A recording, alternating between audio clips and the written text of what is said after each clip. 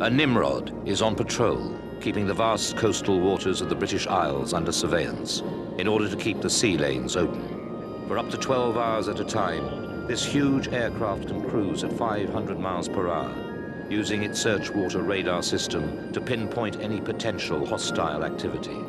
It is the eyes and ears of the Royal Air Force.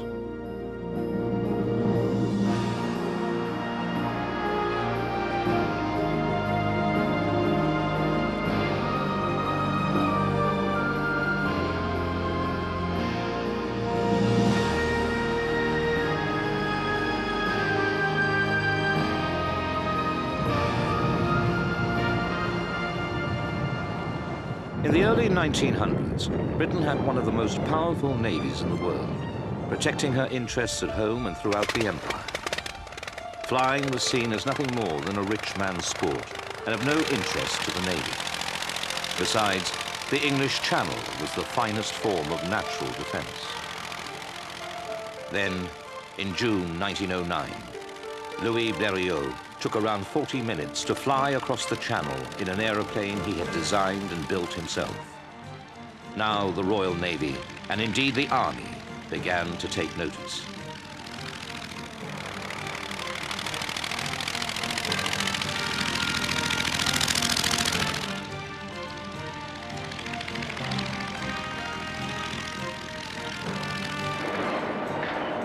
Naval concerns were to be increased by the development of the submarine. They called it underhand, unfair, and un-English. But the submarine was here to stay.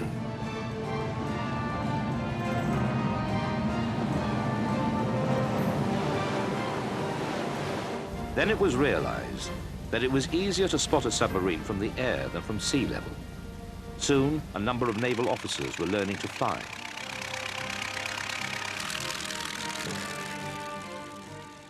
In 1911, the first naval flying school opened. The Army had also begun to see military uses for aircraft. And in 1912, the Naval and Army flying units were combined to form the Royal Flying Corps. The idea was to cut the cost of training and equipment, but the services couldn't agree on who did what, nor which aircraft they should be using, or how pilots should be trained. And as a seaplane pilot, one had to be very much better trained in navigation and in various other requirements related to the water. Having said that, I can only say that I did enjoy flying seaplanes and spent most of my time flying over the southern North Sea. Navigation, of course, was essential because very quickly after one became airborne, one was out of sight of land or any sea marks. So the use of compass bearings and timing and wind direction were vital to plotting your course and getting home eventually. Within 2 years, the Admiralty had created its own Air Force, the Royal Naval Air Service. As a result, when the First World War broke out, Britain had not only one, but 2 air services. During the first years of the war, the Navy searched hard for a role for its aircraft. At first, recognizing that Britain's ports could be vulnerable to attack by airships, they felt they needed the protection of fighters. But the first German Zeppelin raids of the war proved that the aircraft of the time just couldn't fly high enough to attack the Zeppelins. So the RNAS began to look at ways of turning its aircraft into bombers, to attack the Zeppelins in their sheds and prevent them ever getting airborne. To do the job properly, however, a new aircraft was needed, one that could carry a big enough payload of bombs. The handy Page 0100 and later the 0400 provided the solution. The handy Page came along and increased the scope for night bombing enormously. It could carry more bombs, for one thing. Needed more crew. It needed a crew of 4 as a minimum. But it was a big, stable aeroplane, and as there wasn't very much effective defense, people got away with it by flying handy Pages. But many people wondered whether bombing targets well inside Germany was really practical, or considering the likely civilian casualties that would result, desirable. 2 years later, in 1917, Germany resumed her bombing campaign against London, this time using her own long-range bombers, and the moral doubts about bombing were swept aside in a tidal wave of public outcry. Within months, the two services were merged into one independent force. And on April the 1st, 1918, the Royal Air Force was born.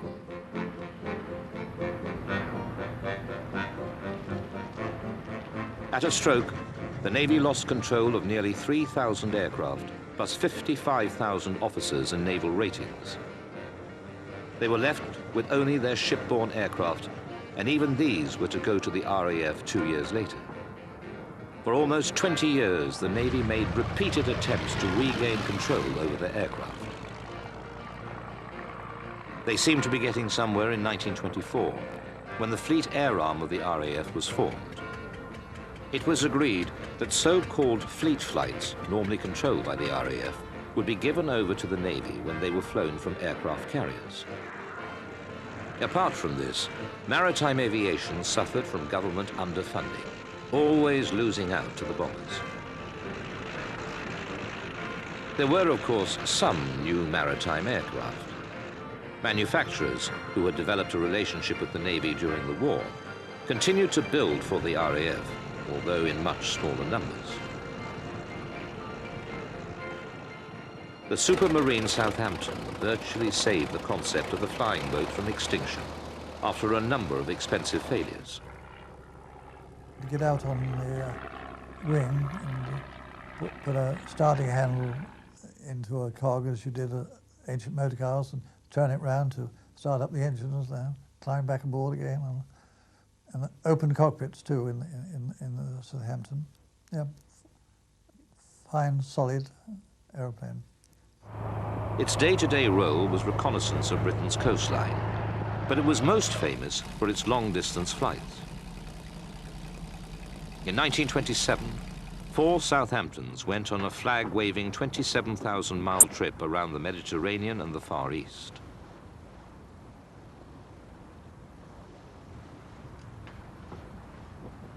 Blackburn was another major supplier of flying boats.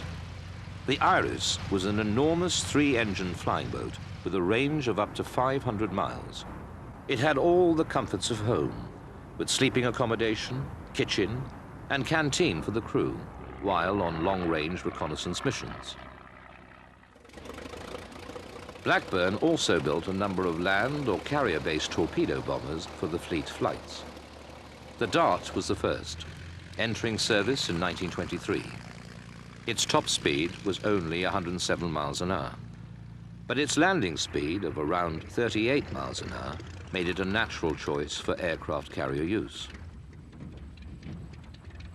The Ripon, introduced in 1929, was the natural successor to the Dart, and it set the standard for British torpedo bombers until the arrival of the Beaufort in 1939.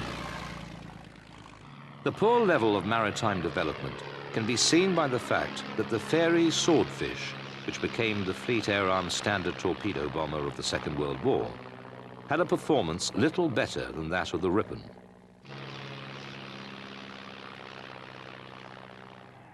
In 1934, Winston Churchill warned of the growing power of Hitler's Germany, and finally defense expenditure began to increase. But as priorities moved backwards and forwards between bombers and fighters, naval requirements tended to get lost in the rush. In 1936, as part of a wholesale restructuring of RAF organization, the old coastal area was renamed Coastal Command. Only one area saw any expansion, and that was the Fleet Air Arm. The rest of the command had to struggle on with its obsolete biplanes. Indeed, the last biplane flying boat, the Supermarine Stranraer, didn't come into service until the following year. I was very fond of the Stranraer, actually.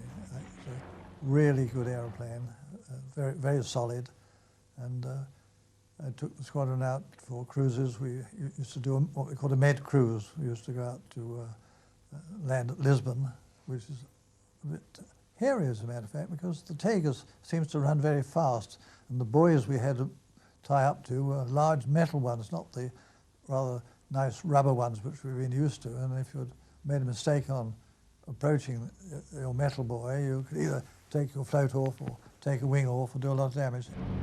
In 1937, the Royal Navy had one final go at taking over the fleet air arm. This time, they won. RAF Coastal Command was left with only the land-based squadrons and a few flying boats at their disposal. The theory behind the virtual starvation of Coastal Command's development was that German surface ships seen as the principal threat could be dealt with by the Navy. Therefore, Coastal Command's aircraft would be used purely for reconnaissance. By 1939, it would become clear that most of Coastal Command's aircraft were unfit for the tasks ahead, and that their offensive weapons were totally unsuitable for attack. Some new aircraft and weapons were on the way. The majestic Sunderland, developed from an Imperial Airways C-class flying boat, added a strong long-range anti-submarine capability. And in 1939, the Lockheed Hudson was bought from America to bolster the command's offensive capability. Even so, Coastal Command entered the war woefully short of aircraft. At the outbreak of war, Coastal Command had only 19 squadrons. Some were receiving newer Sunderlands and Hudsons, but most were equipped with aging Avro Ansons, soon to be taken out of frontline duties. There's an old lady which waddled along and could take you from A to B, but other than that, I don't think it served any useful purpose once the war had started. Anything which can only carry a 100-pound AS bomb wouldn't do any harm really to a submarine, which is his main target, I suppose. And when it came to dropping it on any land base, it was just putting pilots at risk unnecessary. It's too slow, too fragile, in fact quite useless.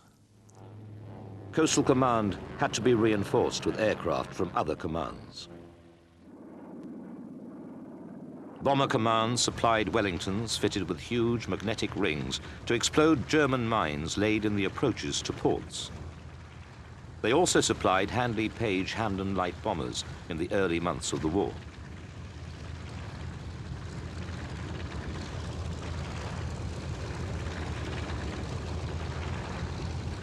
Then, a whole range of heavy bombers were diverted from their main role in order to carry out attacks on enemy ships. Probably the best known of the stopgap aircraft was the Bristol Blenheim. Originally conceived as a light bomber in the mid-30s, the Blenheim was already virtually obsolete by the outbreak of war. Heavy losses of Blenheims in early raids and during the German invasion of France somewhat overshadowed the sterling role they played in spearheading Bomber Command's fight back after the dark days of almost constant defeat. In February 1940, Blenheim Mark IV fighters were transferred from Fighter Command to help with convoy and fishing fleet protection. They were followed by Blenheim IV bombers used for daylight raids on Channel shipping. They pressed home their attacks at mast height, braving the flak to drop their bombs almost horizontally. In fact, when you attacked shipping, you flew towards the ships below the decks height of the ship. You pulled up over the mast to toss the bomb into the side of the ship, and it had 11 seconds delay, which enabled you to be about 1,000 yards away when it burst. It was no good dropping it on top of the ship because it would just bounce off, and the fuse didn't go off for another 11 seconds. So you had to fly very low, pull up over the mast, and push down the other side.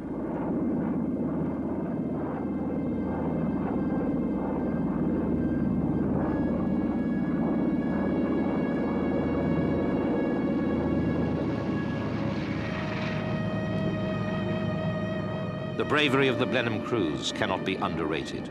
They never faltered in their duty, however difficult the target.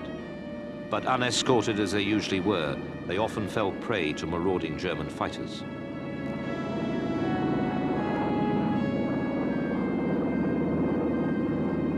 At 0 feet, they had no room to maneuver, and they hadn't the speed to run away.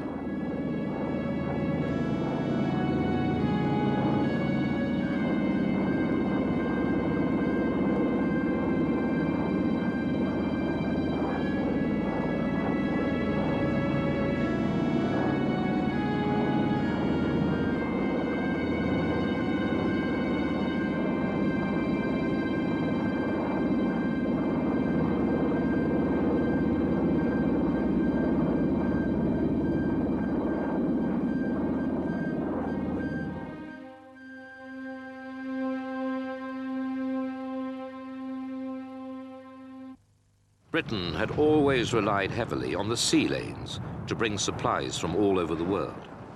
Now, isolated from Europe, she was almost entirely dependent on the convoys coming from America. If these routes weren't kept open, the Second World War would inevitably be lost. It became obvious when the Battle of the Atlantic started that we, quite apart from the bomber campaign that hadn't really got off the ground at this stage, we would possibly lose the war because we would be asphyxiated. Our supplies would be interdicted. We would not get the supplies necessary to sustain life. I mean, essentially, it was the siege of the United Kingdom. I mean, this is just like the same sort of old battle that you see in the Middle Ages, you know, of laying siege to an enemy fortress. We were going to be starved out. Not only could we not fight because we'd run out of war material, we would also essentially starve our population. Ultimately, that would have been quite persuasive, I suspect. So at that point, it was clear that the RAF was going to have to contribute more and more and more to success in the Atlantic.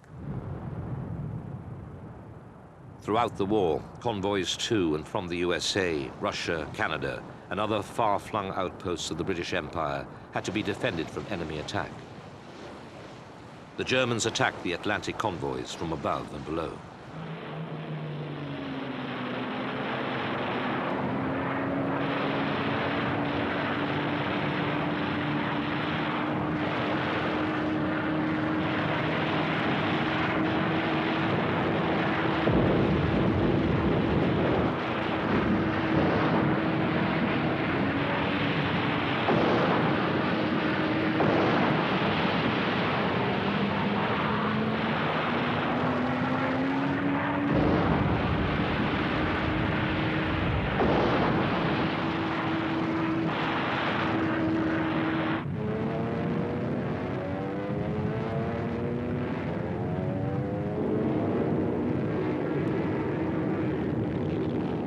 And Coastal Command, working closely with the Navy, was at the center of the struggle.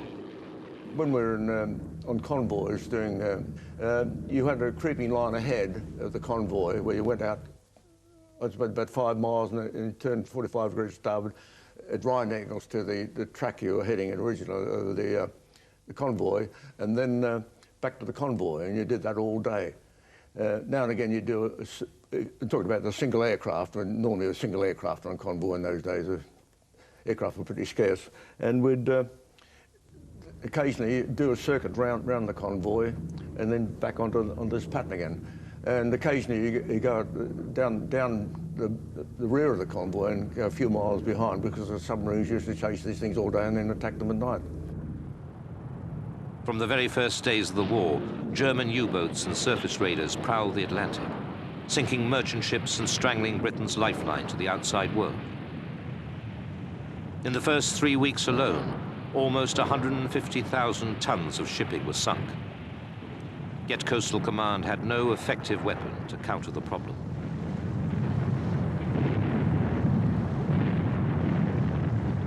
Standing patrols kept watch on German ports, and when a U-boat was sighted, Bomber Command would send aircraft to attack. Invariably, they were too late. The problem grew more acute after June 1940, when the German capture of French Channel ports gave them a much shorter route into the South Atlantic. The Sunderland was the one aircraft with the range to patrol more than 500 miles from shore. It could carry 2,000 pounds of bombs, and it bristled with so many machine guns that the Germans called it the Flying Porcupine. But there were never enough Sunderlands to cover the vast expanse of the Atlantic. In March 41, the Sunderlands were joined by an American-built flying boat, the Consolidated Catalina. The Catalina had earned a reputation in the US Navy for rugged reliability and impressive endurance. Together, the Sunderlands and Catalinas patrolled a wide area from the frozen North Atlantic areas around Iceland to the warmer climates of the West African coast. However, the expanse of the Atlantic Ocean meant that there was a gap beyond the range of Coastal Command aircraft. It became a rich hunting ground for U-boats. An even more powerful aircraft was needed to bridge the gap. The Liberator was the perfect solution. Another aircraft from the Consolidated Corporation, built as a heavy bomber, the Liberator entered service in June 1941 and immediately revolutionized Britain's defensive patrols. Flying mainly from bases in Northern Ireland, Liberators could range 2,000 miles from British shores, massively extending convoy protection. Coastal Command was playing a vital and decisive part in the Battle of the Atlantic. But life for the air crew could be very tedious. Patrols lasted for many hours, often flying over heavy seas and bad weather, and a lone U-boat was a difficult target to spot. Despite the tedium of mile after mile of empty water, they struggled to keep alert, and when a U-boat was spotted, they had to act fast before it submerged. They're difficult things to find. You can imagine, in a rough sea in particular, and mostly the Atlantic the surf was broken one way or another. When you spotted them, they're well ahead of you. Well, not ahead of you, but they were normally spotted them ahead, of course. And they'd obviously seen you, and they were on the way down. By the time you got to the spot, they'd gone. And with a broken sea, of course, no hope of seeing them beneath the surface. Anyhow, the Atlantic's a pretty mucky bit of water anyhow, and even in the best of conditions, the visibility down through the water was practically non-existent. The one I spotted him, and I got to him before he had gone down, and I didn't know where he was. I dropped my stick of 450-pound naval depth charge on where I thought it was, and hung around for a bit, and nothing happened, and went on with my patrol. And the next day, an RAF aircraft was out there in the same area, and there was a submarine sitting on the surface, which they credited me with one that I'd damaged. The bombs were too small, which meant that the chances of making a successful attack were reduced. In the first 2 years of the war, 245 attacks brought about only 1 confirmed U-boat destroyed, 1 surrendered, and 12 damaged. It was not until 1943 that specialist radar and better bombs reached the squadrons in sufficient quantities to improve their hit rate. All this time, however, the crews had to be on the lookout for enemy aircraft on long-range patrols. Glassy, calm day, no wind, of course, and I was flying eastwards on this search. We're looking for submarines, of course. So anyhow, I was flying along, and one of the crew members spotted this thing behind us, the West airplane, and the visibility was good, and it turned towards us. It was quite a long way away. It must have been 20 or 30 miles away. And the technique in those days was going to be attacked was to get down on the water as low as possible, so the enemy aircraft couldn't get underneath you, and also the fighters diving at you, they just as like to forget their height and go straight in, which happened quite a few times. I was hurtling along the water because it put on quite a bit of power, which didn't get me anywhere because all the built-in headwinds of a Sunderland, a lot of power didn't mean a lot of difference, really. And this aircraft attacked, stood out of our range because it had cannon. We had 303s, which were useless, really, unless you got the airplanes close in. And the bullets were hitting the starboard main plane, and the surplus ones were coming over the top and hitting the water alongside me. When the water was boiling with these cannon shells hitting. I felt a little bit uncomfortable, really, you know, because we didn't have any armour plate or anything like that. So I whacked the power off the Sunderland and almost stood in its tracks. And what happened down behind, because the navigator was giving a rough description of what was going on as well as advising the guns, we held our fire, apparently, until he was a wingspan away from us. And he came right in. He couldn't stop himself. And the tail gun put 2,000 rounds into him at that range. And then the navigator said, well, you can break starboard now. He's broken off, and he's round that way. So I turned starboard, and that was my first glimpse of him, really. And he was well and truly alight. Until this time, the Sunderlands had been effective only in denying the U-boats time enough on the surface to aim their torpedoes at their intended victim. Now, better equipped, they actually began to sink the U-boats. Increased U-boat losses from this point persuaded the Germans to withdraw them from the North Atlantic to an area south of the Azores. Never again would they pose such a great threat to Britain's lifeline. As 1943 was a turning point for the struggle against the U-boats, so it was for the war waged by the strike aircraft against shipping. Early attacks in the Channel and the North Sea had been carried out by torpedo-carrying Bristol Beauforts and the American Hudsons.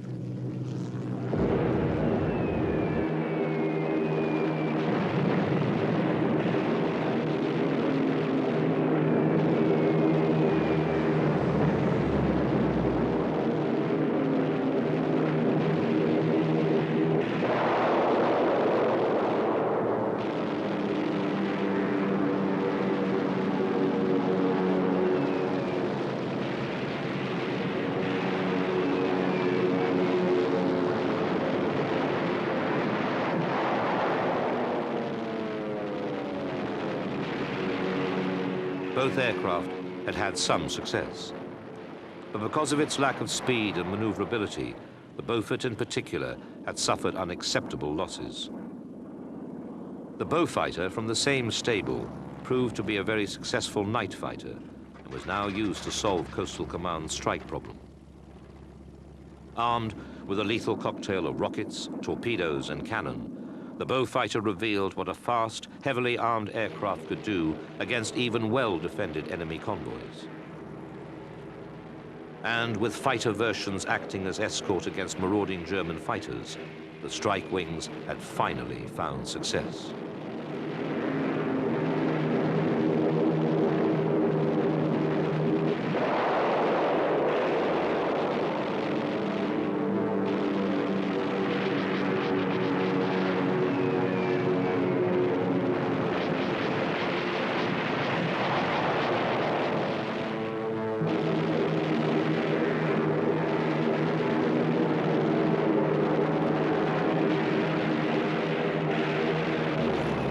The arrival of mosquitoes in the strike wings was more good news. These versatile aircraft had already proved their effectiveness in the other commands, and now added their power and speed to anti-shipping sorties. Coastal Command was to play a pivotal role in the Allied invasion of Europe. By the summer of 1944, the command had grown to 71 squadrons, ready to protect the massive invasion fleet gathered in the ports all over the south of England. D-Day was imminent. After the Normandy landings, U-boats tried to get in among the fleet, but were generally weeded out by the big patrol aircraft.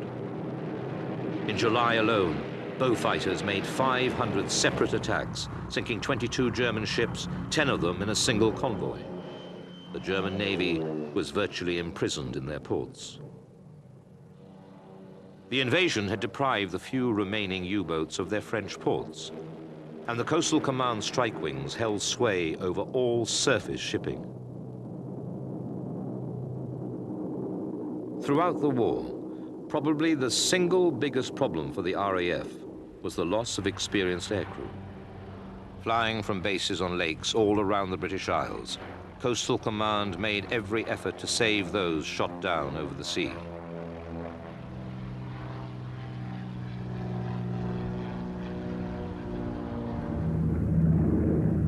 The success rate was already 1 in 3, but better organization could improve even this figure. In June 1941, control of air-sea rescue services was handed over to Coastal Command. It is hard to imagine the pilot's fears, shot down, possibly wounded, and floating far from shore.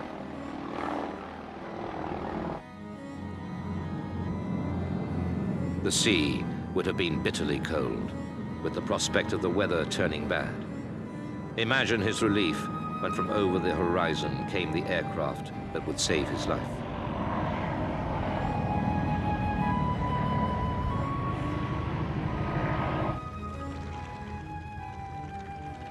The pilot would have to brave heavy seas to land and taxi towards him. There'd be no time to waste, as enemy fighters would be nearby, and the aircraft would be a sitting duck. The cold, soaking pilot would have been quickly plucked from the water so that the aircraft could immediately take off again. Another pilot rescued. Over 10,000 people were picked up by the air-sea rescue squadrons during the war, and every single such rescue boasted the morale of all involved. One of the most famous rescue aircraft was the little supermarine walrus amphibian, or Shagbat, as it was affectionately known. Designed as a catapult aircraft for use on battleships, it entered service in 1936. Its new life in Coastal Command air-sea rescue squadrons began 5 years later. The trouble with the walrus was that it was designed in about 1920, and it would have faded away but for the war. It was a very strongly built amphibian, which was meant to have a crew of 3. And when you even flew with a crew of 2 and landed and picked up 8 Americans, because they were always the heaviest, they were big chaps, clad in lots of clothing which was soaking wet. And by the time they got onto the aeroplane, you had to shut the windows, stop the sea coming in, because you literally only had 18 inches above the surface before you came to the window. And with all these 10 people on board, I remember trying to take off once like that, and I got as far full throttle for about 10 minutes, and I was doing 4 knots. And eventually we taxied all night and were picked up by a boat, by a motor gunboat who transferred all the Americans on. And then I couldn't take off because I was so full of water.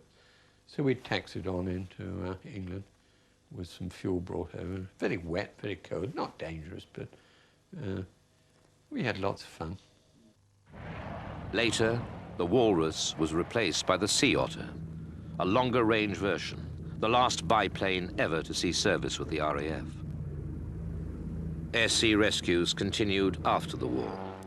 The remaining flying boats and amphibians continued to work together with marine launches until the first air-sea rescue helicopters arrived in the mid-50s. The ability of the helicopters to hover literally added a new dimension to rescue activities. And despite their principal service role, the all-yellow Westland Whirlwinds and Wessex became a familiar sight, rescuing civilians from the sea, cliff faces, and from other inaccessible places. I think there is a belief in any form of warfare that you want to have a safety net, that you are prepared to commit yourself and fight to the utmost if you feel that somebody will come and pick you up if you are wounded or if you are downed in your aircraft. And I think that's an important psychological tool, a psychological reinforcement of your own position. So before you go into war, you think, yes, I will be picked up. And it's important that people do realise that that is there, and people therefore feel remotivated as a result of it. The post-war period brought new challenges for Coastal Command. And in line with the rest of the RAF, substantial cuts reduced the force to a shadow of its former self. The long-range liberators that had done such a sterling job over the Atlantic were returned to America under the terms of the Lend-Lease Agreement. So too went the Catalinas, leaving a glaring gap in anti-submarine capabilities. With no new replacements in the offing, the Sunderland was expected to soldier on for the foreseeable future. The only new arrivals were a number of converted Lancasters, which at least had the operating radius to help with reconnaissance duties. By 1950, it was obvious that the short-lived peace could come to a dramatic end at any time. The Soviet Union was rearming at an alarming rate. and the Berlin blockade had proved once again that they were prepared to back their communist ideals with force. Known Soviet expansion plans included the building of a substantial surface and submarine fleet. For this reason, therefore, the role of RAF Coastal Command was at the top of the defense agenda. During the setting up of NATO, it was agreed that Britain's responsibilities would include the provision of more forces in the Eastern Atlantic. This inevitably meant more aircraft, and arrangements were made to bring in a number of Lockheed Neptune medium-range maritime reconnaissance aircraft from the United States. What the Neptune lacked in performance was made up for with strong search and attack radar systems. It proved to be a worthy stopgap aircraft until new British designs were available.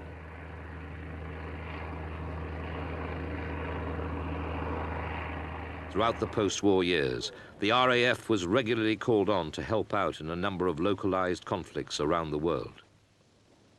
2 squadrons of Sunderlands played an important reconnaissance role during the Malayan emergency as part of a substantial RAF force. Communist guerrillas, originally armed by the British during the war, were now supported by a large community of Chinese sympathizers in their struggle for independence. The emergency lasted until 1960, tying up scarce RAF resources that would have been welcome in the defense of Europe. The proof that the RAF was stretched to the limit was their minor role in the Korean War. The same squadrons of Sunderlands now became Britain's only contribution to the conflict, giving support to the United Nations forces.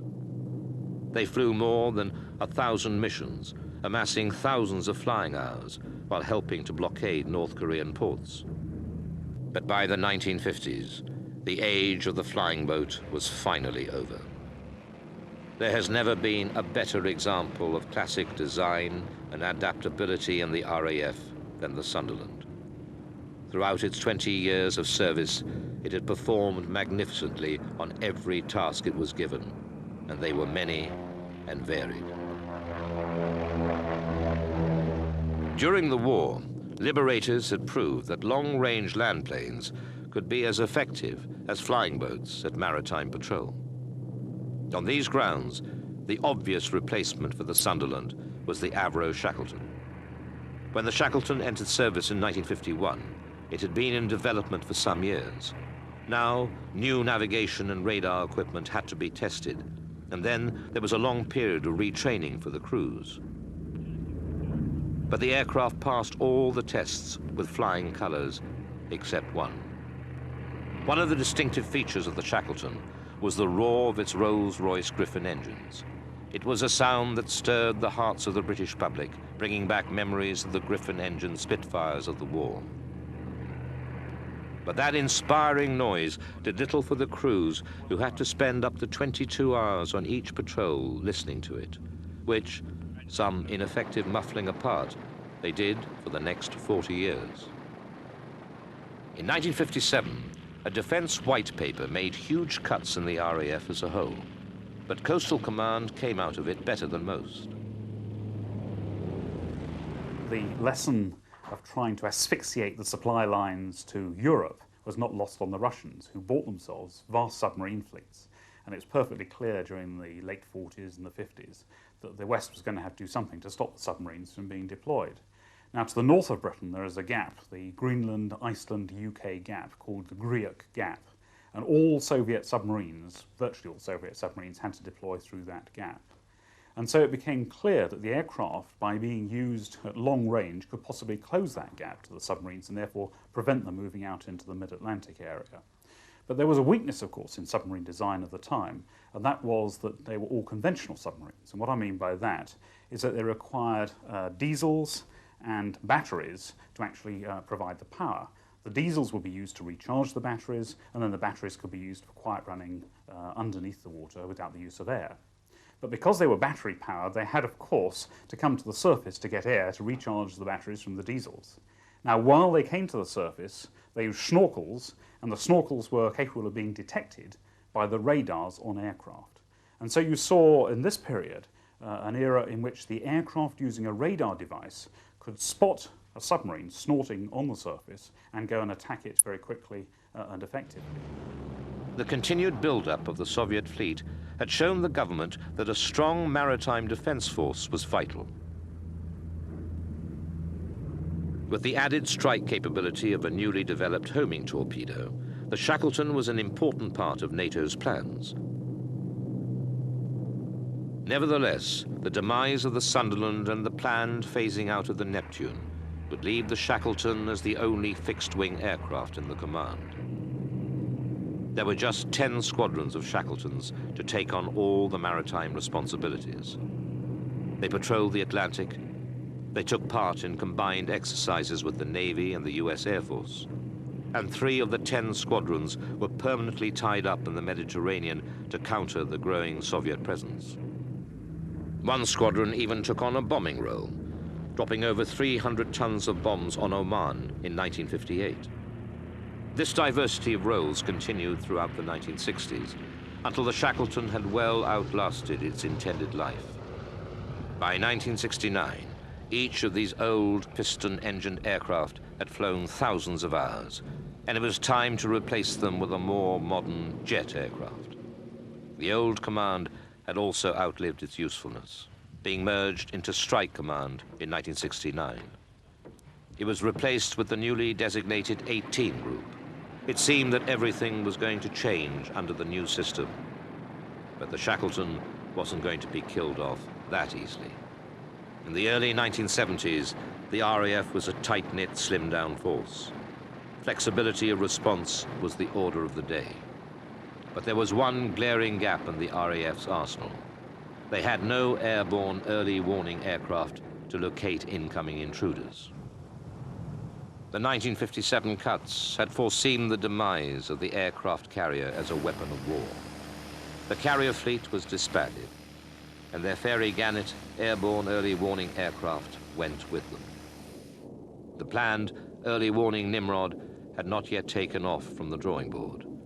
In the interim, the RAF turned again to the good old Shackleton.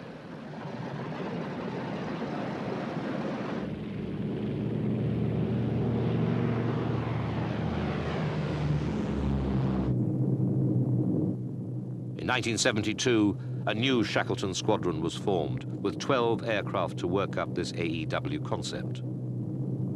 Now these 20-year-old aircraft were fitted with forests of antennae and sported a new bulge under the nose to carry the radar. The old workhorse had learned new tricks and was carrying out one of the RAF's most important jobs. Their state-of-the-art radar could spot potentially hostile intruders many miles away. They would vector air defense fighters to an intercept and watch them carry it out on the screens. These old-timers found themselves working with the Phantoms brought in to bolster the strike capability.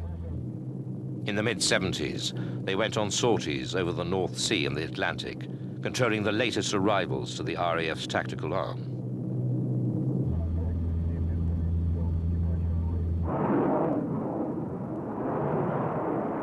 The Shackleton had returned from extinction to be at the forefront of operations. After 5 years, what was intended to be a temporary arrangement until the Nimrod AEW was ready was still going strong. In 1986, it was decided not to use Nimrods in this role at all. Instead, an American aircraft, the Boeing Sentry E-3D, was ordered. Finally, the Shackletons were scrapped. The 12 AEW variants had performed 38 years of service, 18 as maritime patrollers, and 20 in their reincarnated role, an aviation record which will probably never be beaten.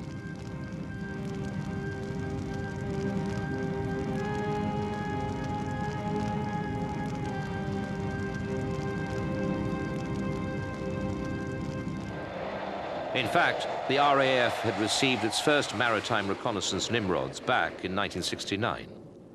Developed from civilian de Havilland comets, the Nimrod reflected the very latest in technology and was the first 4-jet maritime reconnaissance aircraft to enter service with any of the world's air forces. These new aircraft gave the RAF a much improved range and endurance. At more than 1,000 miles from its home base, the Nimrod could spend 6 hours on patrol in the danger area.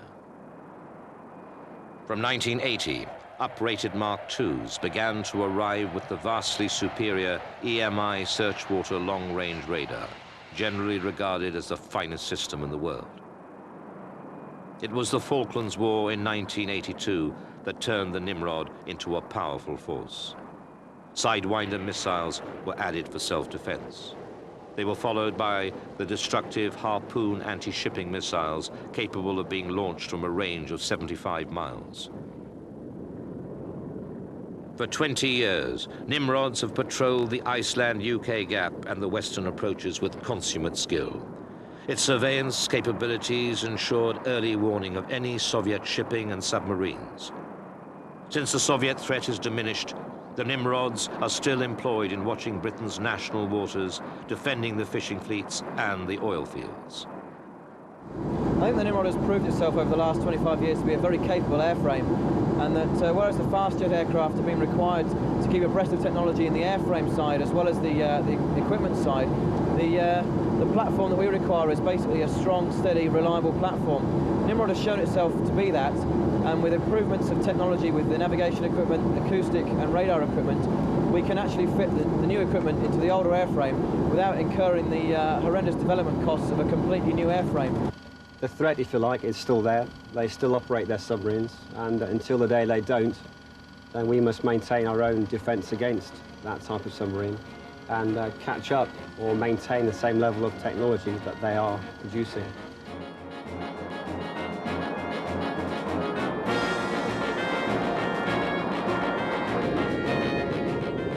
If the price of peace is eternal vigilance, then Nimrod's future is secure. Although other enemies may appear on the international horizon, Nimrod, the mighty hunter, will be there, watching, listening, providing the eyes and ears of the RAF.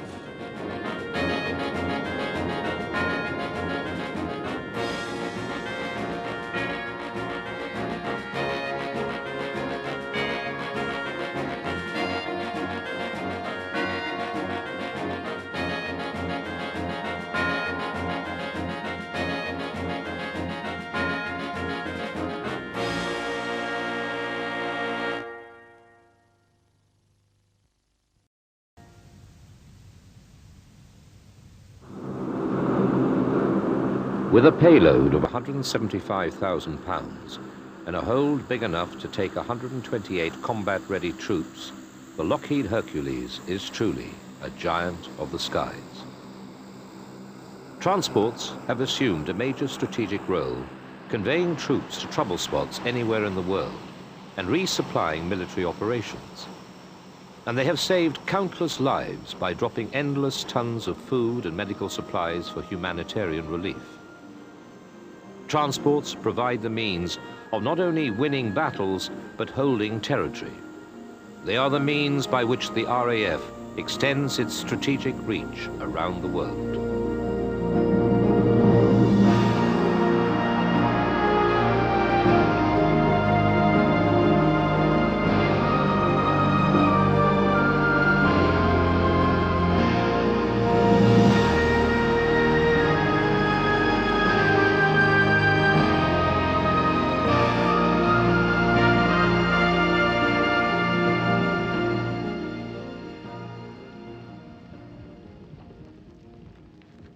Up until the First World War, an army's mobility was dictated by how far and fast men could march and the speed of the horse. At the same time, troops had to carry their supplies with them or be resupplied, also by horse-drawn wagons. The coming of powered land transport did improve matters, but cars and trucks needed roads. Trains needed track and stations. And the roads and the rail tracks and the stations had to be defended by troops that could otherwise have been deployed elsewhere. Throughout the First World War, railheads were always prime targets for both artillery and aircraft. The disruption of rail services would mean a delay in the enemy reinforcing the front, and gave the attacker a valuable tactical advantage. It wasn't all trucks and trains. Even in 1918, horses were still widely used, and the famous field artillery could still be seen galloping with guns to the front line. The arrival of the aeroplane gradually changed the face of the battlefield. Reconnaissance duties, traditionally a job for the cavalry, were taken over by two-seater aircraft, pilot and observer. Their much extended view from the air provided vital new information to the ground forces. But at that time, the idea of carrying men and materiel by air would have been considered laughable. It was all these flimsy, underpowered early aircraft could do to get pilot and observer into the air. Later in the war, when larger and more powerful aircraft were produced, they were seized upon for use as bombers. But if an aeroplane could drop bombs, then it could drop supplies. In the spring of 1918, during the Germans' last offensive of war on the Marne in France, Allied forces found themselves cut off. Desperately short of food and ammunition, nothing could get through the sea of mud. And so for the first time, aircraft of the newly formed RAF flew over, dropping small packages in sandbags to the beleaguered troops. They flew round-the-clock missions, but they saved the day. The blockade was broken.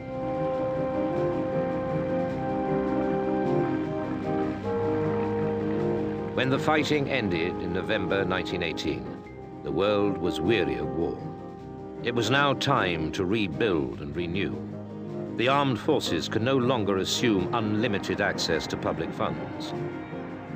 Air Marshal Sir Hugh Trenchard, Chief of Air Staff from 1919, knew that the newly formed RAF would have to be cut down drastically.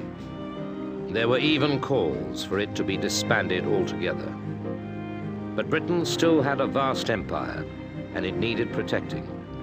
Trenchard quickly realized that here was an opportunity to save the RAF by demonstrating just how useful the aeroplane could be. Even from the beginnings of the early Zeppelins, there was a desire to move across oceans, across frontiers, with relative ease. And during the 1920s and 1930s, you saw more and more people wishing to fly over greater and greater distances, not least of which, of course, was to go out to the Empire, to deploy key people over vast parts of the globe. Policing Britain's protectorates with the army was very expensive. In the vast wilderness of Palestine, Iraq, and India, troop columns were vulnerable. The terrain, varying from deserts to mountain ranges, could be just as dangerous. The RAF could do the job for a fraction of the cost. Trenchard pointed out that his aircraft could range far and wide from easily defended aerodromes. And so they did. But his pilots and ground crew still needed supplies, which had to come into these far-flung bases by air. Fortunately, at the end of the war, the RAF had a large number of heavy bombers surplus to requirements. Many of them were Vickers Vimy, which had arrived at the front too late to see active service, and which were now scheduled for the scrap heap. Vimy made great transport aircraft, plying the Middle East routes, delivering mail and stores. When used as troop carriers, they were admittedly a little uncomfortable, but they got the troops to their destinations in days rather than weeks. One of the first uses of air power in an air transport role was the way in which we evacuated British nationals, and indeed the King of Kabul, in the winter of 1929. And this was no mean feat. Some 500 people were recovered across the Hindu Kush in a time when they could not otherwise have made it. And indeed, had they made it, then they would have had to fight their way out and probably suffered the same sort of casualty rates as were suffered some 100 years earlier, when rebels fighting up in the hills, mujahideen as we would now describe them, were firing down and virtually prevented every single man who had moved down through the northwest frontier from ever reaching India. Now, for the first time, aircraft could be used to get people out almost with impunity. Civilians, too, found aircraft a valuable means of covering difficult journeys quickly and safely. Commercial air travel was beginning to flourish, using the same routes pioneered by RAF supply flights.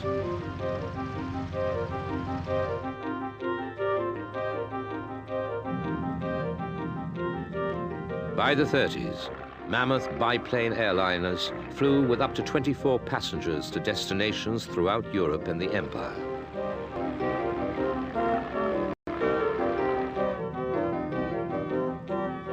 Indeed, in 1937, a Handley Page 42 became the first commercial aircraft ever to notch up 1,000,000 miles in service, and without a single fatality.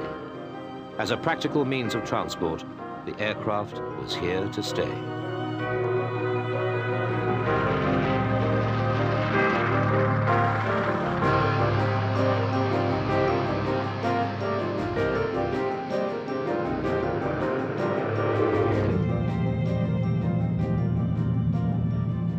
In Germany, civilian aviation kept the aircraft industry alive, as after the First World War, Germany was forbidden to have an air force. The most successful passenger aircraft was the Junkers 52, which carried passengers all over the world, as well as troops. The second time that you see air power being used to move a body of troops around, a body of personnel around, was when Franco wished to deploy the Spanish Foreign Legion from North Africa into southern Spain. And here some 14,000 troops were moved without the use of maritime power, which frankly Franco could not have relied upon. And so the ability there to deploy troops into southern Spain gave him an advantage over all other people in the local area.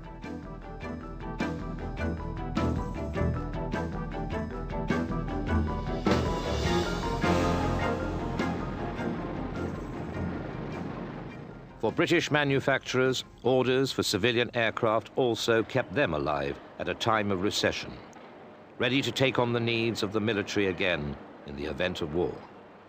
By the 1930s, this did not seem far away.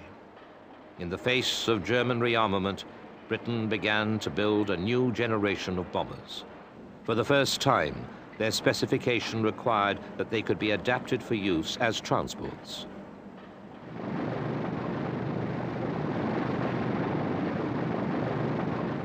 But perhaps the most significant development in air transport at this time was the parachute.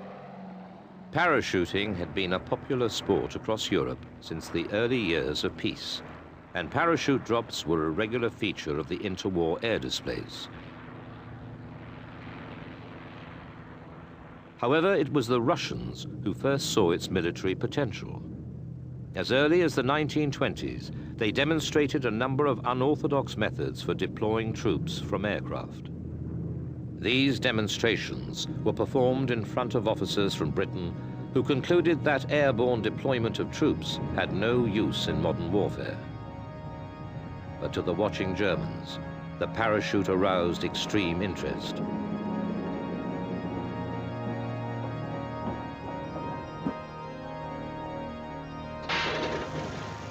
They began using the Junkers 52 as a transport during secret, illicit paratroop training in Russia.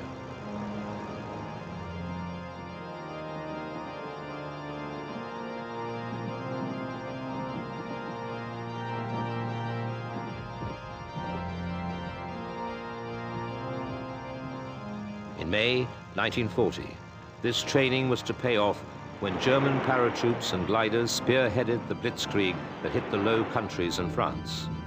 By dropping enough shock troops on top of the target, the Germans demonstrated just how decisive an airborne attack could be. The Allies had learned their lesson the hard way.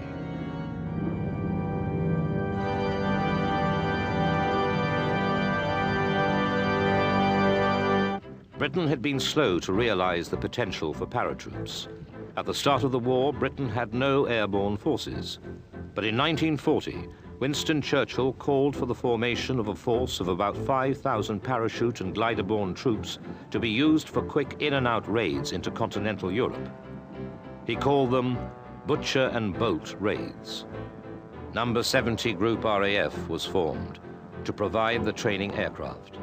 It was based at Ringway, now the site of Manchester Airport.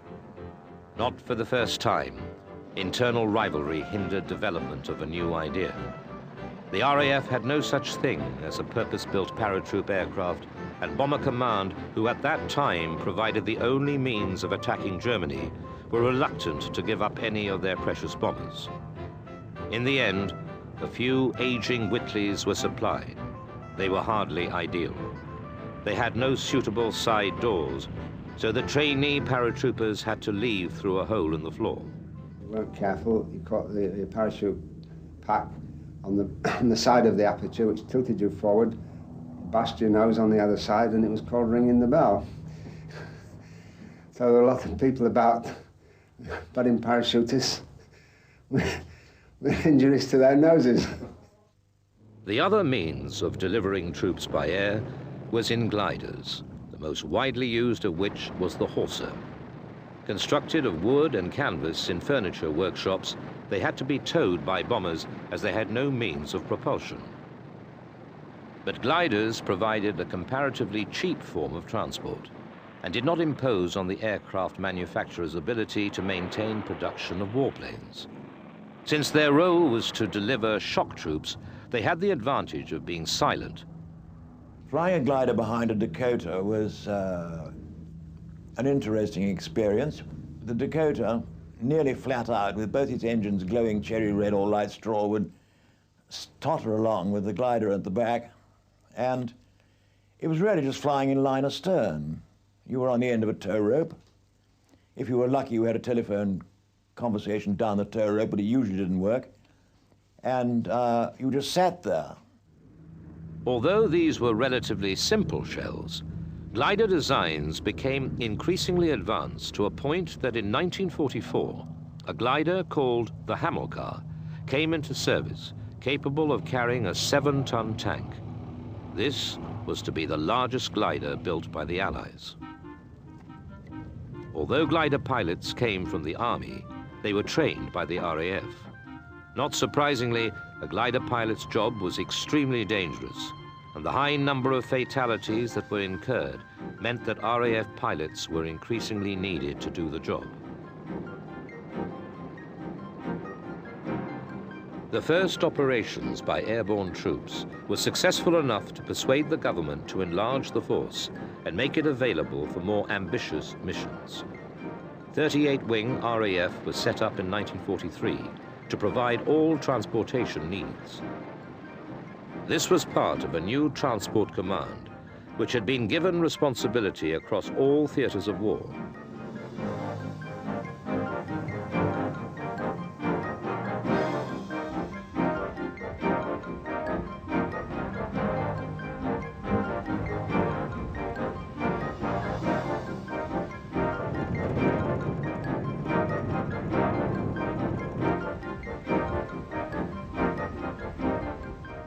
One of its most critical roles was ferrying replacement aircraft from factories in safe havens, well out of the reach of Germany and her allies.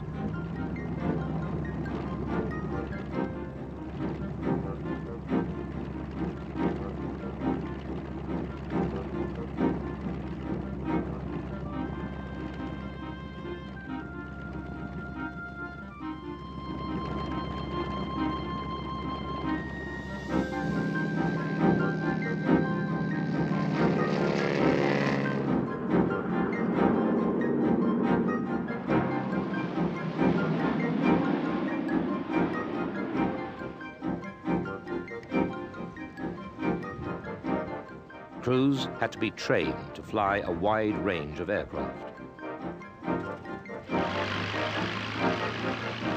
Pilots then had to deliver aircraft to airfields all over the globe.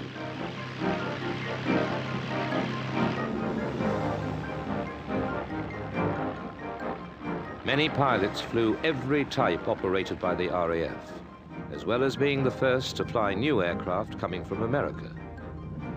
One of the most famous was the Douglas Dakota. The Dakota would become the most celebrated of all transport aircraft, staying in service with the RAF for almost 30 years. The Dakota, fitted with side doors, was perfect and allowed the troops to leave, as one put it, like gentlemen. The only Allied aircraft used for the main paratroop drops of the war, one of its many advantages was an ability to fly at 110 miles per hour, a speed at which paratroops would not be hit by the slipstream.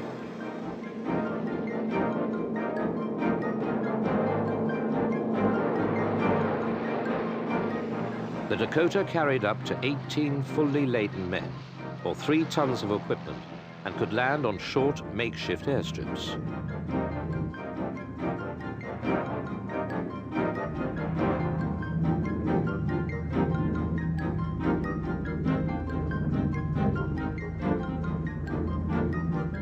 The means of delivering special forces and equipment, which would be crucial to the success of an invasion, was now in place.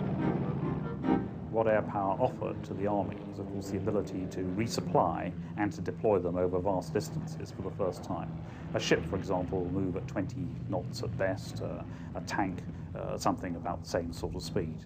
Now aircraft could move a body of troops theoretically at something like 150, perhaps even 200 miles an hour, an order of magnitude higher than previously capable of being accomplished by surface means. D-Day -1, June the 5th, 1944. Pathfinder troops clambered into flimsy gliders and Dakotas to form the vanguard of the forces that would liberate Europe. They were swept to the drop zones, piloted by the RAF, where they were to help establish a beachhead. I got in my glider and I was so frightened. I was 19, and when I strapped myself in, my teeth started chattering, my knees were knocking, and I had my rifle between my knees, and I was gripping my rifle and thinking, if I grip this hard enough, I shan't have my knees knocking at least. And I was so frightened because I thought, well, God, we've got no chance. You know, you're going to take us over, 28 men to each glider. They're going to take us over, dump us down in France and leave us there.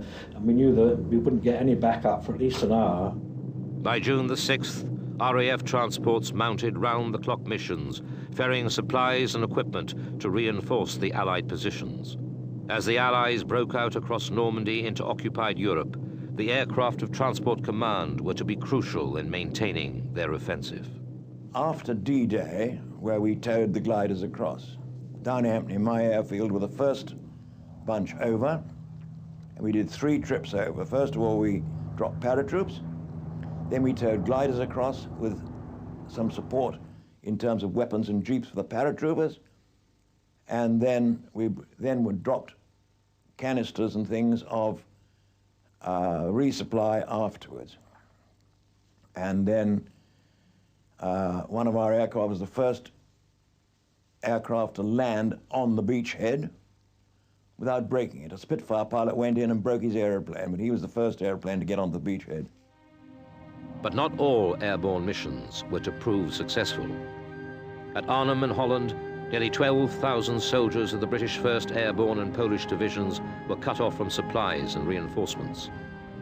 Despite desperate efforts by Transport Command to relieve them, bad weather and strong German defenses prevented them from getting through. The Army had total control over the airborne forces, that included the Dakotas, about what could be done and if they wanted. So the Army asked for 100% serviceability of the Dakotas at the time of Arnhem. But if they wanted 100% serviceability, we had to ground all Dakotas. And I said this would be absolutely crazy because it would announce to the Germans that something was up because the aeroplanes were not coming in, the Dakotas were not coming in to do their normal job. And this had to be the next advance.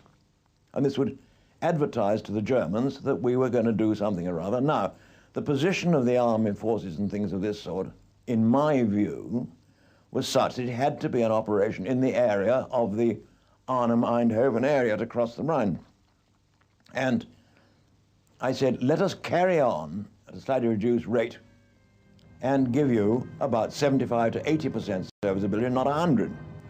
No, no, said General Montgomery. That is not what I want this. And of course the answer was, surprise, surprise.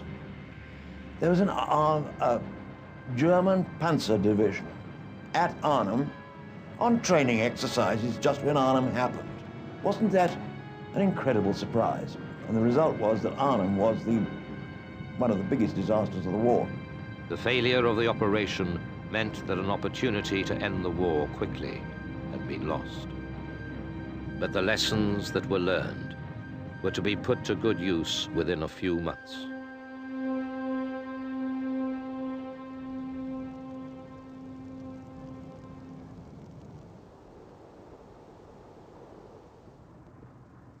Part of the success of the liberating armies in France was due to the clandestine activities of resistance fighters controlled by agents of the Special Operations Executive. These men and women were flown into occupied territories under the cover of darkness, landing in remote fields. The Westland Lysander was designed as an Army cooperation aircraft. It made its name in special duty squadrons flying these cloak and dagger missions. The Lysander was ideal for the role. Fitted with extra fuel tanks, it could reach far into the south of France. Its low landing speed meant it could put down in a small field. And its high wing design gave the pilot a wonderful field of vision when looking for the torches which the French resistance workers used to mark the landing strip.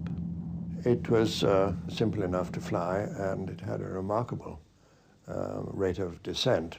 You come down like an escalator, not like a lift, but like an escalator. And it had a very, very fine rate of climb, too, so it was ideal for landings and takeoffs on short, muddy fields. These were hazardous, long-range flights at night to deliver and pick up agents or VIPs.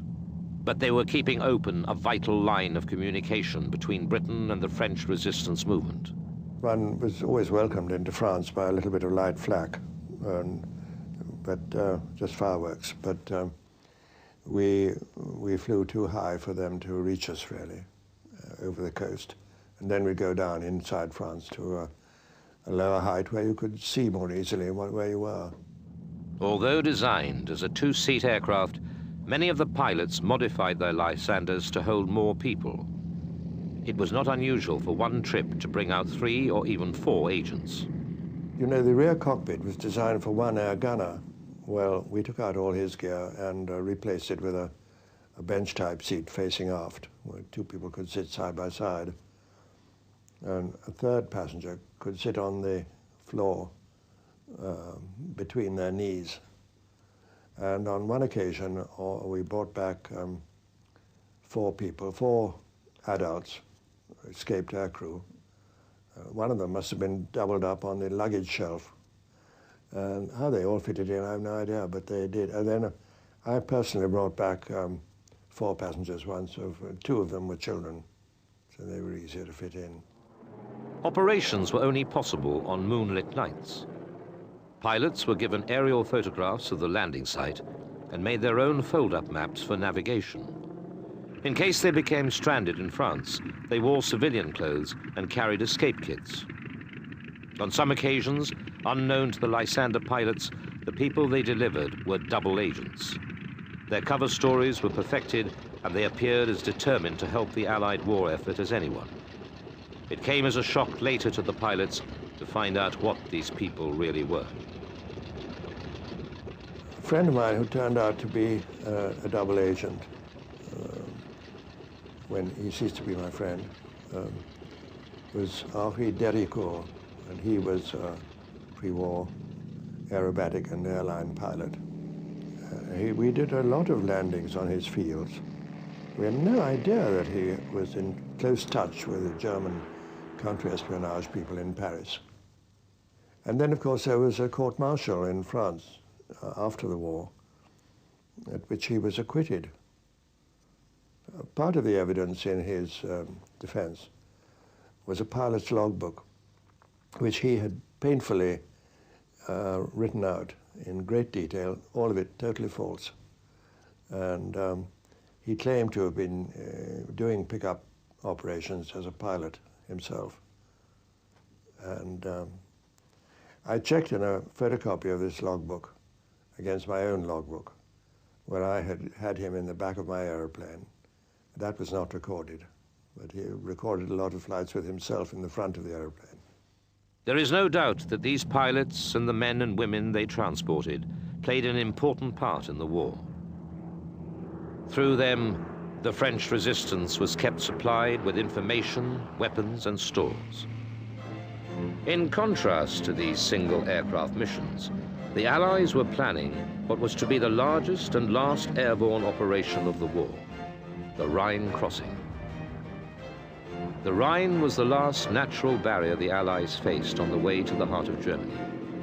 On March the 24th, pilots of Transport Command helped carry over 21,000 paratroops and infantry across the Rhine in an extraordinary show of strength.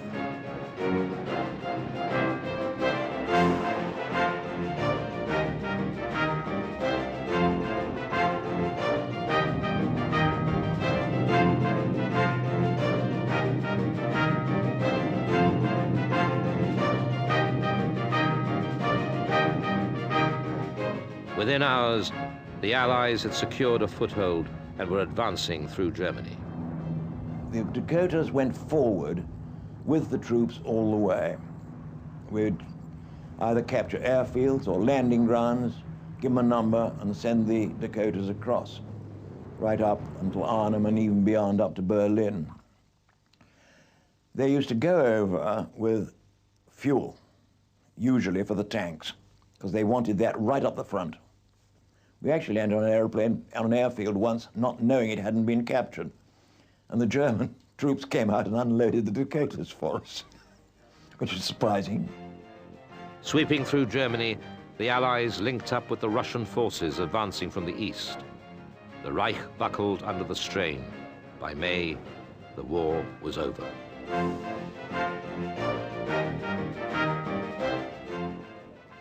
The end of the war in 1945 brought substantial reductions in Transport Command. Most of the Dakotas were returned to the United States under the terms of the Lend-Lease Agreement, but some were purchased for the RAF to use until new replacements could be produced. The RAF relied on these Dakotas because there had been an agreement during the war that Britain would concentrate on building fighters and bombers, whilst America supplied the RAF with transports.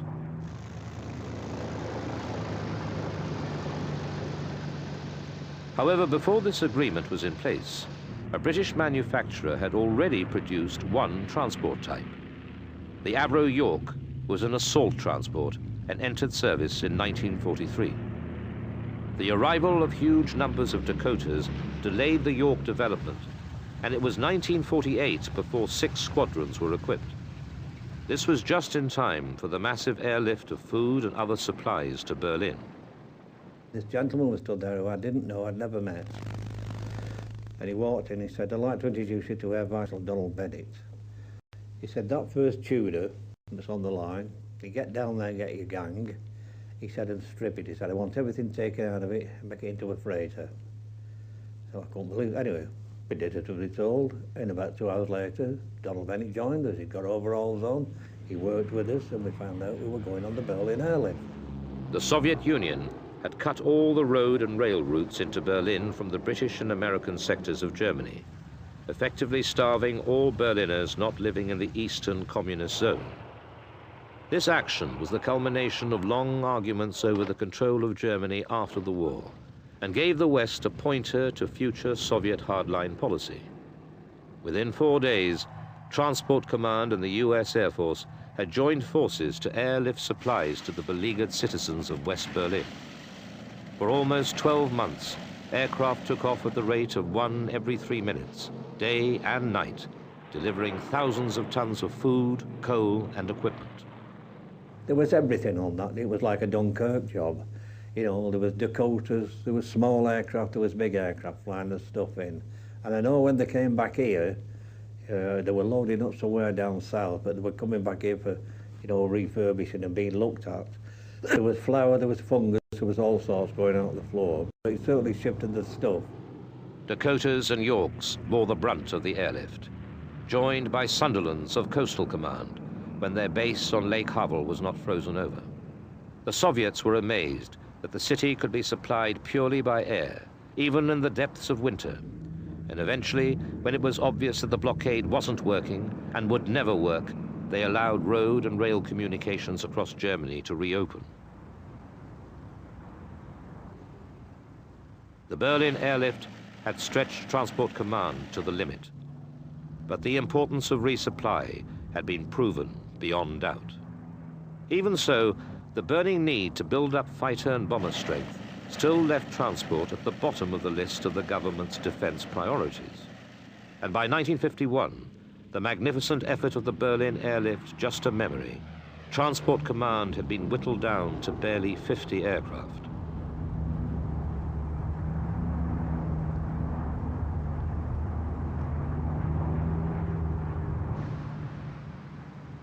In the 1950s, Transport Command began to receive new aircraft as part of the RAF's overall expansion and modernization plans.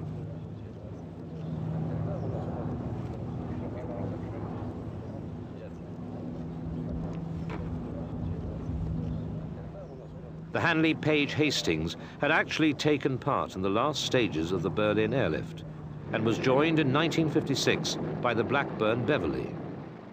The Beverley was considered to be an ugly monster by aircrew, but quickly proved its worth. A huge payload and impressive short takeoff and landing abilities made it perfect for resupply in remote areas. As Britain began withdrawing forces from around the world, transports which had previously been used for tactical resupply now took on strategic importance. A mobile force rapidly delivered would often be the first troops on the scene. It was essential that the transport aircraft were protected, so fighters were allocated to them for defense. The closure of RAF bases around the world meant that Transport Command faced the prospect of having to fly further to their destinations without having the facility to refuel. The solution lay in the emerging ability of aircraft to refuel each other whilst in flight. The jet fighters in particular had only short endurance, but the ability to refuel in flight greatly extended their useful flying time and multiplied the effect of the force.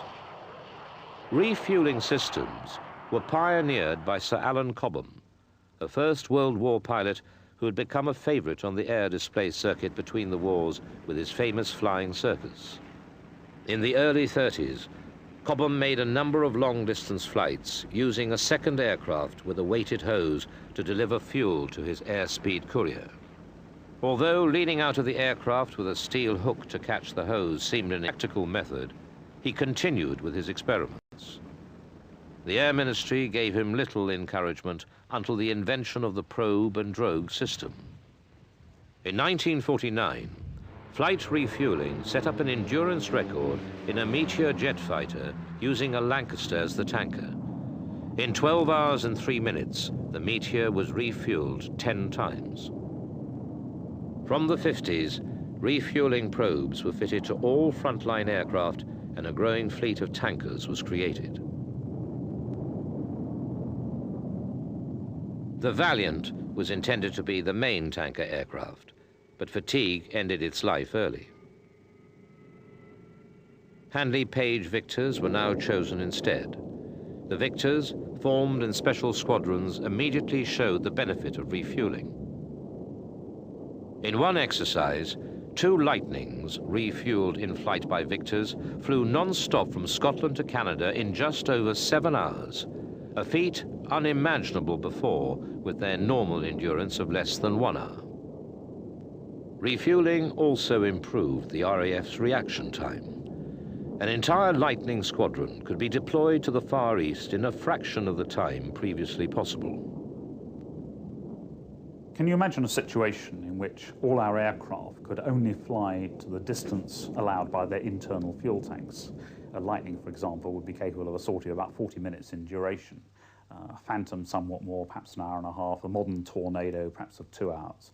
But their range would be severely limited, and the time in which they could operate would also be severely limited. So we needed something that would make the aircraft really more potent. Unfortunately, the opportunity was there by air-to-air refueling. What did that do?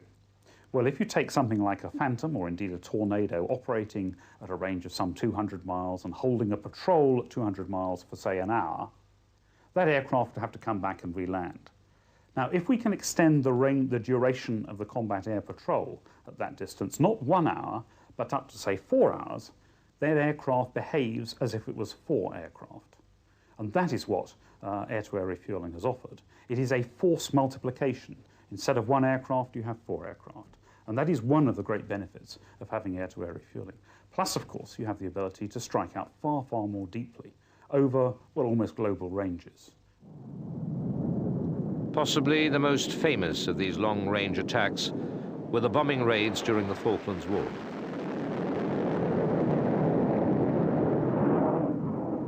Codenamed Black Buck, the first operation involved 11 Victor tankers refueling a single Vulcan during a 7,700-mile round trip from Ascension Island.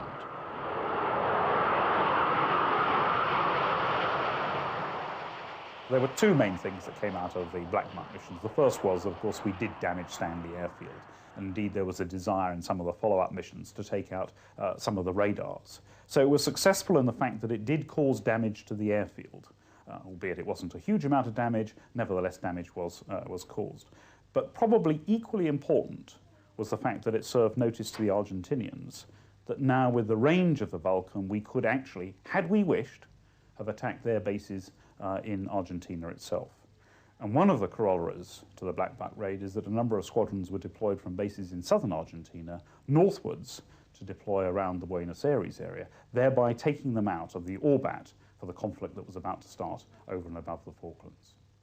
Perhaps the most radical development for Transport Command was the arrival of the helicopter. It proved its value in the jungles of Malaya in the 1950s, where it demonstrated its unique ability to get in and out of the most confined spaces to evacuate casualties or drop off supplies. But as late as 1960, the RAF still lacked a helicopter capable of lifting battlefield equipment. The introduction of the Belvedere in 1961 went some way to improve the situation. Its ability to lift weights of 5,000 pounds was vital in jungle areas such as Brunei, where hard-pressed troops were supplied by air with everything from food to 105mm howitzers. But in 1969, after a series of disastrous crashes, the Belvedere was withdrawn. For 10 years, the RAF considered a replacement, but always gave a higher priority to fixed-wing aircraft. It was not until 1980 that the first of 41 Boeing Chinooks entered service. These twin-engine monsters can lift up to 25,000 pounds, 5 times more than the Belvedere could manage. Their use greatly reinforces the RAF's battlefield support. In many ways, the helicopter represents an ideal vehicle for the functions of Transport Command. However, its effectiveness is restricted by its short range and lack of airspeed compared with fixed-wing aircraft. Consequently, helicopters will always be deployed close to the scene of action. We went forth with 4 Chinooks to the South Atlantic, with no clear idea other than we were there to provide support, which is the reason why that's what our job was to do. Regrettably, the circumstances intervened, and the ship that contained most of our aircraft was hit by an Exocet missile. We were afloat off the Falkland Islands with 4. The ship was hit, and one was salvaged, rescued, if not, flown ashore. For the duration of the war, we had 1 airplane. I mean, in the war, it flew for, I think, 108 hours without any servicing, because there was nothing. I mean, the ground crew had no spanners or oils or anything. It just it carried on. But I think it proved itself more after the war, frankly, in the work that went on post-ceasefire, and has undoubtedly become a solid workhorse in the infantry, if you like.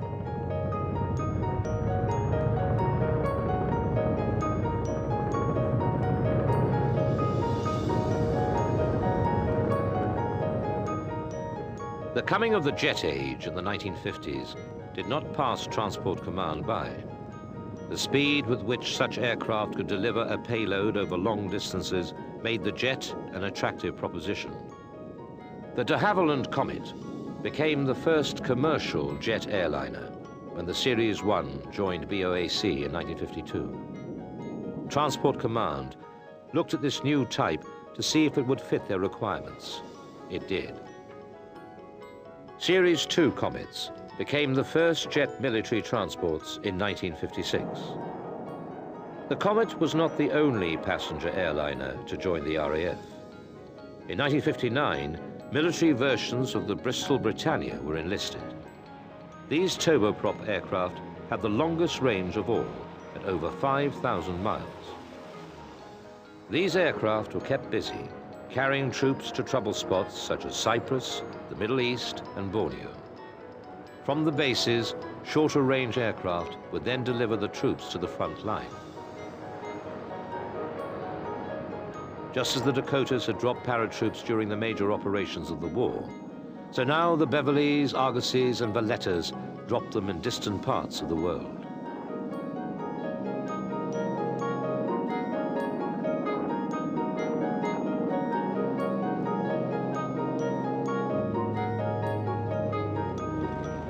Indeed, one RAF Beverley even saw action in Vietnam. It was very undercover stuff. It was considered politically very incorrect for RAF roundels to be seen in Vietnam. But my air officer commanding called me along one day and said that there was a requirement. The Americans had asked if we could send one of our aircraft, not for any warlike purpose, but to distribute welfare goods, which had piled up because their C-130s were doing other things. So I took that aircraft up for a week's detachment, and we were indeed taking out welfare goods to the Montagnards, who were right inland. And so we were landing on some very dubious strips, but of course the Beverley could do that sort of thing.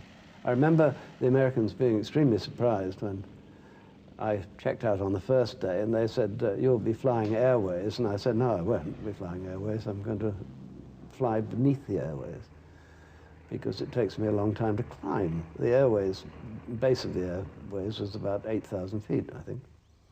And they said, you'll get shot down. And I said, I don't think I will. I said, because they won't have seen a Beverley before, and they'll be so surprised when I come over the edge of the hill that by the time they've gasped, I'll be gone. So we didn't get shot down, and we didn't fly airways. However, by the late 60s, these short and medium-range transports had virtually disappeared, to be superseded by the aircraft that would take transport needs into the 21st century, the giant Lockheed Hercules C-130. As early as 1960, the RAF had looked for a new tactical transport aircraft. After years of development, British aircraft were cancelled in favor of the proven Hercules. The Hercules was originally built for the United States Air Force in the mid-50s and had proved to be a reliable and robust aircraft. As the first Hercules were delivered to the RAF, the Americans were using them to great effect in resupplying troops in Vietnam. They became a lifeline when an American base at Khe Sanh was cut off by the surrounding North Vietnamese troops. Hercules pilots developed various new techniques for dropping supplies and picking up casualties. The idea was to get in and out as quickly as possible so as to avoid the heavy enemy fire. These techniques, including the dramatic near-vertical Khe Sanh dive, were adopted by the RAF for their own use.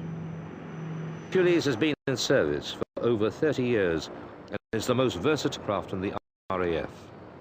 Early versions carrying 90 troops have been stretched to take up to 128. They can fly fully loaded for 2,500 miles and can deliver a bewildering range of stores and equipment. In recent years, the focus of military operations has changed to humanitarian relief. The Hercules have been used many times to drop vitally needed stores and food to starving populations in Africa. Well, air power is more than obviously just the weapon of war, and one can think of things like the Berlin airlift that demonstrate that air power can be used for strategic uses, quite apart from dropping a bomb on a target, which might also have strategic implications. Indeed, one of the greatest uses that we are likely to see air power being used in the immediate future is peace support and humanitarian operations. There are many countries in the world that cannot be reached by ships, that are almost inaccessible by road. And not only they're inaccessible if there is a civil war or something of that sort going on, many of the surface lines of supply are going to be interdicted by the use of ambushes or perhaps even mines. So we're going to see a greater use of, greater deployment of troops, greater deployment of humanitarian aid from the air. Undoubtedly, the Hercules gives the RAF a huge tactical advantage. Its versatility removes the need for a wider variety of transports. Its short takeoff and landing capabilities guarantee its success in peacekeeping zones all over the world. And its next variant, the C-130J, will take the name into the future with the RAF.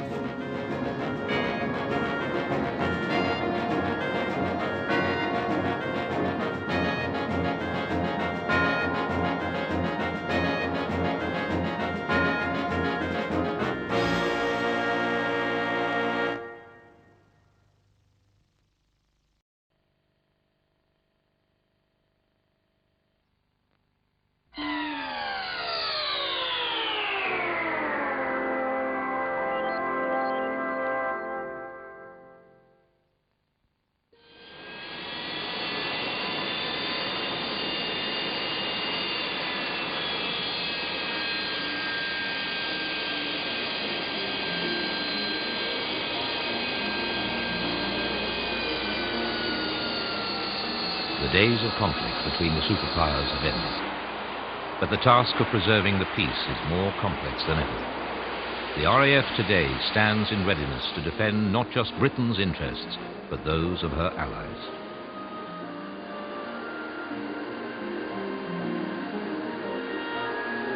But who are the future enemies? Where will they be fought? And what future weapon does the RAF need to fulfill its role in the 21st century?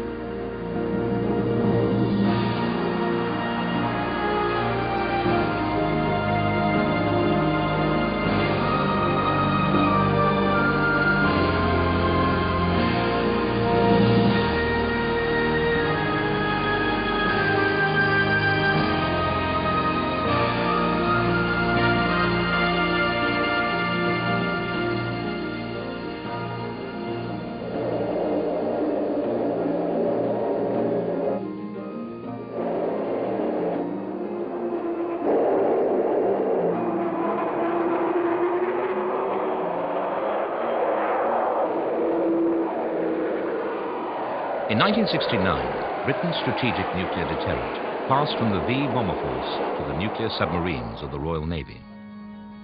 From that point, the RAF became primarily a tactical force geared towards the defense of Western Europe in association with the other armed services and with Britain's allies. In the event of conflict between the superpowers, it was unlikely that either side would launch an immediate nuclear strike. Instead, NATO's forces were geared to repulse a massive conventional Soviet attack into Western Europe. RAF strategy and aircraft had evolved accordingly to meet this threat. Alert, Southern QRA.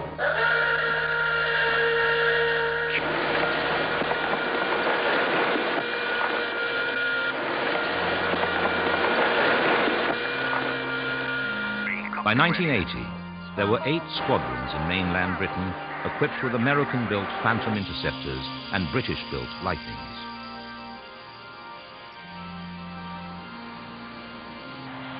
However, warning of such a surprise Soviet attack was entrusted to a 30-year-old piston-engine aircraft, the Shackleton. Intruding Soviet bombers and spy planes were detected by the Shackleton's ancient but still effective radar. With the intruder displayed on their screens, its operators then vectored fighters to intercept. Starboard 360. Target 015 at 30,000. 03, roger. 03, an airborne... This Phantom has intercepted and is shadowing the Soviet Badger maritime reconnaissance spy plane. As a major maritime power, Britain relies heavily on her sea lanes of communication. At the height of the Cold War, protection of these vital maritime interests was entrusted to Nimrod, named after the Greek mighty hunter. These immense aircraft patrol the skies for many hours, watching for Soviet submarines and surface vessels. Just like German U-boats in World War II, which had so nearly strangled Britain's ability to survive, Soviet submarines could threaten to do the same, blockade Britain's vital sea lanes. It was the Atlantic routes to America that were so important, as ships would be the main mode of transport for the movement of reinforcements and supplies and strength in case of war in Europe. In the event of a confrontation on the high seas, the Nimrods could call in the RAF's maritime strike aircraft, the Buccaneer.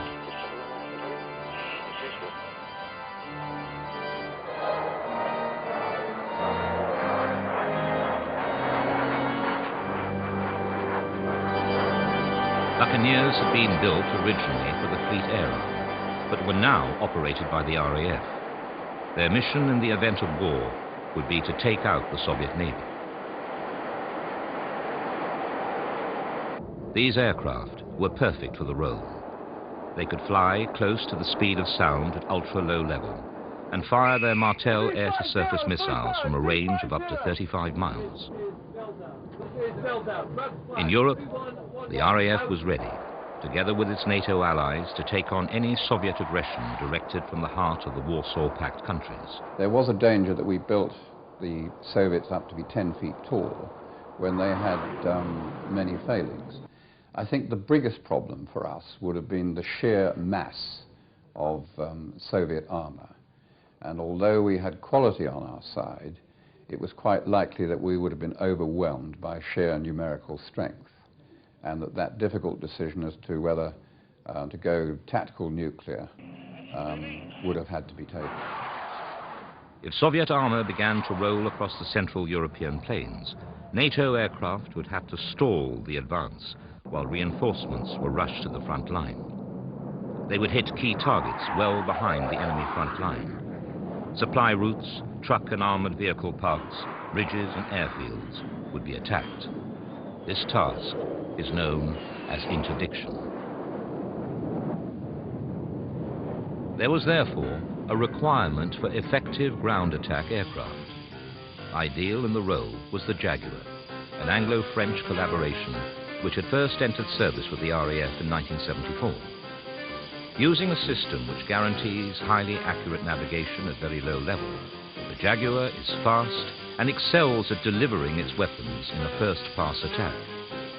The Jaguar squadrons form the spearhead of Britain's Rapid Reaction Air Force, and as such were designed to operate from unprepared airfields and even stretches of motorway in emergency.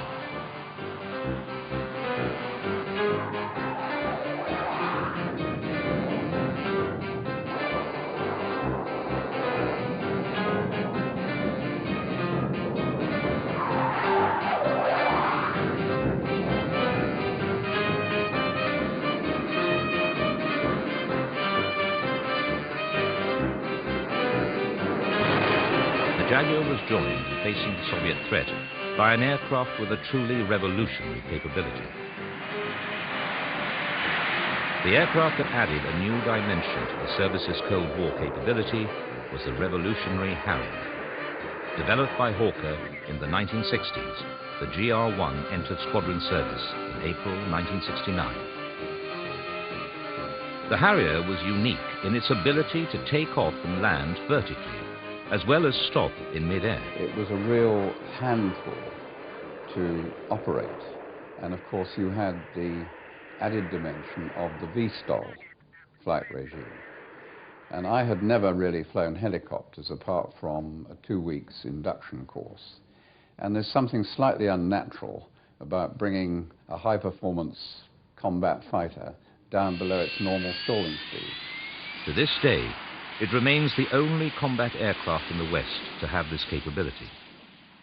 Key to this ability is its unique Rolls-Royce Pegasus turbofan engine. This has 4 nozzles which can be vectored or swiveled to suit the particular flight condition. They point downwards for vertical takeoff and landing and backwards for normal flight. In practice, this uses up valuable fuel and severely limits useful payload, so pilots usually carry out a rolling takeoff and landing.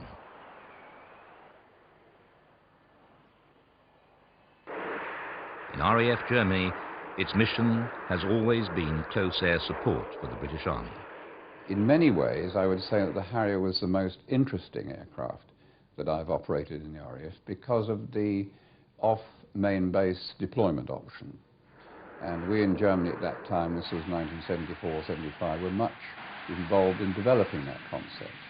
And we could use stretches of road that might be in forests or on the outskirts of villages. We could use the villages in which to hide aircraft. Many of our war sites at that time were in villages themselves. So developing that concept was pioneering stuff. This meant that the Harrier could be based only minutes away from the ground forces it is supporting, giving almost instant air cover.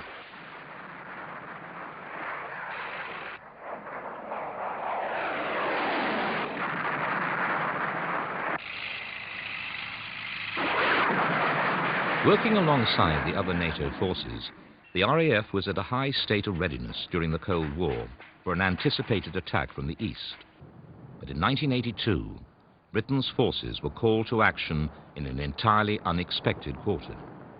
On the 2nd of April, Argentinian forces landed on the Falkland Islands, a British protectorate in the South Atlantic. Fighting a war 8,000 miles from Britain meant that prime responsibility fell to the Royal Navy. But such was the value attributed to air power that the RAF was called upon to demonstrate that a long-range attack could be mounted. Operation Black Buck was designed to do precisely that. On the 30th of April, a Vulcan dropped 21 1,000-pound bombs on the airport runway at Port Stanley, the capital of the Falklands.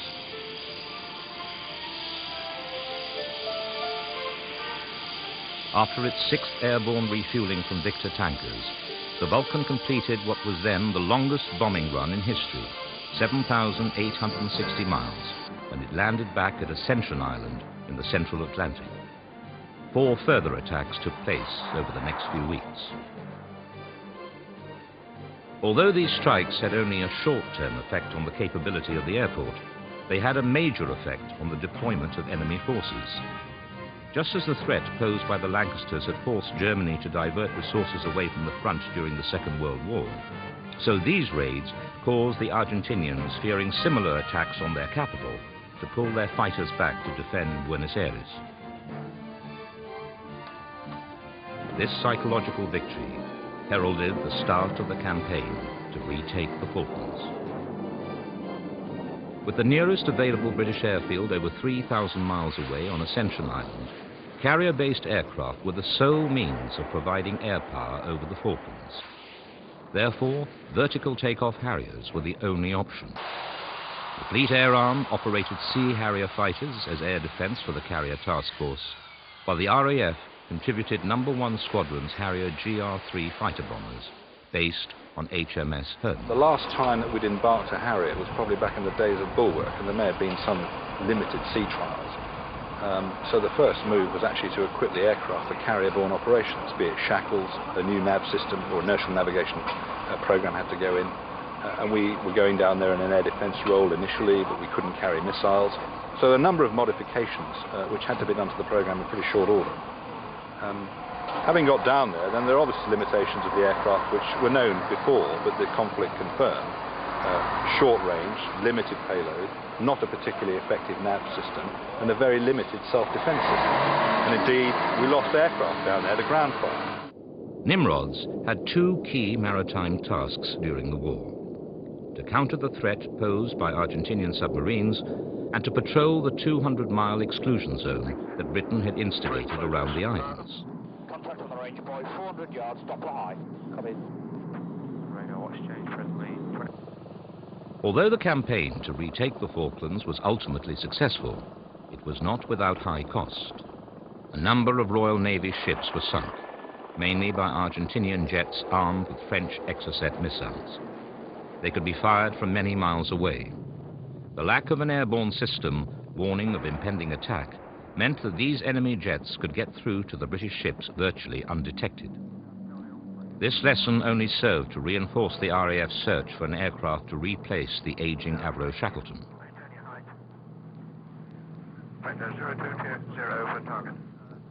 Work was already underway to convert some Nimrod maritime patrollers to fulfill this role.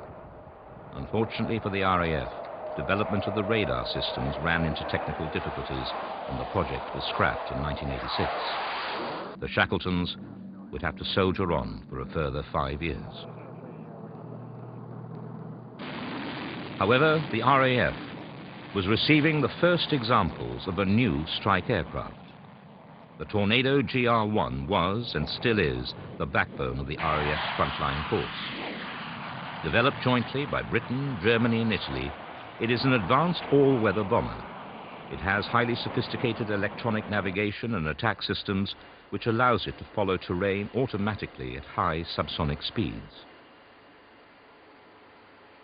The Tornado had a true all-weather low-level strike attack capability because of its modern avionics, apart from anything else, which the previous generation of aircraft did not. So for the first time, it got the RAF into the low-level all-weather game.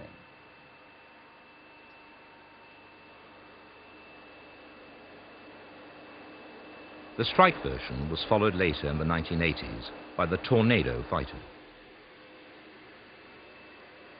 The F-3 is a classic long-range interceptor designed to replace the Phantoms and Lightnings that served the RAF for many years. Its role was to intercept Soviet bombers and shoot them down if necessary. By the end of the 1980s, the RAF's frontline reorganization was almost complete. They were in good shape to continue their role of defending Western Europe with their NATO allies. But in 1989, everything changed. The breakup of the Soviet Union and the fall of communism led to profound changes for NATO's defense policy. Almost overnight, NATO's main enemy was seeking peace, and the whole basis for the West's strategic thinking had become redundant. The British government sought to take advantage of the so-called peace dividend and drastically reduce its defense expenditure. Reductions were proposed that would cut the size of the RAF to its lowest level for 50 years. The document, called Options for Change, was presented to Parliament on the 25th of July 1990. 1 week later, Iraq invaded Kuwait.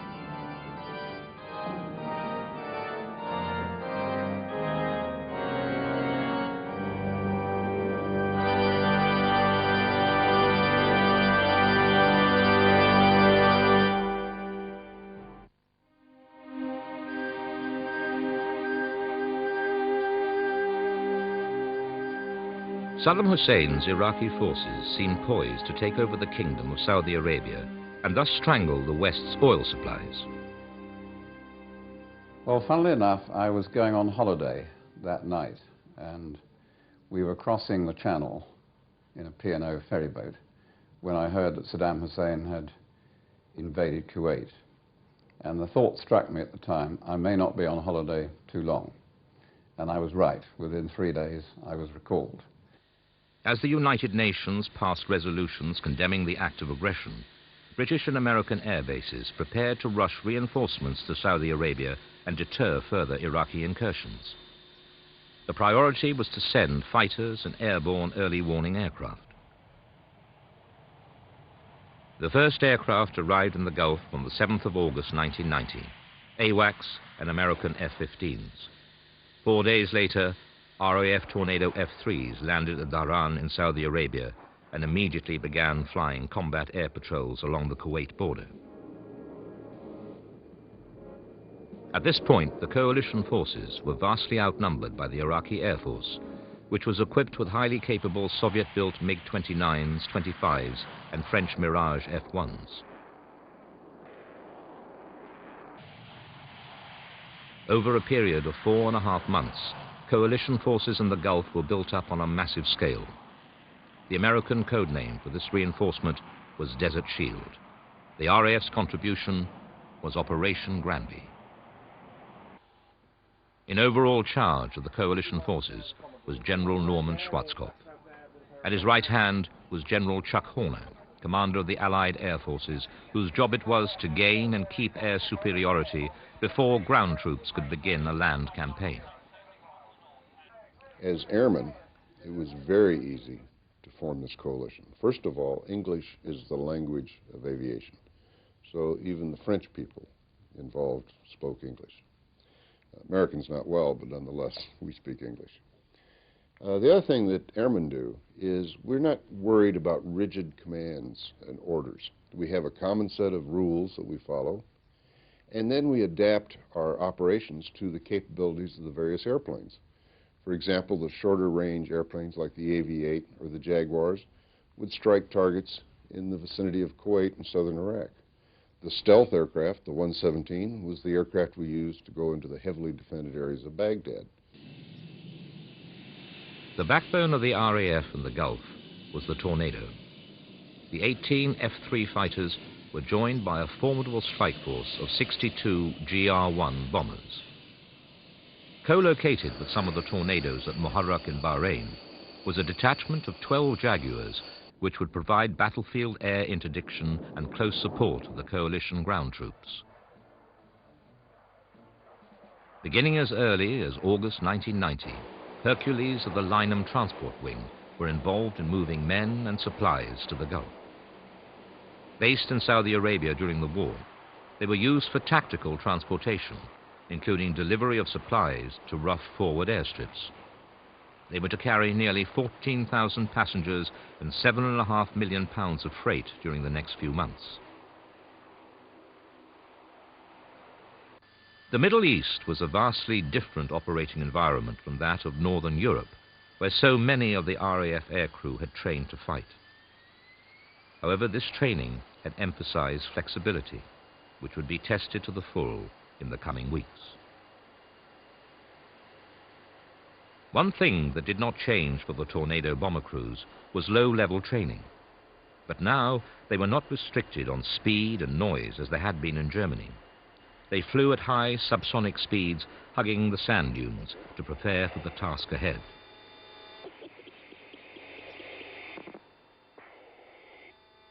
This Tornado infrared camera shows how extreme the conditions could be. Right, here it goes. Yeah, right in the one. Thank God for that. I hope that's the correct one.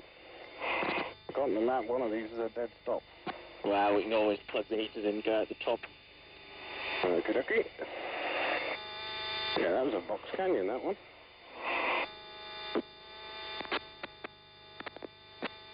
Yeah, I wonder whether it was the other one. Okay. Oh no, we can go left. There is? There's a route through there, yeah. I don't think there is. No, we're off it, Bill. We're off it. Yeah, you're right.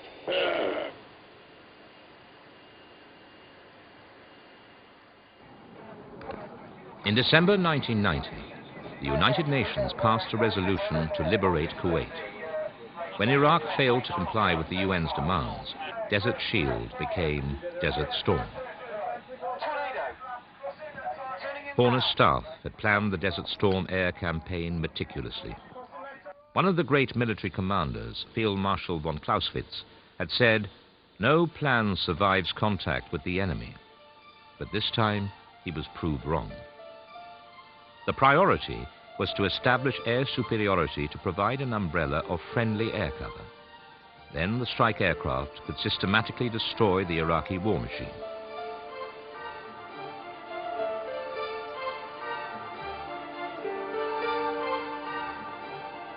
The first targets were radar, guns and missile installations, as well as the Iraqi Air Force. The whole array of command and control centers, such as military headquarters, communications and supply routes, were vital targets. Iraqi forces would not be allowed to respond. At 1:30 on the morning of the 17th of January 1991, Tomahawk cruise missiles were fired from US Navy warships in the Persian Gulf. They were followed by wave after wave of coalition bombers hitting radar stations and communications. 2,000 targets were hit in the first 10 minutes. At the opening of the air campaign, coalition aircraft hit more targets in one day's attack than the total number of targets by all of the US 8th Air Force in 1942 and 43. That's more separate targets attacked in less time than ever before in history. Any Iraqi aircraft that resisted was either shot down or fled from combat.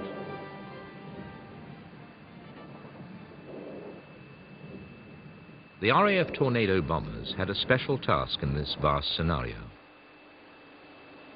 They were to fly in at ultra-low level and destroy Iraq's airfields using the runway-busting JP-233 bombs. These bombs had been specially designed to deliver many small munitions to crater the runways and mines to hamper repair operations. But this operation required the aircraft to directly overfly the target. Carried out at night, most of the Tornado attacks were successful, despite intense flak and surface-to-air missiles. However, such was the scale of the anti-aircraft defenses, 3 Tornadoes were shot down in 3 successive nights.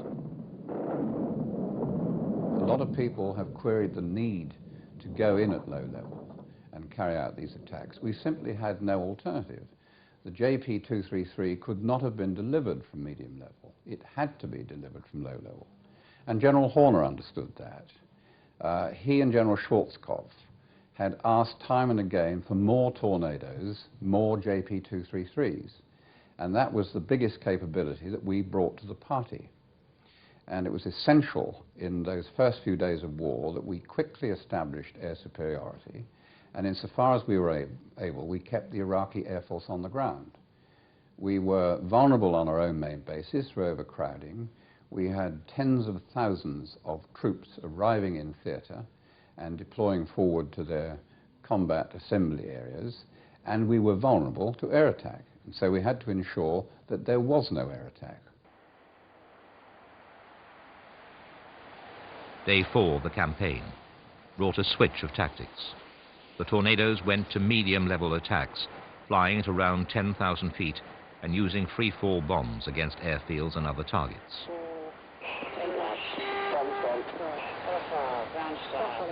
Playing a largely unsung combat support role, the Victor, TriStar and VC-10 tankers were essential to the British war effort.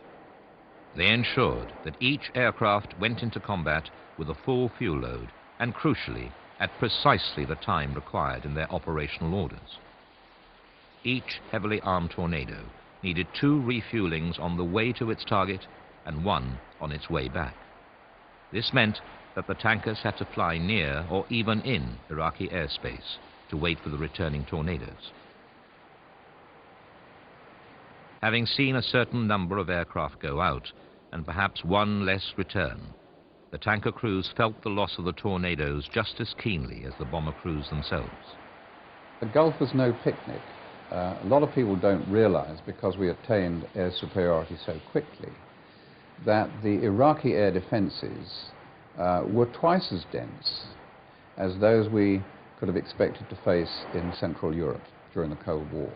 They had a lot of missiles of one kind or another, and even more anti-aircraft artillery pieces.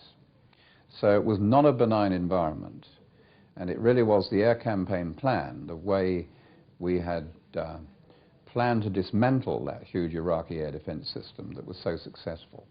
Because by day 3 we had air superiority, and certainly within a week or so we had total air supremacy. One of the true success stories of Desert Storm was the use of precision-guided munitions. Back at home, viewers watching the war on television were stunned by the accuracy with which these weapons could hit a target, apparently without any damage to the surrounding area. Some of the most enduring images of the war were those of laser-guided bombs going down ventilation shafts.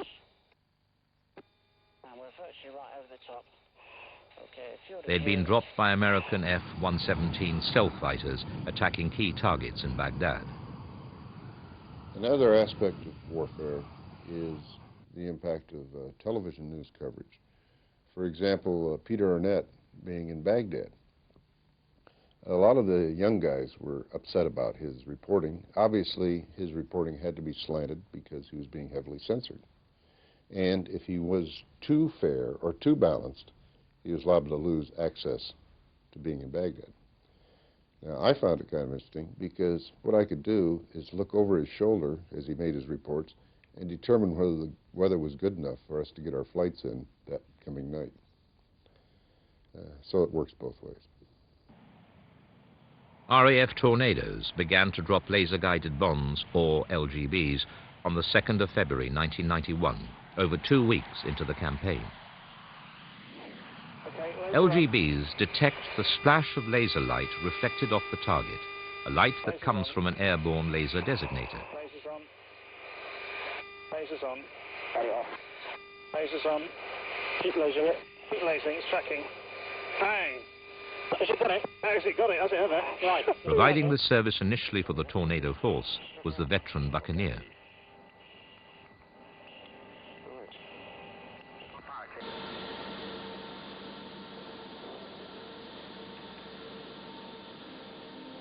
The Tornado Buccaneer duo became deadly, hitting bridges, hardened air shelters, and even Iraqi runways with unerring accuracy.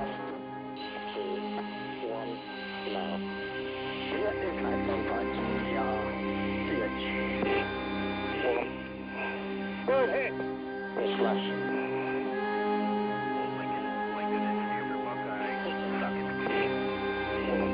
8 days later, the Tornado Force became operational with its own airborne laser designator.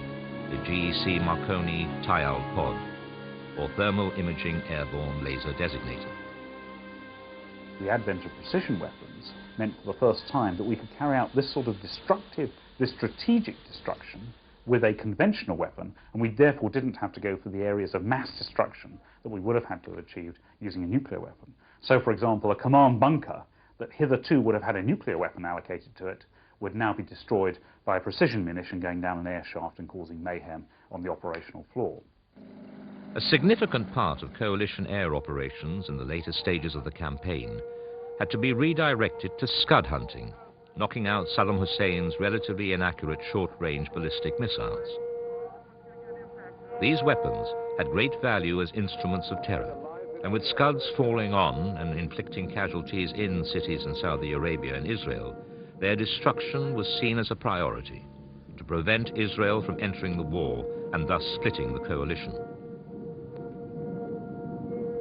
Once air superiority had been established, the plan called for attacks on tactical targets to soften up the battlefield prior to the land campaign. RAF Jaguars attacked the Iraqi army in Kuwait. As fighter bombers in the Second World War had harried German forces, so the Jaguars blew up ammunition and fuel dumps, tanks and missile sites. At 0400, on the 24th of February, Norman Schwarzkopf ordered his ground troops to move in. The land campaign was swift, around 100 hours.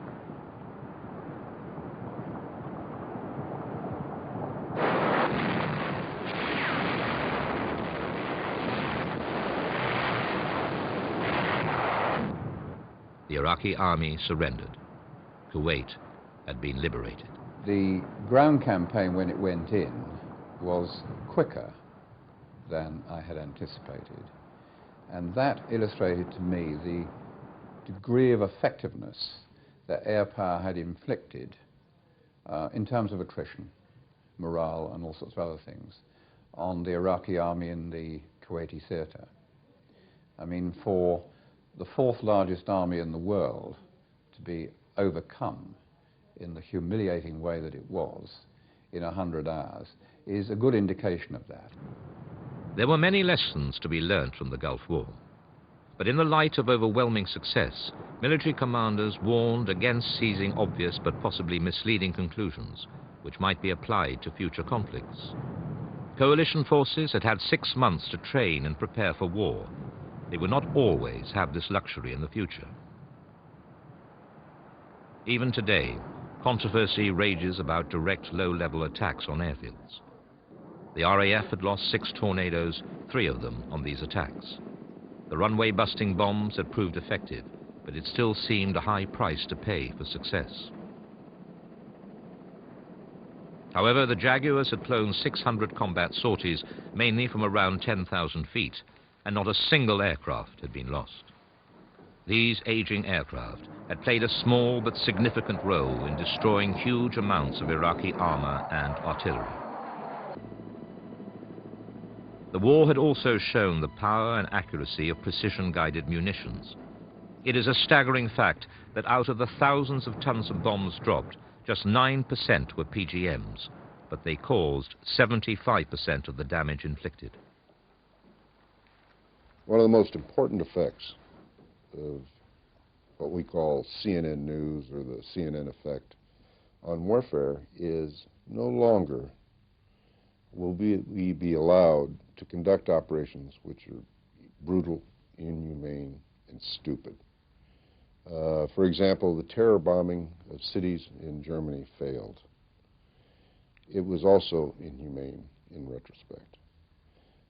That's why there was so much importance placed on our attacks using precision munitions, to the point where we even planned the attack so if the bomb did fail to guide, it would impact in, say, a parking lot rather than into a housing area. But possibly most of all, the Gulf War had proved that the United Nations could bring together many countries under one banner for a cause that all believed was right.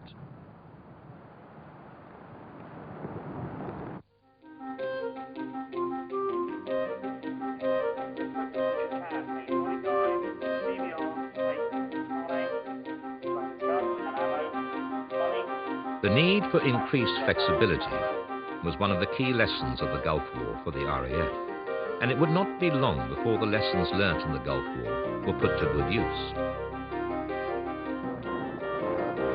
In 1993, the United Nations ordered the policing of the skies over Bosnia-Herzegovina, an independent state recreated out of the breakup of Yugoslavia, which had descended into civil war. As part of Operation Deny Flight, Jaguars and Tornado F-3s were sent to fly over Bosnia from their base in southern Italy, denying the Serbian aggressors the ability to launch their aircraft against Bosnian targets. Most important in the operation was the Boeing E-3D Sentry. US Air Force Sentries had proved invaluable in the Gulf and had finally been bought by the RAF. Based on the old Boeing 707 airframe and sporting a massive AWACS dish, they provided a much improved early warning capability than that of the Shackletons, which had now been retired. Sentries clocked up over 9,000 hours in surveillance of the skies over Bosnia.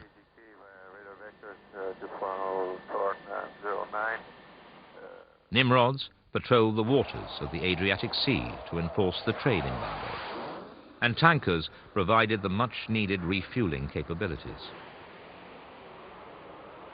But this time, there was no clear political directive about prosecuting a war. Ceasefires came and went in frantic political efforts to end the conflict peacefully, but to no avail.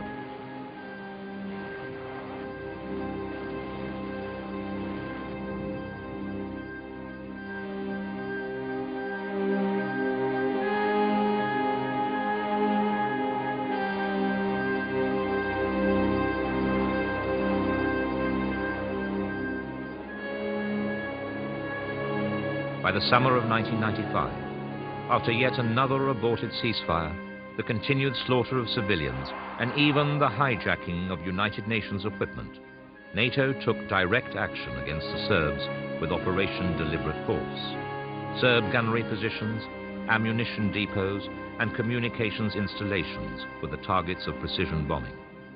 Once again, the laser-guided bombs showed their value at taking out key targets.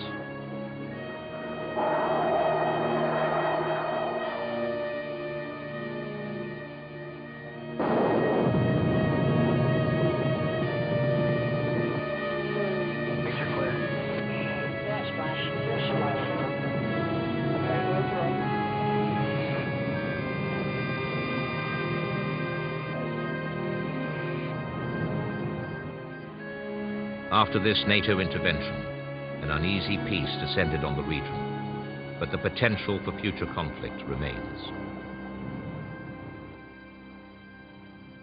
After Bosnia, what became clear for the RAF was that its ability to fight at short notice in any location was paramount.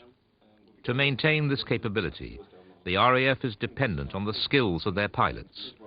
They are trained for every eventuality, and Cranwell is where that training starts. Cranwell has been the RAF Officer Cadet College since 1920. Thousands of would-be pilots have taken the training course there, but only the few go on to gain that most coveted of symbols, their wings.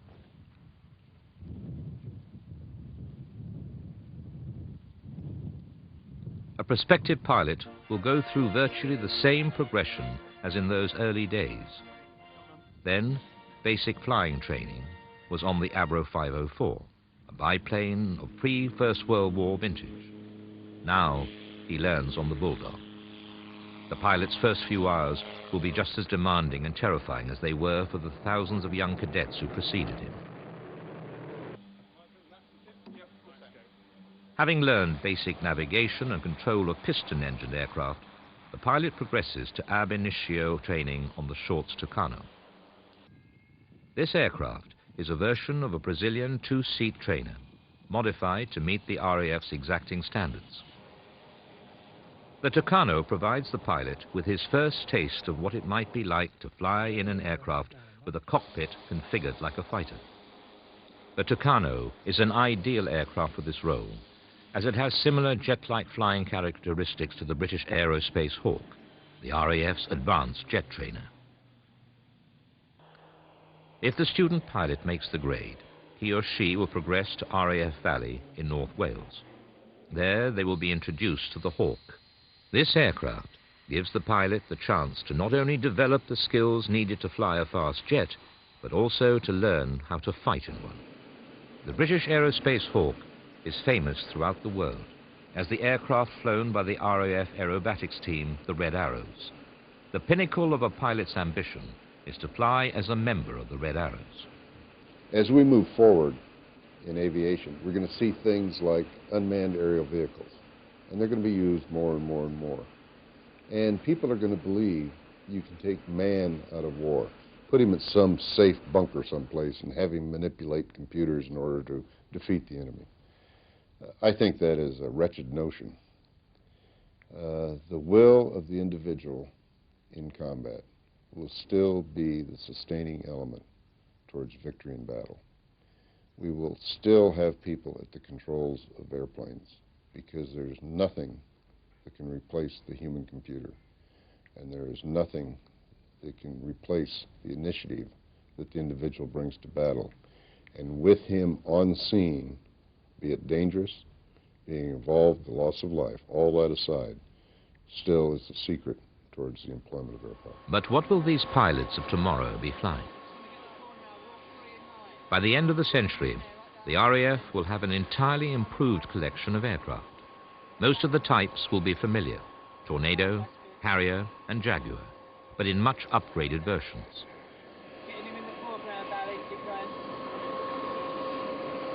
All the Tornado bombers will have access to the TIALD system. This version, the GR4, will also have advanced navigation systems.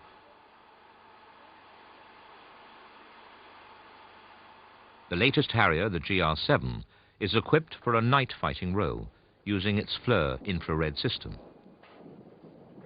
The Jaguars, still in service after almost 25 years, continue in their effective ground attack role. Across the board, there will be simplified displays providing instant information for the aircrew. The aircraft will be better defended. And possibly the most important development of all is new weaponry. Paveway 3, the latest generation of US laser-guided bombs, double the weight of current bombs, will be available.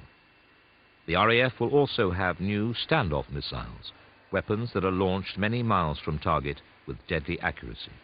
But the entirely new aircraft that will herald the incoming century will be the Eurofighter. The Eurofighter has been developed through the alliance of 4 European manufacturers. In appearance and performance, this aircraft harks back to the classic days of the dogfighter. It is much more than just a fighter, though. A multi-role aircraft which first and foremost can perform extremely well in the air-to-air role, and then as a read across can perform equally well in the ground attack role. And that's what Eurofighter has been designed to do. And it was one of the lessons, incidentally, which came out of the Gulf War, that the RAF would have really benefited from having a multi-role aircraft of this kind. Because in the early stages of war, you can use it for the air superiority missions that I've been describing, and then hopefully once you've obtained it, you can switch the aircraft to air-to-ground attacks. So the aircraft's going to have to be, to some extent, a jack of all trades. But that's not to say that it's going to be master of none. Indeed, in the air superiority contest, I think it will be an outright winner. And the reason it's going to be a winner is because not only will the aircraft of the future have extremes of maneuverability, also it will have a clarity of view that will be unparalleled. And this doesn't mean that it just gets the information from its own radar. Just like in the Battle of Britain, when we found that the integration of all the air defence systems enabled Air Marshal Dowding, for example, to have a view of the battle that was second to none. Now, in the modern era, each individual pilot will have that sort of view of the battle, and probably a better view of the battle than indeed Dowding had at the time of the Battle of Britain. But controversy still surrounds the whole project. Costs have spiraled, and no final delivery date has yet been agreed. Furthermore, it does not have the much-admired thrust-vectoring ability of its Russian competitors, such as the Sukhoi Su-37. However, whether such spectacular handling features will be effective in actual combat is questionable. The Eurofighter will have only limited stealth capabilities. This is the ability to fly undetected by enemy radar that the advanced American Lockheed Boeing F-22 boasts.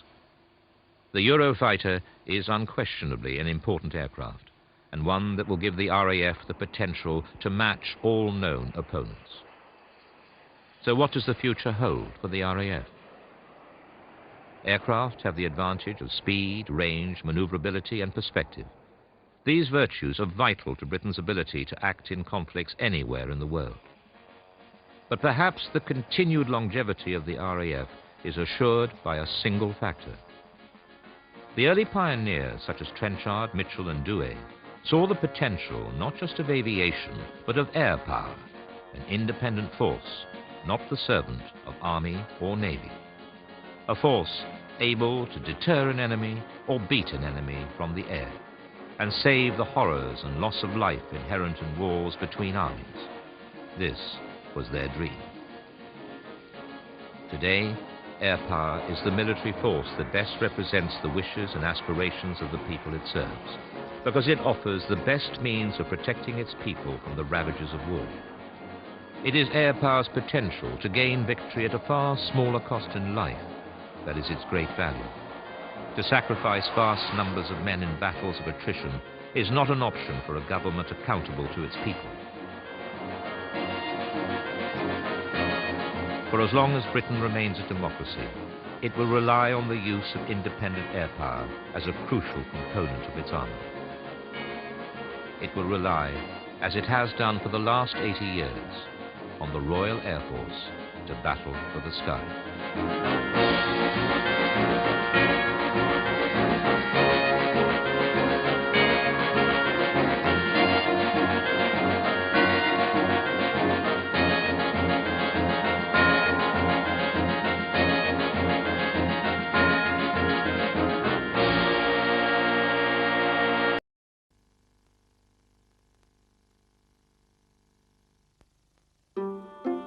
The Hanley Page 0400 was a giant aeroplane with a wingspan of 100 feet and a length of nearly 63 feet.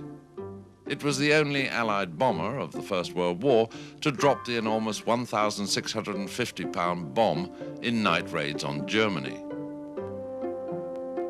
After the war, 0400s were converted for use in the fledgling passenger and freight commercial airlines.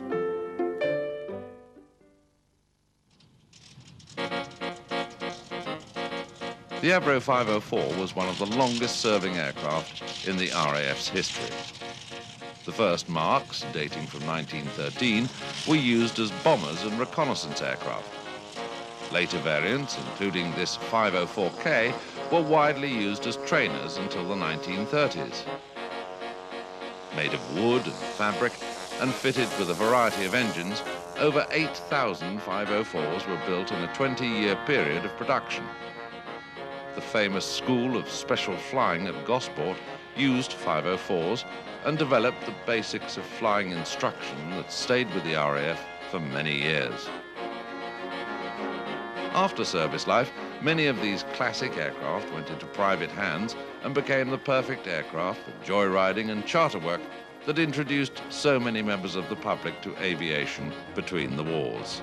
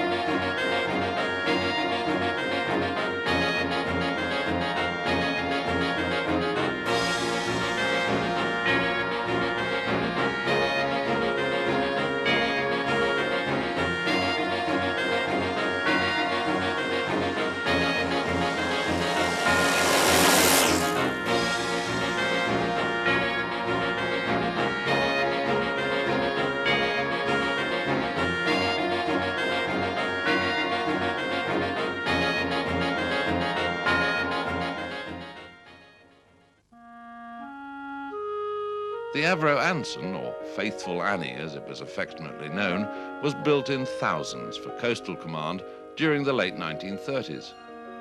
Although it was used as a bomber in the early stages of the Second World War, it was just too slow, with a top speed of 188 miles an hour and too lightly armed for prolonged use. However, it soon became the standard trainer for many of the pilots who would go on to fly bombers later in the war. Over 11,000 were built, and the last example didn't join the RAF until 1952.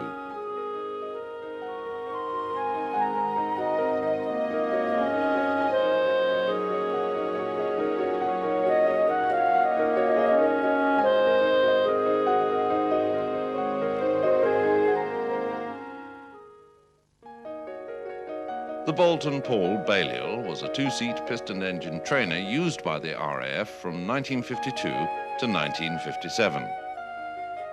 145 were built for the RAF, powered by the Merlin 35 engine, but their service life was cut short by the introduction of jet trainers as replacements.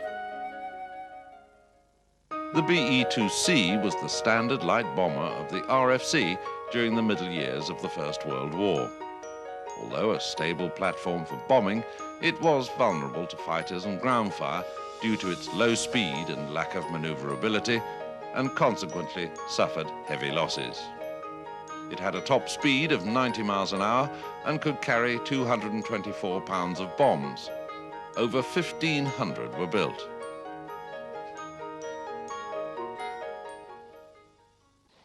The Bristol Beaufort was Coastal Command's standard torpedo bomber until 1943 and was also used in a variety of other bombing and mine-laying roles.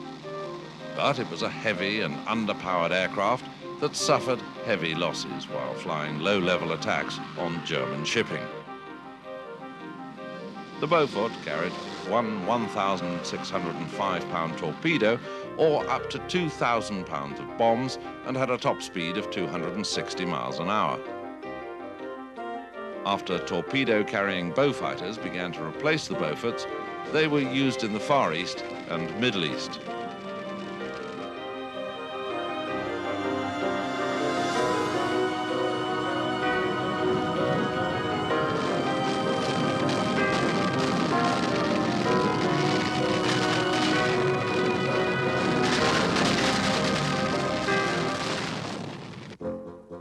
The Short Belfast was the largest and heaviest aircraft in the RAF when it entered service in 1966. Although only 10 examples flew with the RAF, they clocked up many millions of miles as long-range freighters, delivering stores and troops all over the world. This mobile block of flats, as one pilot described the Belfast, could carry 80,000 pounds of freight or 150 fully kitted troops. The Blackburn Beverley was a cavernous transport aircraft which served with the RAF from 1956 to 1968. Its rear-loading doors, at that time unique in the RAF, gave easy access for a variety of loads. Although it was cumbersome in appearance, the Beverley had a remarkable short takeoff and landing ability which made it ideal for desert and jungle work in the Middle and Far East. 47 were built for the RAF and gave 12 years trouble-free service.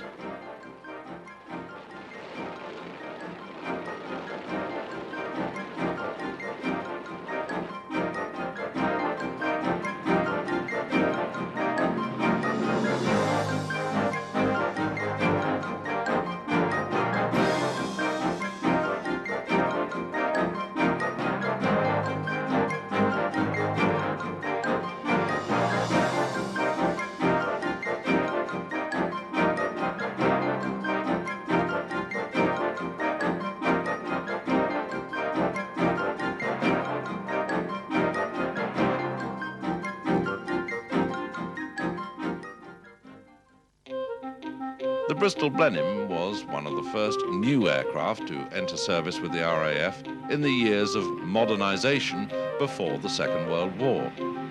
The Mark I proved to be virtually obsolete before the war began, and the Mark IV quickly replaced it. This famous long-nosed Blenheim would become the standard light bomber of the RAF for the first 2 years of the war. However, With a top speed of only 266 miles an hour and relatively light defensive armament, Blenheim suffered heavy losses against the Luftwaffe in the early raids and during the Battle for France in 1940. Blenheims fared better when ranged against the Italian Air Force, undertaking low-level raids from Egypt and Malta against airfields and naval targets. Blenheims were also used as home defense night fighters until the introduction of the Beaufighter, and proved to be very worthy stopgap aircraft in coastal command, attacking German shipping in the English Channel and the North Sea.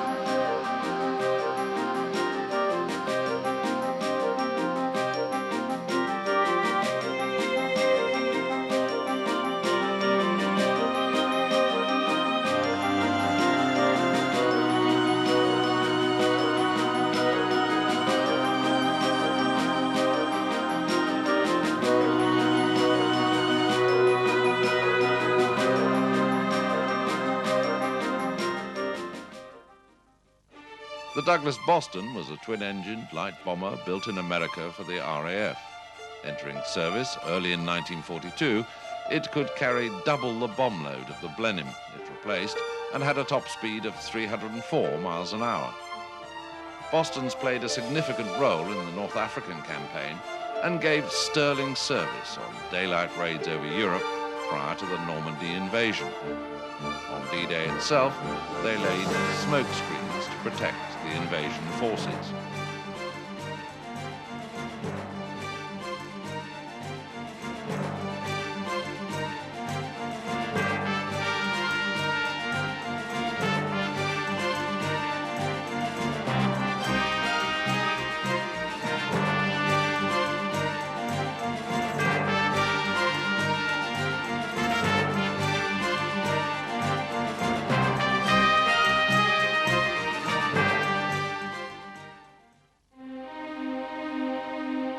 The Bristol fighter was one of a handful of great British fighters of the First World War, along with the Sopwith Camel and the SE-5A.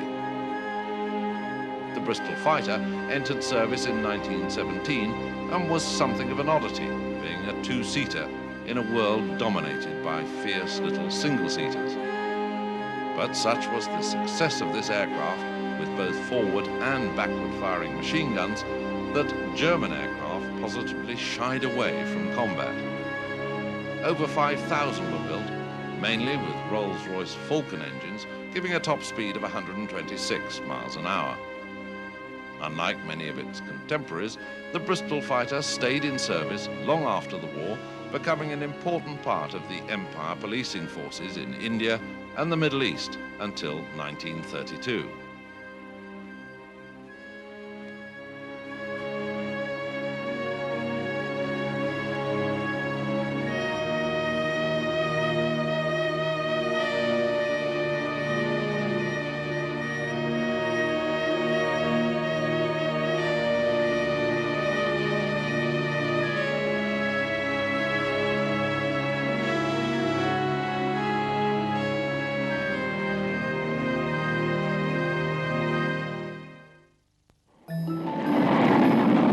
The Blackburn Buccaneer was a rugged twin-engine strike aircraft that entered service with the RAF in 1969.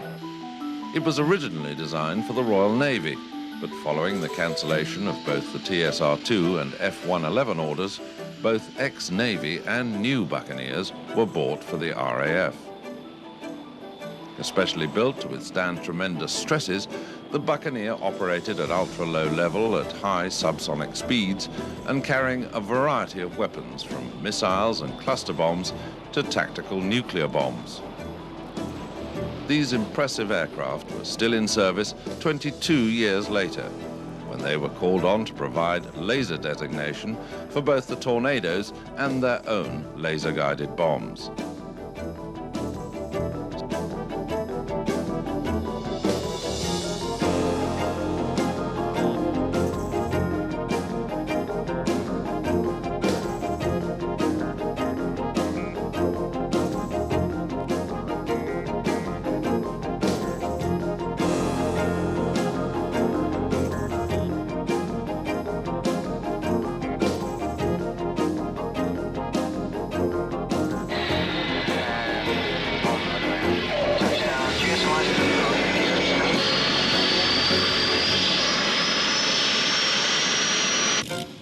The Sopwith Camel is probably the most famous fighter aircraft of the First World War, accounting for more enemy aircraft than any other type. Although a tricky aircraft to fly, the Camel proved to be a great dogfighter, fast, maneuverable, and packing a punch with its synchronized twin Vickers machine guns. From 1917 to the end of the war, over 5,500 Camels were built for the RFC and RNAS by 11 different manufacturers using a variety of French engines. Unlike its companion, the Bristol fighter, the Camel only remained in service until 1920.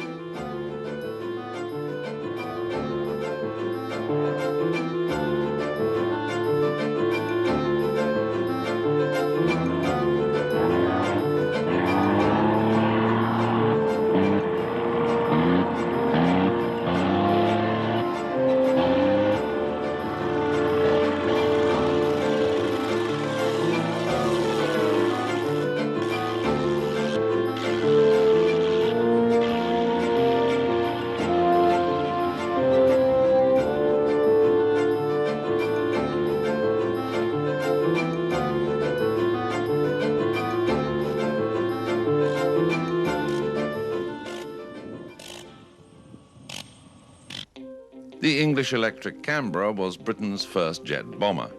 The Korean War had provided the impetus needed to persuade the British government to accelerate the building of new aircraft, and the Canberra was one of the types given super priority. For more than 20 years, Canberras gave sterling service in many roles for the RAF. Not least of these was as Britain's sole bomber representative among the NATO forces in Germany until the introduction of the V-Force. Designed initially as conventional bombers, Canberras were later adapted to carry a 5,000-pound nuclear weapon, a fact that was kept secret for many years.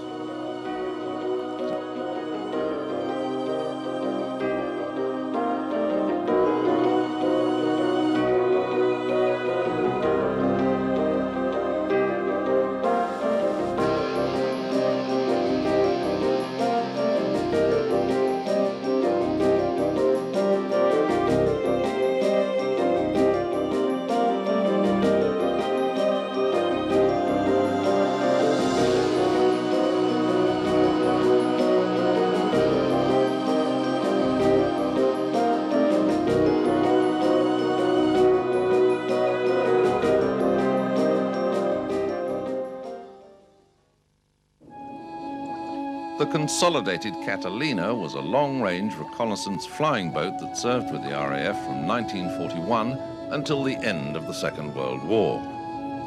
Early in the war, it had quickly become apparent that Coastal Command was drastically short of long-range protection for convoys coming across the Atlantic from North America.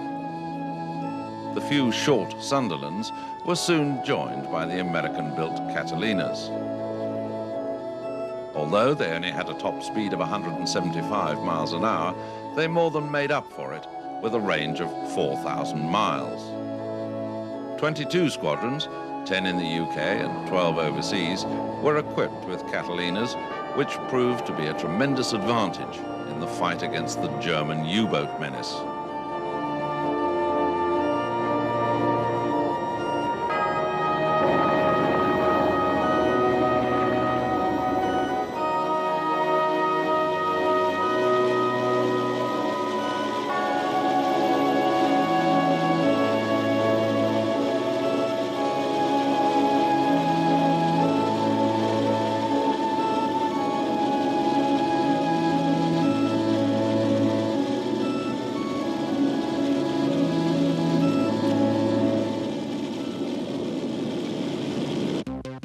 Along with its predecessor, the tiger moth, the de Havilland chipmunk is possibly the most famous trainer in the history of the Royal Air Force. Chipmunks have trained thousands of pilots during more than 40 years in service and have equipped virtually every university, volunteer reserve and regular training school in the RAF. Although gradually replaced from 1973, there were still 70 out of the original 740 chipmunks in service in the 1990s, teaching cadets from the ATC.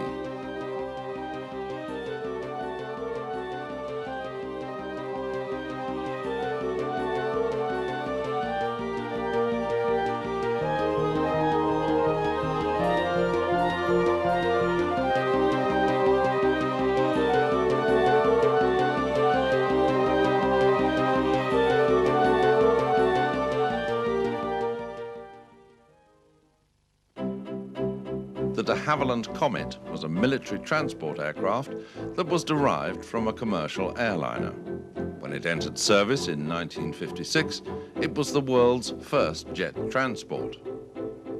Powered by 4 Rolls-Royce Avon engines, the Comet had a maximum range of 2,500 miles without refueling, providing the RAF with a substantial strategic advance on previous transports. The Douglas Dakota was the backbone of both the RAF and USAF's transport forces during the Second World War. Of almost 11,000 Dakotas built, 1,900 were supplied to the RAF and served in every theatre of war. In virtually every major operation from 1943, including D-Day, Arnhem, the Rhine crossing, and the recapture of Rangoon, the Dakotas were there, dropping paratroops, towing gliders, resupplying with stores, or evacuating casualties. After the war, many were returned to America, but the few that remained served for many years. The last Dakota retired in 1970.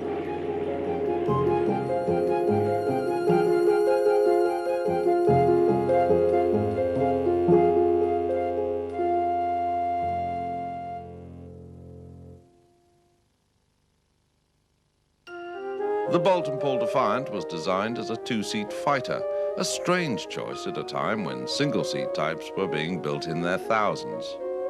But as an interceptor with only an ability to fire from the rear turret, the Defiant proved a complete failure.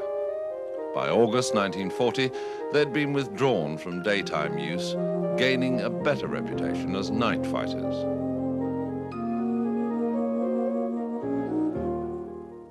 The DH-4 was a light bomber introduced into squadron service early in 1917.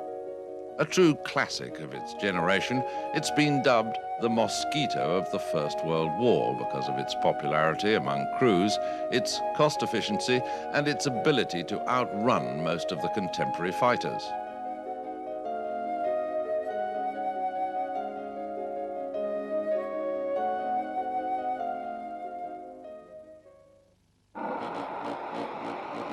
The Eurofighter is the aircraft that will take the RAF well into the 21st century.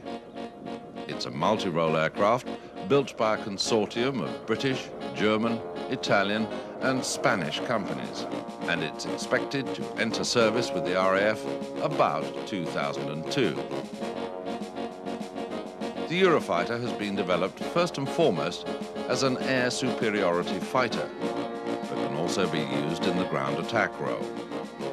It'll have a top speed of just under Mach 2 and state-of-the-art control, navigation and weapon systems. It's hoped that this highly advanced aircraft will provide a platform for further technological improvements during its service life, including the addition of thrust vectoring, so impressive on the modern Russian fighters.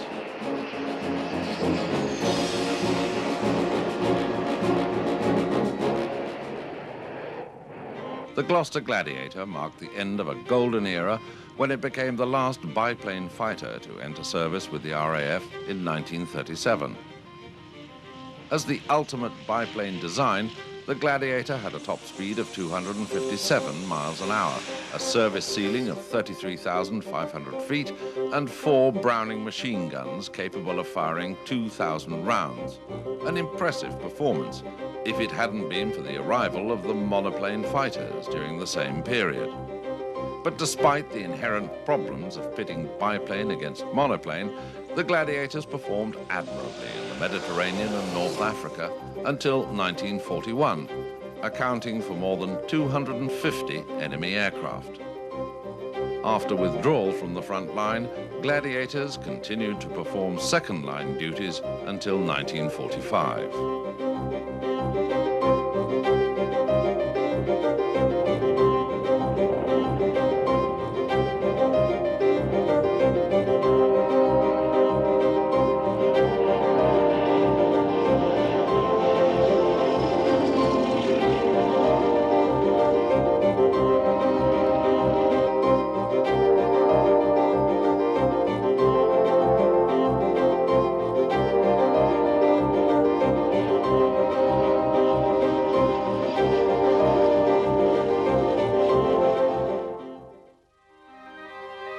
The Handley Page Halifax was one of the great RAF 4-engine bombers of the Second World War.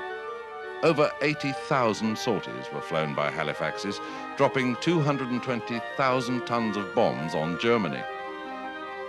The Halifax was also widely used in other roles, including as a glider tug, transport, and a general reconnaissance aircraft in Coastal Command. The British Aerospace Harrier GR7 is the latest in a series of revolutionary Harrier vertical or short takeoff and landing jet ground attack aircraft, which began with the GR1 in 1969. It is basically the RAF version of the AV-8B, the Harrier developed for the US Marine Corps by McDonnell Douglas. It has uprated avionics and a night capability, allowing the pilot to use night vision goggles. But the heart of the Harrier concept remains the same. As part of the Rapid Reaction Force, it's still a prime ground attack aircraft able to work from rough strips, motorways, and even villages in support of land forces. Working close to the front line, the Harrier has the ability to land, rearm, and refuel quickly, enabling it to carry out as many as 8 sorties per day. The Harrier is now a more formidable force than ever before.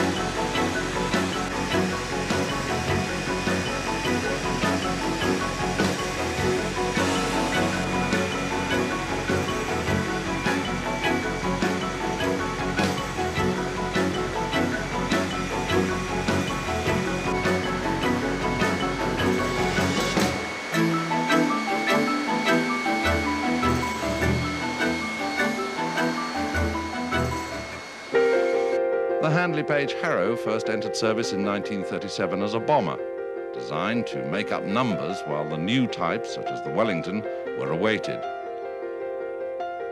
But central to the Harrow's design was the ability to convert to a transport aircraft when the short-term bomber role had been completed. Harrows served with distinction throughout the Second World War, delivering troops and evacuating casualties, although the top speed of just 197 miles an hour made them very vulnerable if attacked. Only 100 Harrows were built, all during 1937, and the last were withdrawn in May 1945.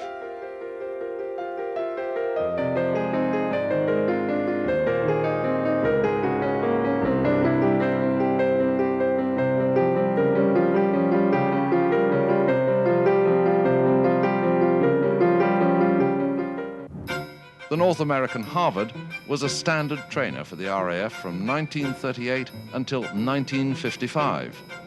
Normally painted yellow and sometimes nicknamed the Yellow Peril, the single-engine Harvard was not an easy aircraft to fly and taught the trainee pilot to concentrate the entire time he was in the air.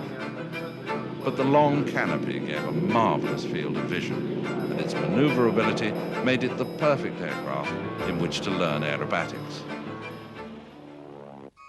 The Handley Page Hastings became the RAF's standard long-range transport aircraft in 1948. Entering service during the Berlin airlift, Hastings operated throughout the world, delivering stores and troops, dropping paratroops, and acting as trainers, surveyors, and ambulances until their withdrawal in 1968. The 146 Hastings produced covered more than 150 million miles during their 20 years of service.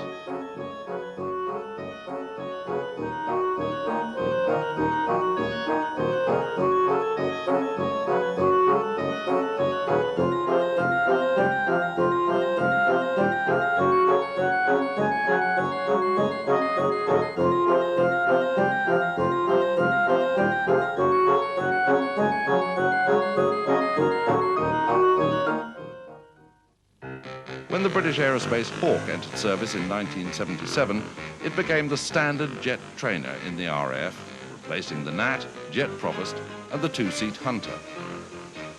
An all-round high performance makes the Hawk the perfect introduction to jet flying for many of the student pilots who undergo advanced instruction and weapons training at RAF Valley in North Wales.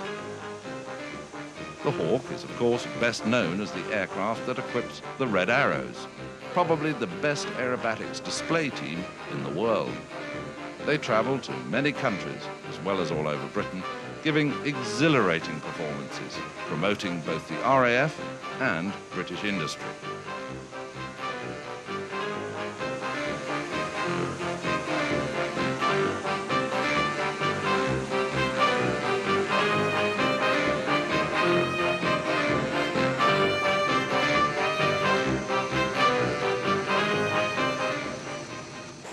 The Lockheed Hercules has provided the RAF with the range, mobility and versatility it needed during the period of British withdrawal from the Empire.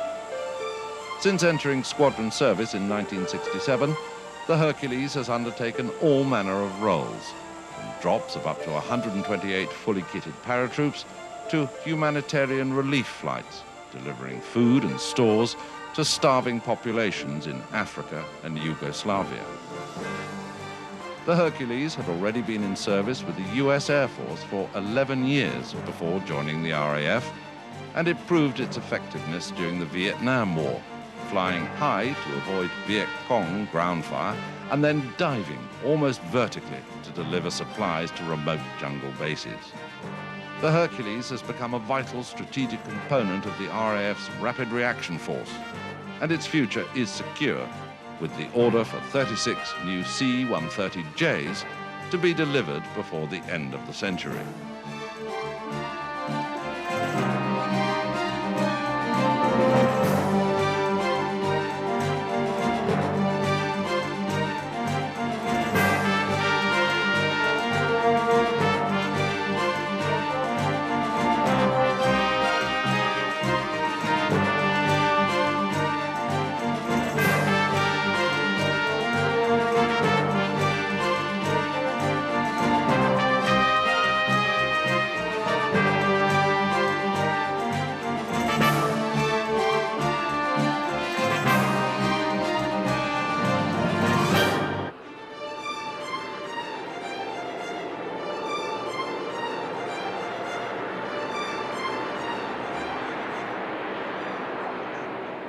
The odd-looking Handley Page Hayford epitomized the problems of the RAF in the early 1930s.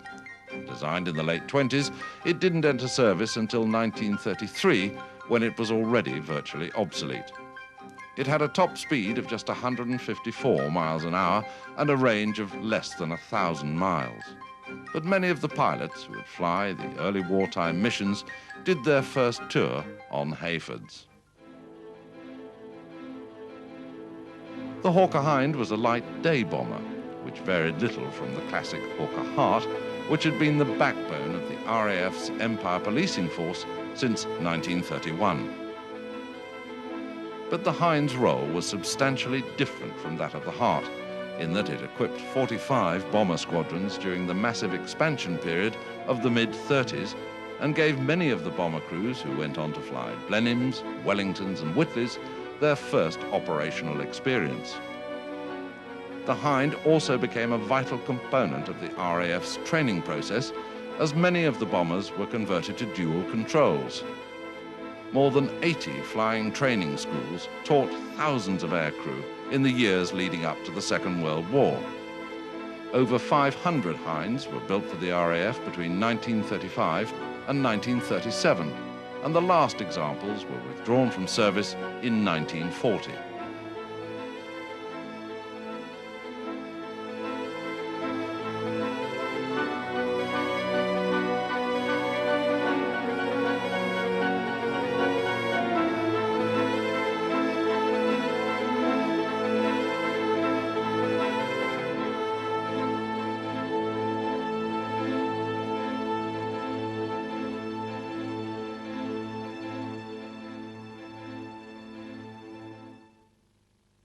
The Lockheed Hudson was a maritime reconnaissance aircraft and bomber which replaced the Avro Anson from 1939.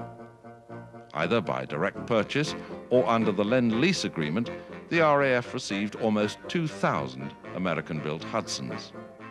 They filled a yawning gap in coastal command on anti-submarine and reconnaissance sorties in the early years of the war, and were later used in a variety of roles all over the world until 1945. Throughout the war, new Hudson Marks gave improved performance until the final variant, the Mark VI, which had a top speed of 260 miles an hour and a range of over 2,000 miles.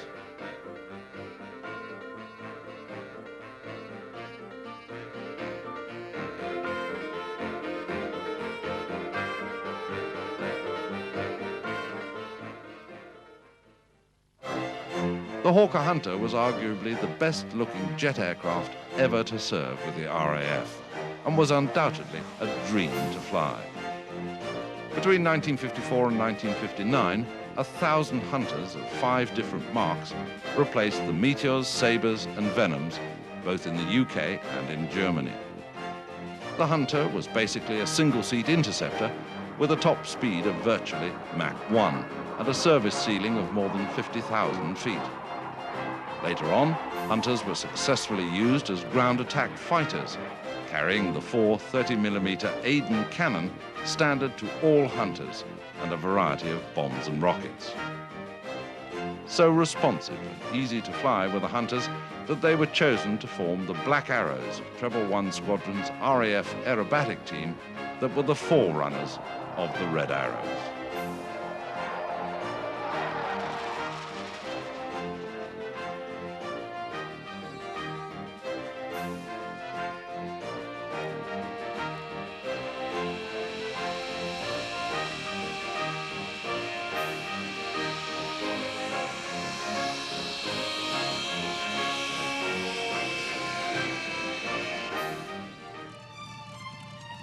The Hawker Hurricane will be forever associated with the Battle of Britain. They smashed their way through the swarms of German bombers in the skies over southern England during the summer of 1940. Designed by Sidney Cam, the Hurricane was the first 8-gun monoplane fighter to enter service with the RAF and served throughout the war in a number of versions. Its rugged construction made it the perfect weapons platform for all manner of rockets, bombs and cannon, as well as the traditional machine guns. Over 14,000 were built between 1937 and 1944 and served in all theatres of war.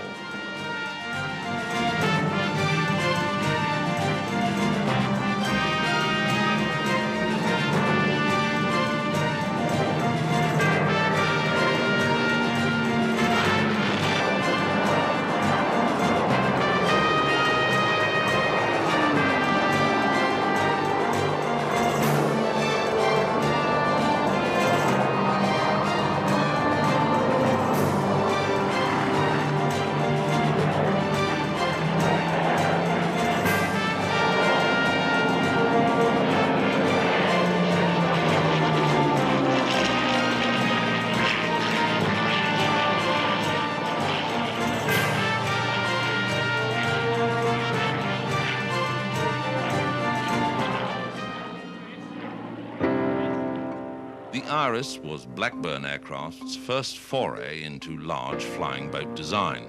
Although only 8 were built, these elegant aircraft were the largest in service with the RAF during the early 1930s.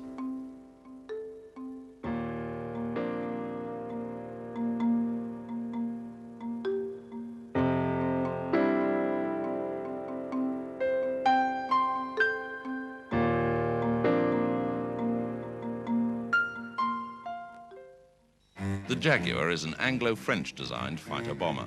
Entering service in 1973, it's perfect in the dual roles of close support and interdiction. The Jaguar's top speed of around 1,000 miles an hour makes it a difficult aircraft to intercept, and its accuracy at low level means it can deliver its rockets or bombs in one pass. Because of its rugged design, it can operate from rough fields or motorways, adding a new dimension to close support for ground forces in the front line. During the Gulf War, Jaguars made up an important part of the coalition air force, dropping bombs on Iraqi artillery and missile installations and wreaking havoc among the retreating Republican Guard. Jaguars flew over 600 missions without a single loss.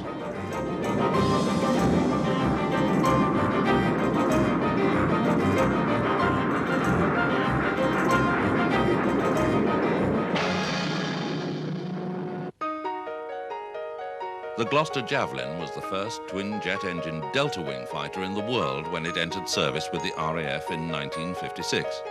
There were 9 versions built, armed with 30mm Aden cannon and either Firestreak air-to-air missiles or rockets.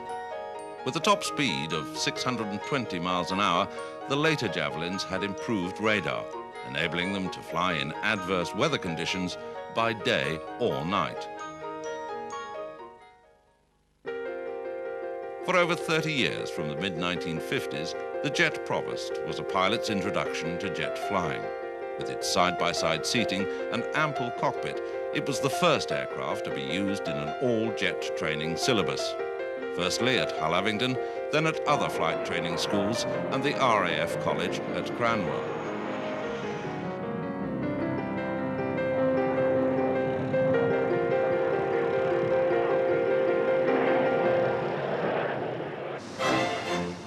The Avro Lancaster, designed by Roy Chadwick, was probably the most successful night bomber of the Second World War.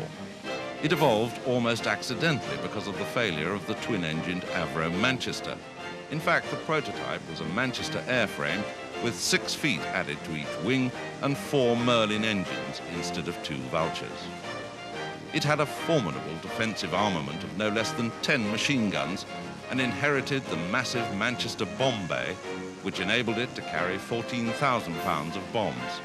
Modified versions could carry the immense 22,000-pound Grand Slam bomb. The Lancaster became immortalised as the aircraft used on the Dambusters and Tirpitz raids. Lancasters dropped a staggering 600,000 tons of bombs on 156,000 sorties, representing 2/3 of the total bomb load dropped by Bomber Command in the last 4 years of the war.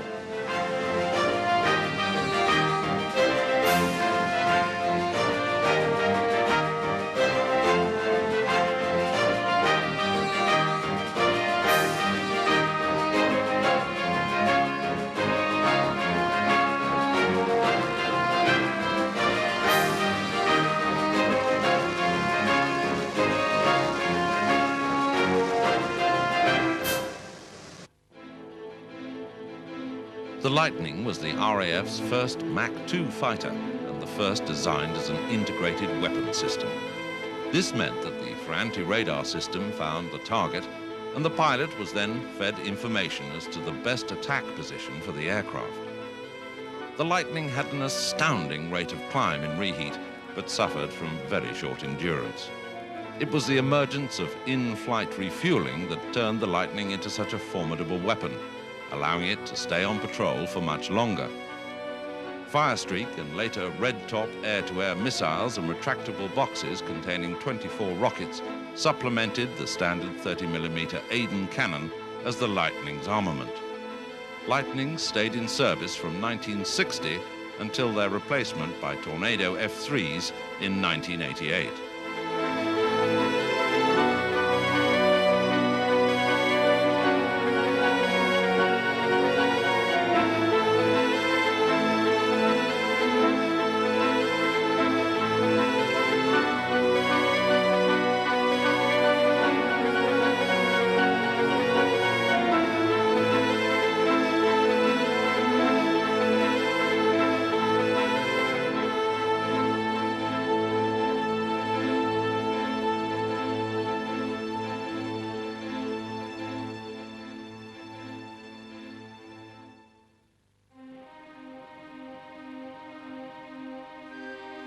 Although the Westland Lysander was designed as an army cooperation aircraft, it gained its reputation flying cloak and dagger missions, dropping agents and VIPs into occupied France.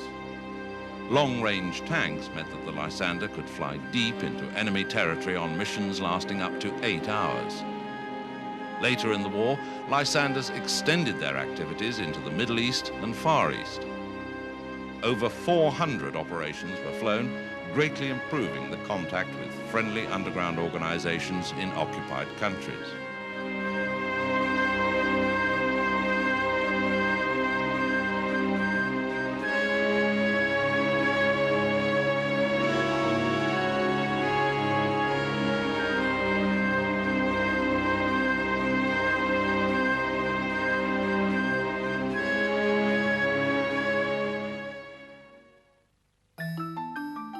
The Hanley Page Marathon was designed as a medium-range feeder airliner by Miles Aircraft. Financial trouble forced Miles to sell the factory and production rights to Hanley Page. In 1953, the RAF received the first of their 28 marathons, which were used as navigation trainers. Powered by 4 Gypsy Queen engines, they were christened Dripsy Queens by the RAF engineers as they dripped oil all over their clean hangar floors. The Martin Maryland and its successor, the Baltimore, were almost exclusively used by the RAF as light reconnaissance bombers in the Middle East. Perhaps its most famous feat was the photographing of the Italian fleet in Taranto Harbour in such detail that the subsequent attack virtually changed the naval balance of power in the Mediterranean.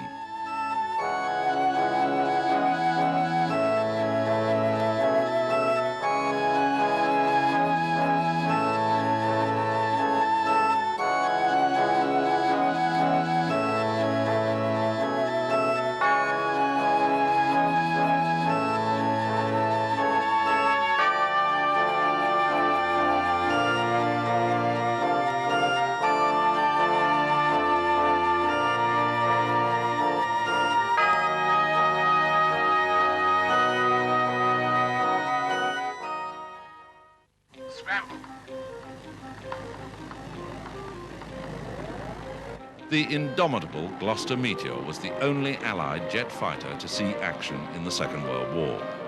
It attacked V-1 flying bombs, but it never actually saw combat with the German Me-262 jet fighter. Overall, the Meteor was used in many roles: as a fighter, night fighter for ground attack, reconnaissance, target towing, as a trainer, and Martin Baker used it as a test bed for its ejection seats. It established many international point-to-point and closed-circuit speed records in the 1950s. Later production versions had a maximum level speed of just under 600 miles an hour, and they were armed with 4 Hispano 20mm cannon. After an illustrious RAF career, the Meteor was phased out of the Air Force in the late 50s.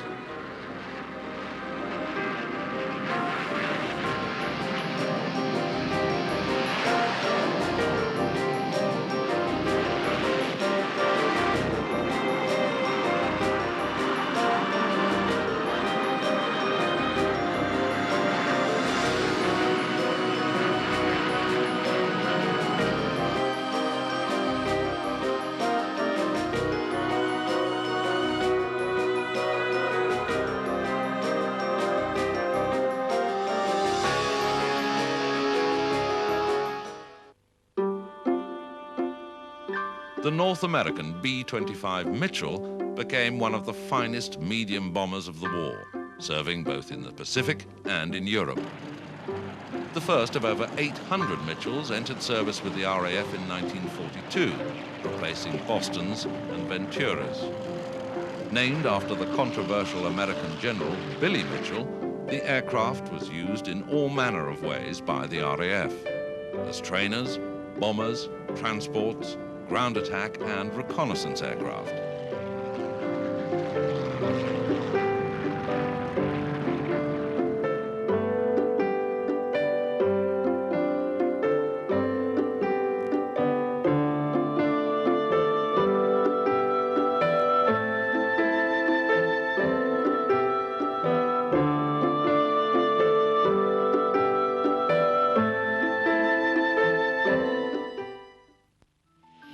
Probably the most versatile aircraft to fly with the RAF during the war, the de Havilland Mosquito, succeeded in every role it was given.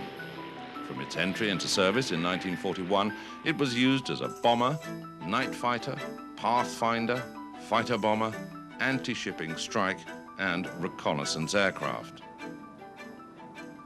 The attributes of the Mosquito were many. At 380 miles an hour, it could evade virtually all German fighters.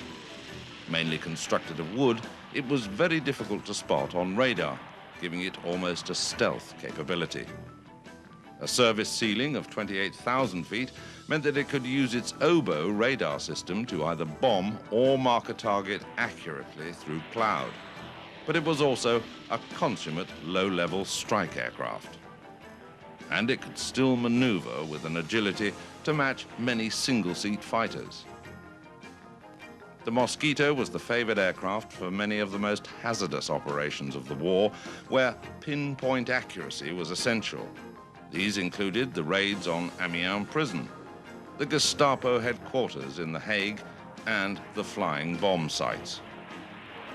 Almost 7,800 Mosquitoes were built, and the last examples, PR-34A reconnaissance versions, were not withdrawn until the end of 1955.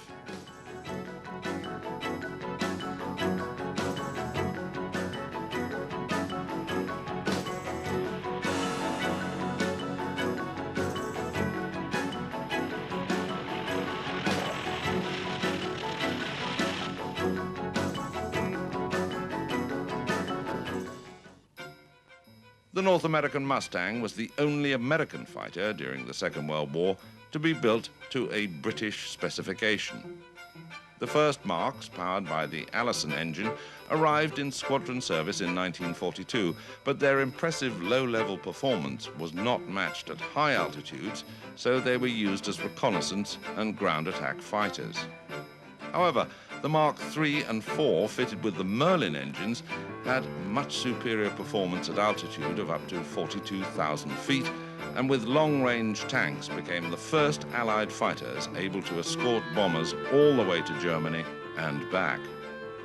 With a top speed of 442 miles an hour, Mustangs were also ideal aircraft to counter the flying bomb threat. Hundreds of the bombs were shot down over southeast England during the autumn of 1944.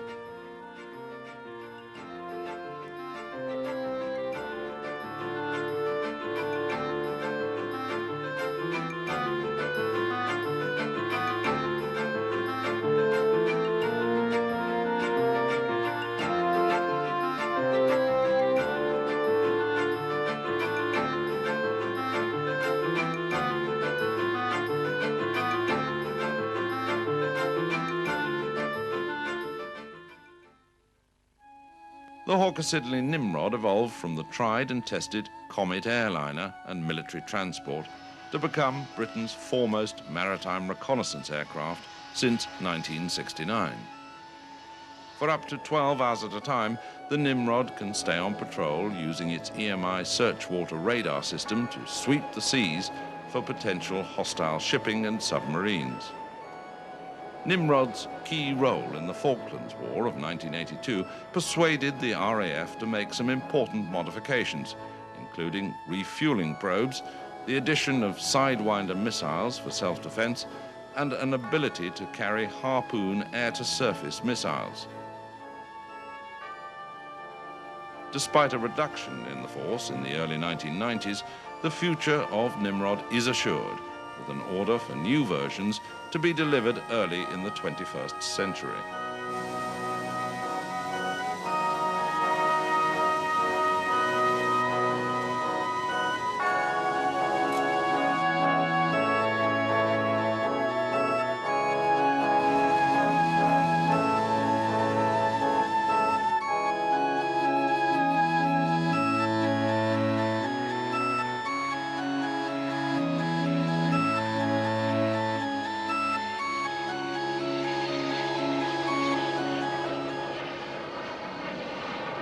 The Lockheed Neptune was a long-range American bomber which was used by the RAF as a stopgap maritime reconnaissance aircraft until the arrival of Shackletons in quantity.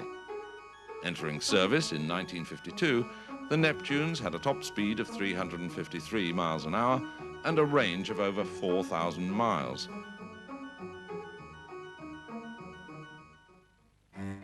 The McDonnell Douglas Phantom was an American-built fighter and ground attack aircraft that was ordered by the RAF after the supersonic Harrier project was cancelled. Entering service in 1969, Phantoms were impressive aircraft with a top speed in excess of Mach 2, despite the political decision to install unsuitable Rolls-Royce Spey engines. Fitted with a look-down, shoot-down radar system and a wide range of weaponry, the Phantoms proved to be very useful aircraft until they were finally withdrawn in 1992.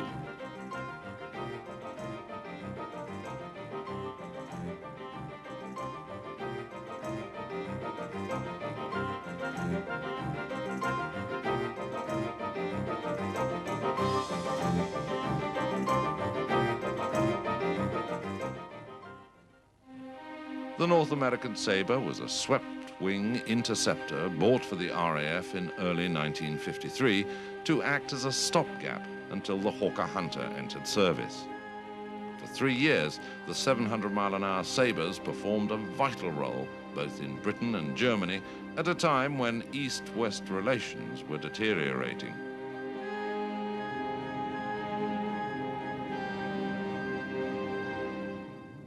The Supermarine Scarpa was a reconnaissance flying boat that entered service in 1935. As virtually a modernized version of the Southampton, the Scarpa saw active service from bases in Malta and Egypt, flying protection patrols for neutral shipping during the Spanish Civil War. The last Scarpas were replaced in 1938.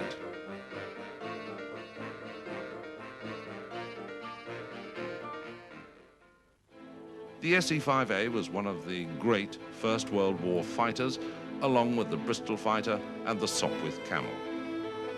First flown on active service in 1917, the SE-5A was probably the best aircraft to be built by the Royal Aircraft Factory and was the chosen aircraft of some of the best-known aces of the war, including Mick Mannock and Billy Bishop.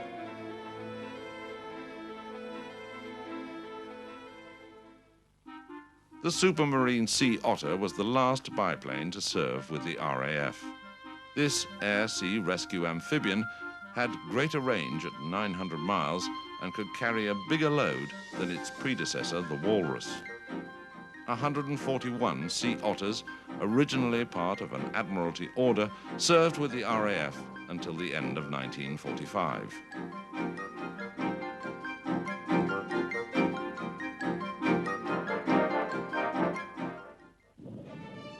Following the cancellation of the airborne early warning version of the Nimrod in 1986, the RAF ordered the Boeing Sentry E-3D.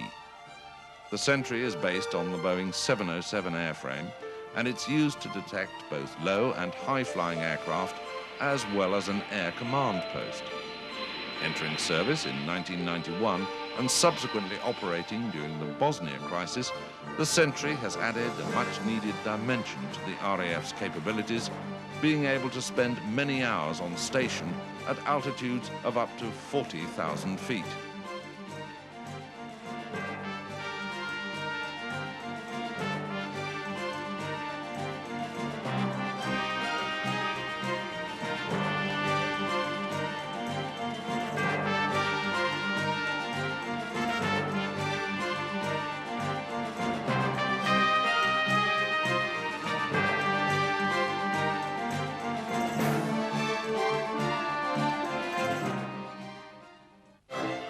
The Avro Shackleton was the last in the line of 4-piston engine heavies produced at the Avro Works in Woodford.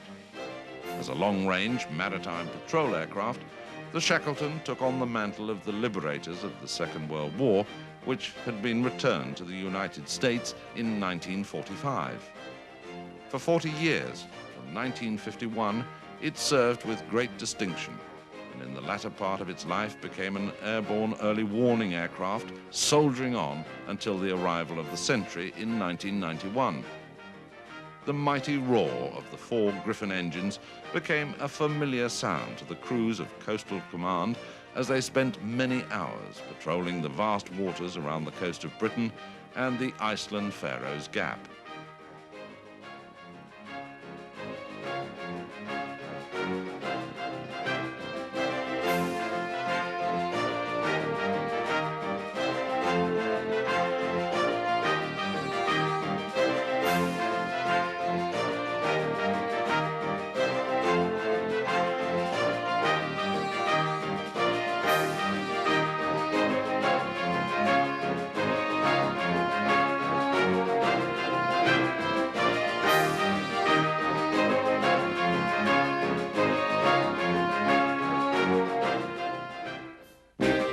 The Supermarine Southampton was a reconnaissance flying boat that served with the RAF from 1925 until 1936. In their years of service, they became famous for their long-distance flights to all the corners of the world. In 1927, 4 Southamptons left Britain on a 27,000-mile trip via the Mediterranean, India and Hong Kong before arriving at Singapore a year later. These elegant aircraft were immensely reliable despite a modest performance, a cruising speed of no more than 85 miles an hour and a range of just under 1,000 miles.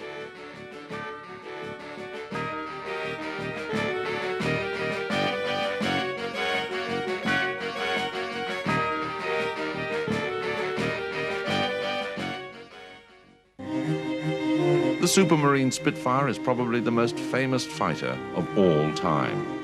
It was designed by Supermarine's chief designer R.J. Mitchell as a private venture following the success of his monoplane seaplanes in the Schneider Trophy races. Entering service in 1938, it went through many improvements during the early years of the war, gaining legendary status as the aircraft that helped to win the Battle of Britain. By 1942, the Focke-Wulf 190 had outclassed current Spitfire variants and more improvements were needed. What emerged was originally considered a stopgap aircraft, but the Mark 9 went on to be the most widely used variant of all 5,656 being built. An uprated 1,660 horsepower Merlin 61 engine was installed, giving a top speed of 408 miles an hour, and immediately this Spitfire began to get the upper hand over its German adversaries. Its standard armament was 2 20mm cannon and 4 303 Browning machine guns. Until the end of the war, the Mark 9 was to be the standard version, equipping up to 90 squadrons.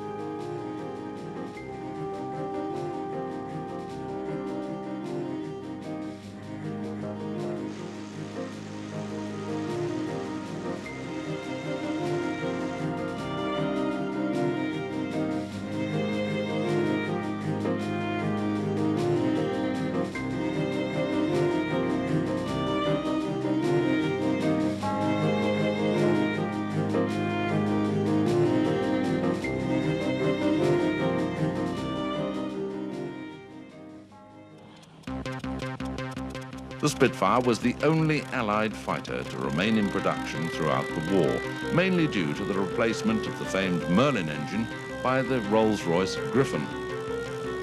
This gave more than 2,000 horsepower and made the Spitfire one of the fastest piston-engine aircraft in 1945, 8 years after the first versions were delivered.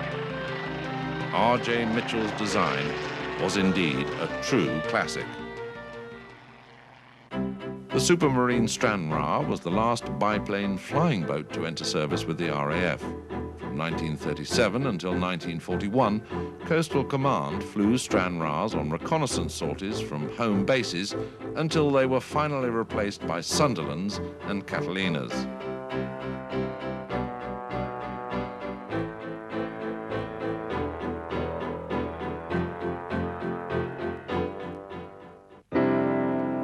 Developed from the C-class Empire flying boat, the short Sunderland was a reconnaissance and anti-submarine flying boat which entered service with the Royal Air Force in 1938.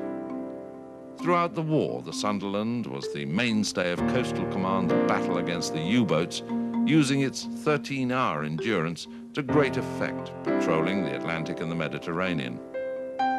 Not only was the Sunderland a good sub-hunter, accounting for 60 U-boats during the war, it was also home to many of the crews who preferred to live on their aircraft between sorties rather than revert to domestic life ashore. After 1945, Sunderlands took part in such operations as the Berlin Airlift and the Korean War, remaining in service until 1959. It was the last flying boat to serve with the RAF. The Supermarine Swift was a swept-wing interceptor designed as a fallback in case the Hunter didn't meet expectations. However, handling problems at high altitude meant that it only stayed in service for 18 months during 1954 and 55.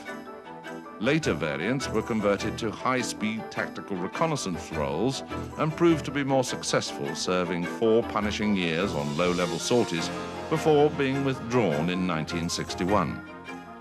The Swift is probably best remembered for a number of speed records, including the new world record of 737 miles an hour in September 1953.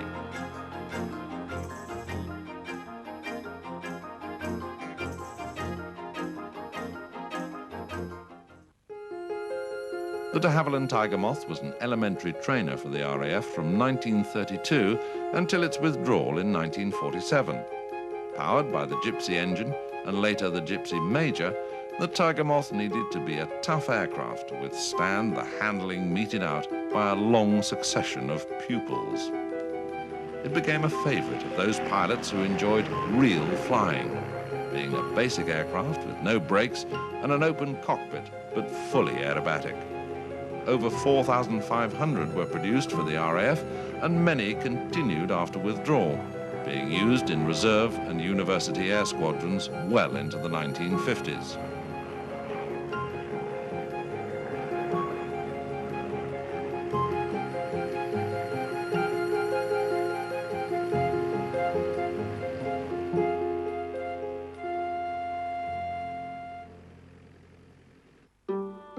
The Hawker Tomtit was produced in response to a specification requiring a replacement for the long-serving Avro 504.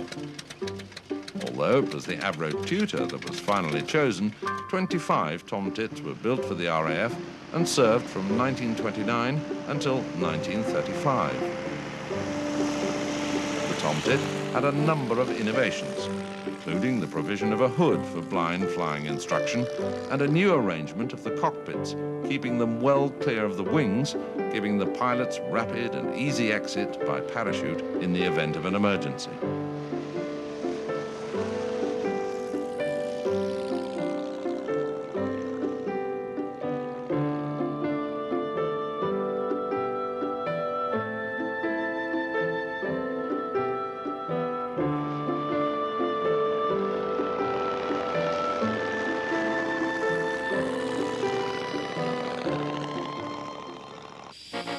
Alone among the 3 countries building the Tornado, Britain required a supersonic interceptor variant to replace both the Lightning and the Phantom. The F-3, which entered service in 1987, is an advanced fighter, carrying both Skyflash and Sidewinder air-to-air missiles, as well as a 27mm Mauser cannon, and using the Foxhunter Intercept Radar look-down, shoot-down system. F-3s flew constant combat air patrols before and during the Gulf War, but found no trade due to the absence of Iraq's fighter force, most of which had fled to Iran. Subsequently, F-3s have been deployed to southern Italy as part of Operation Deny Flight during the Bosnian crisis. It's expected that the F-3 will remain in service well into the 21st century, eventually being replaced by the Eurofighter.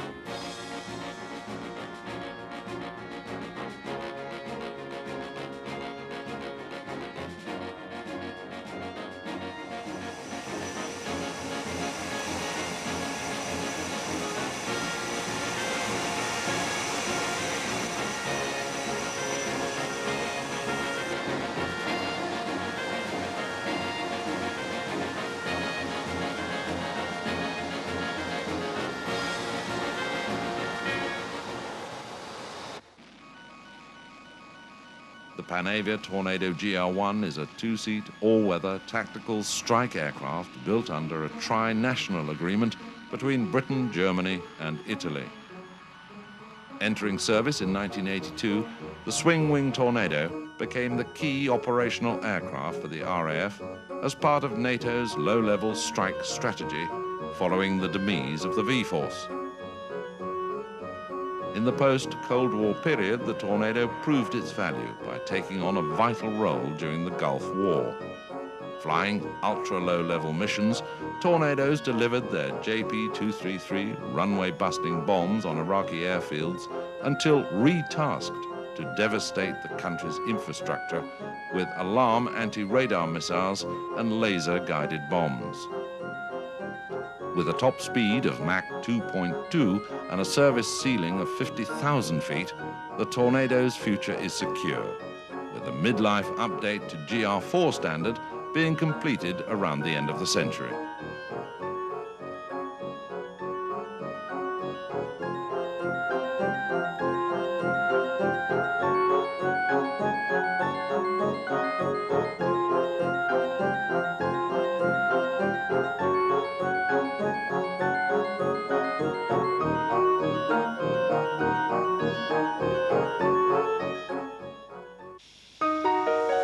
The short Tucano is an ad initio trainer which entered service in 1989 and is based on an original Brazilian design from Embraer.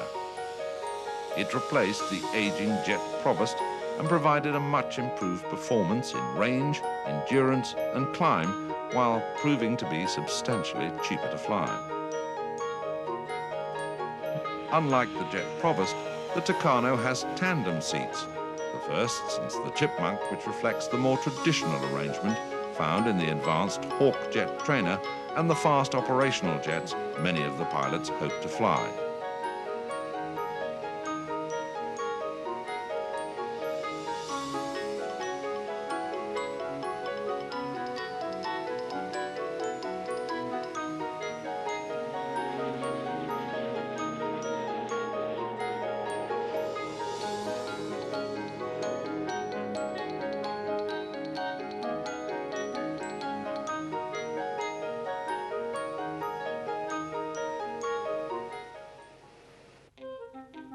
The Avro Tutor was a two-seat biplane trainer which replaced the Avro 504N in 1932.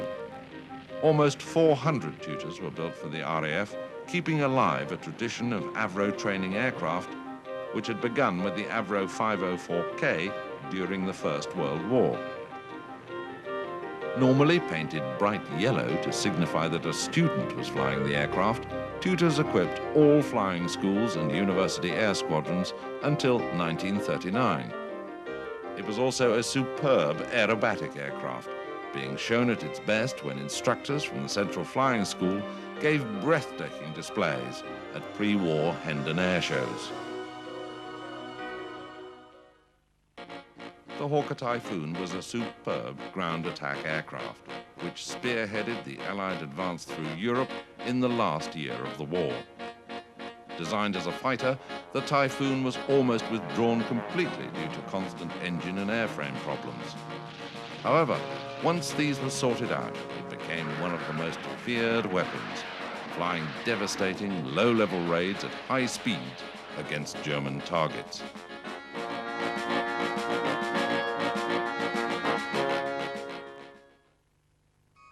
The Vickers Valiant was the first of the V-bombers when it entered service in 1955.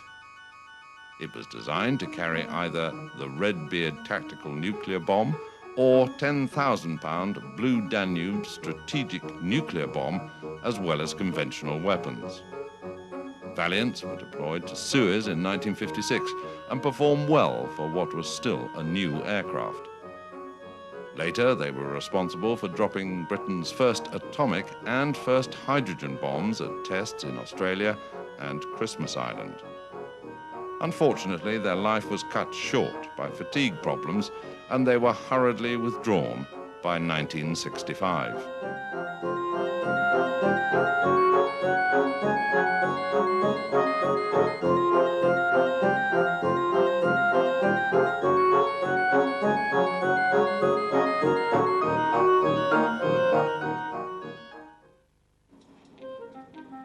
The de Havilland Vampire was Britain's second jet fighter, entering service in 1946. It was built in fighter, fighter bomber, night fighter, and training variants. The last examples being withdrawn as late as 1969.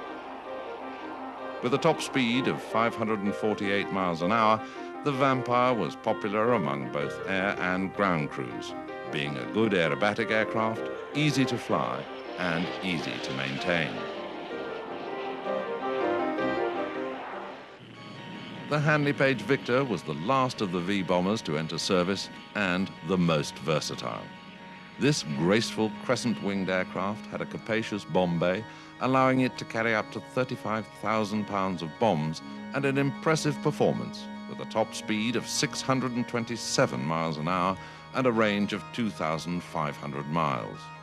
From 1958 to 1968, the Victor was central to the RAF's nuclear bomber strategy, but it was withdrawn from duties when it was found that low-level flight created too much stress. But Victors continued in service as tankers, and as late as 1991 provided vital refueling for Jaguars and Tornadoes during the Gulf War.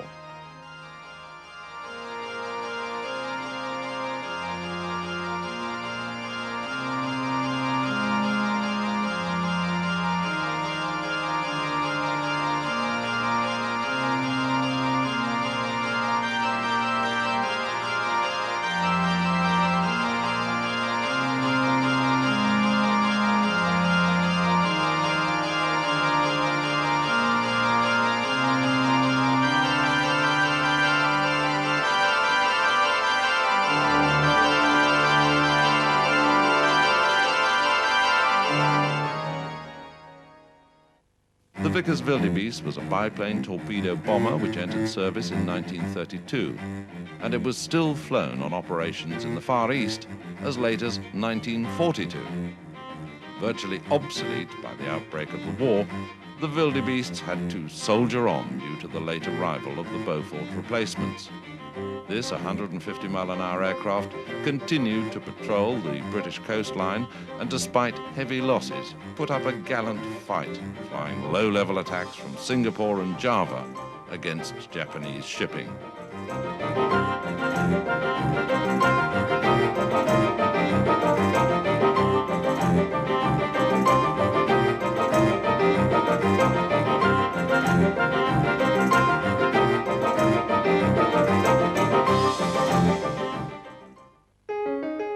The Vickers Vimy was a heavy bomber, built in the last months of the First World War to bomb Germany. However, Vimys didn't enter service until 1919, and orders for 1,500 were drastically reduced to just 200. Powered by Rolls-Royce Eagle engines, the Vimy had a top speed of only 100 miles an hour, but it could carry a bomb load of 2,500 pounds, and it had a range of almost 1,000 miles. Unlike most of the other heavy bomber types built for the war, Vimys survived the post-war cuts and continued in service until 1933, initially as bombers and transports, and finally as trainers. Probably the most famous exploits of the Vimy, though, were the two long-distance flights by Alcock and Brown across the Atlantic and the Smith brothers from Britain to Australia, both in 1919.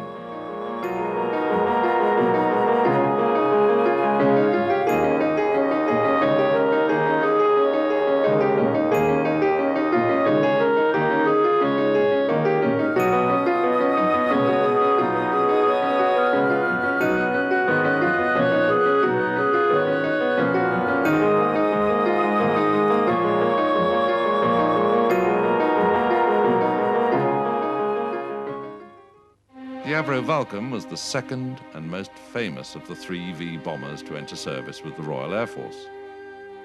With its distinctive delta wing design, the Vulcan became the backbone of Britain's nuclear bomber force until the job of delivering the nuclear deterrent passed on to the Royal Navy in 1968. 134 Vulcans were built at the Avro factories in Woodford and Manchester, the B Mark II having a maximum speed of 645 miles an hour and a service ceiling of 55,000 feet. Vulcans stayed in service as conventional bombers until their planned replacement by Tornadoes in 1982. But they added a final glorious chapter to their life during the Falklands War when they flew long-range strikes against Stanley Airport, a round trip of 7,700 miles from Ascension Island, being refueled by a whole succession of Victor tankers during the flights.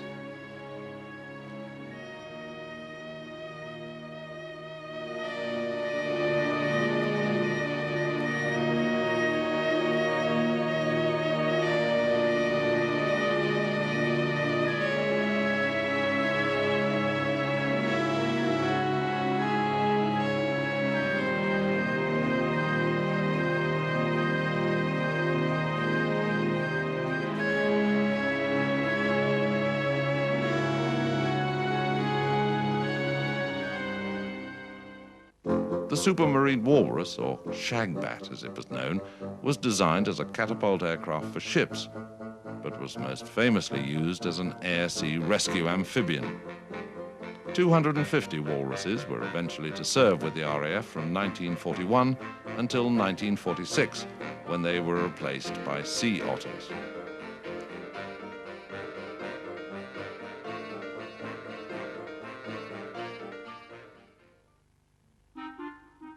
The Westland Wapiti was a general-purpose biplane that was variously used as a bomber and reconnaissance aircraft.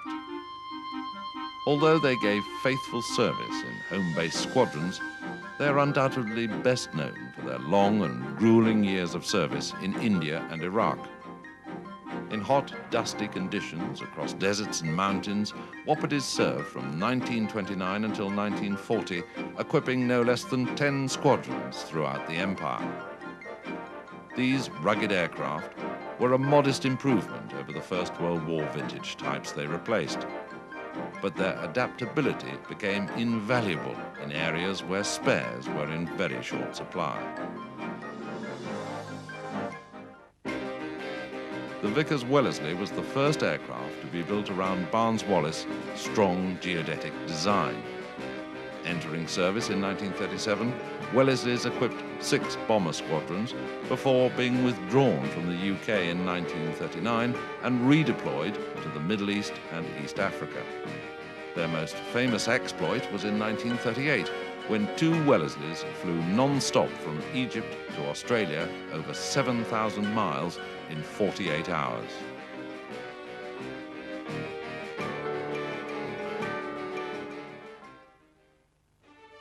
The Vickers-Wellington formed the backbone of Bomber Command's night raids over Europe in the first years of the Second World War.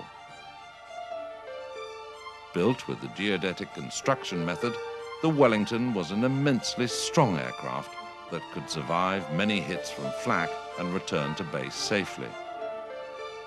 During their operational life, Wellingtons dropped over 40,000 tons of bombs on enemy targets. But the Wellington was far from obsolete, and in 1942 it began a new life in Coastal Command as a reconnaissance bomber sinking 51 enemy submarines. The Wellington was also built in larger numbers than any other bomber in the RAF's history, a total of 11,460.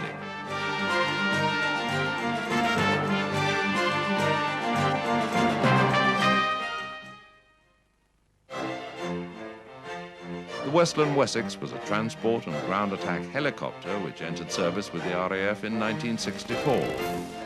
With a top speed of 132 miles an hour and a range of over 450 miles, the Wessex could carry 16 fully armed troops or a load of up to 4,000 pounds. They were used in Northern Ireland on anti-terrorist duties and in Cyprus as part of the UN peacekeeping force.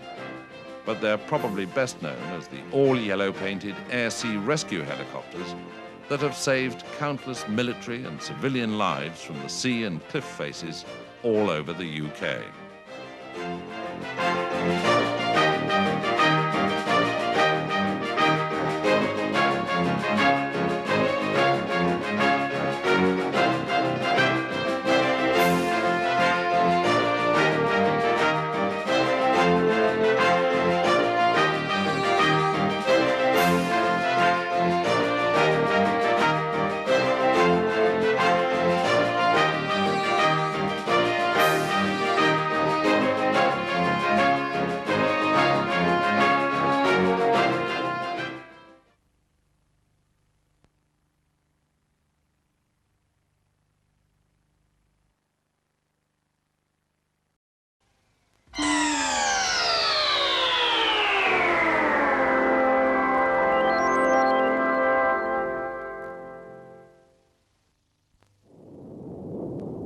A Boeing Sentry of the Royal Air Force is on patrol over the North Sea.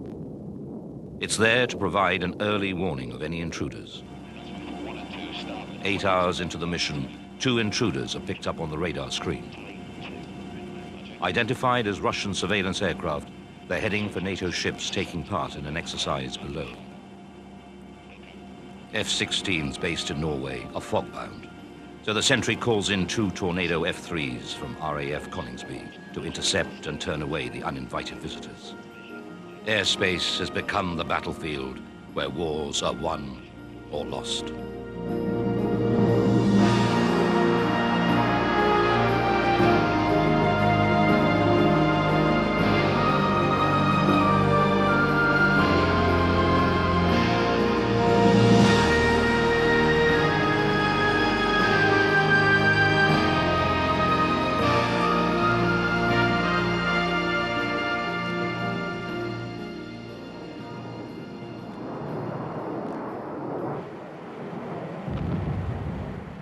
During the course of the 20th century, battlefields changed dramatically.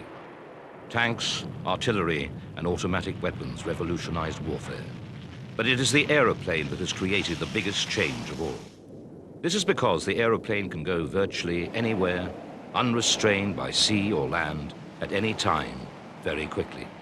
It can fire weapons of unparalleled ferocity and accuracy, and it gives commanders the perspective of the battlefield only achieved by height. 10 seconds. Roger, looking good. Flash. Oh, dear, that went all up. Yeehaw.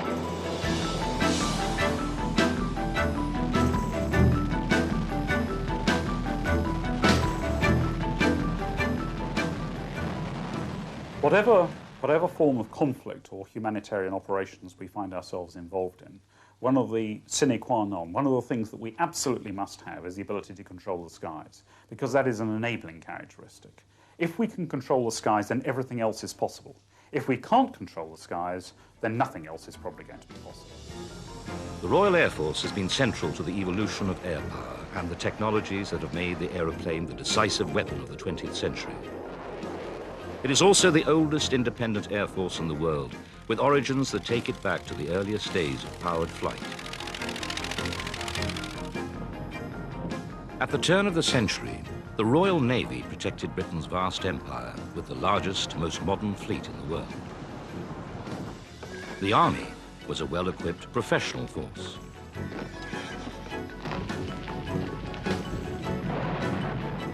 Machine guns and artillery had increased its killing power. The train had given it new speed and mobility.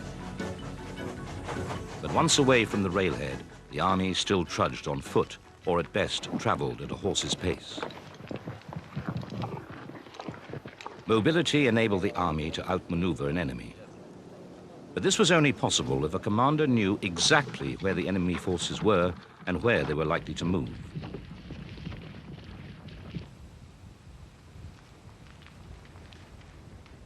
The Duke of Wellington put it best when he said, "I've spent all my life in trying to guess what was on the other side of the hill."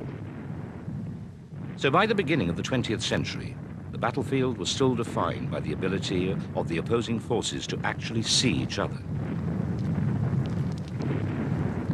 Any reconnaissance was carried out on horseback. Tethered balloons filled with gas or hot air provided a better view, but they were at the mercy of the wind.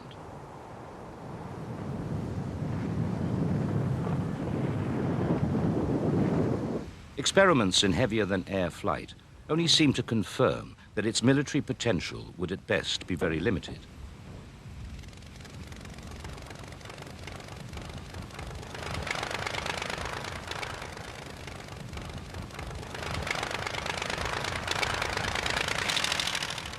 Then, one windy morning in 1903, in Kitty Hawk, North Carolina, two brothers, Orville and Wilbur Wright, changed everything forever. They flew in a machine they called the Flyer. With its small, light petrol engine and a system of movable surfaces, they didn't just fly the Flyer, they controlled its flight. Their success galvanized everyone.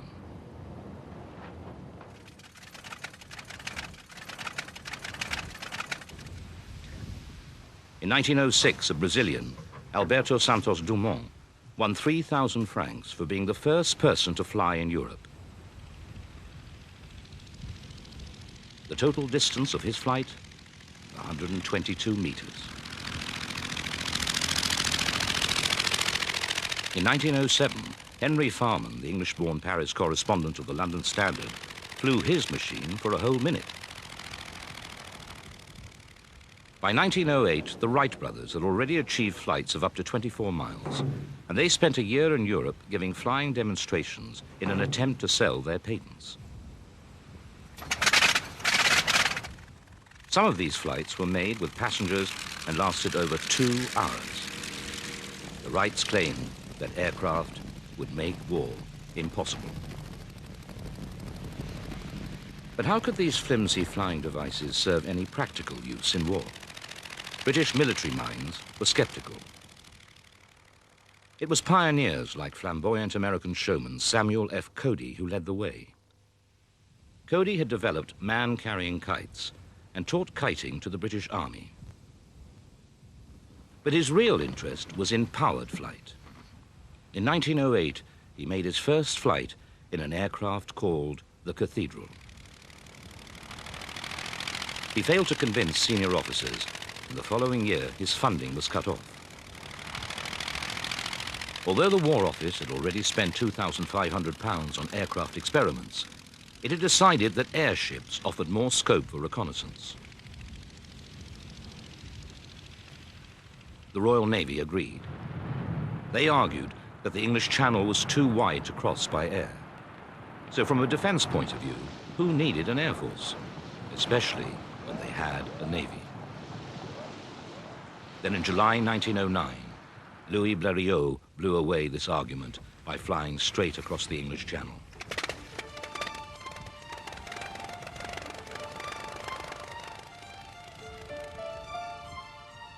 On the following day, a journalist wrote, "When Mr. Farman flew a mile, it was possible to say that an ingenious toy had been invented.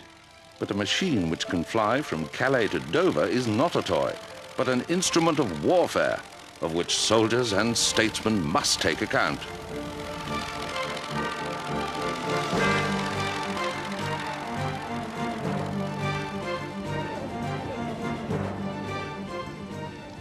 In the following month, around 500,000 people saw Europe's aviators competing at the first great flying meeting held at Reims in France.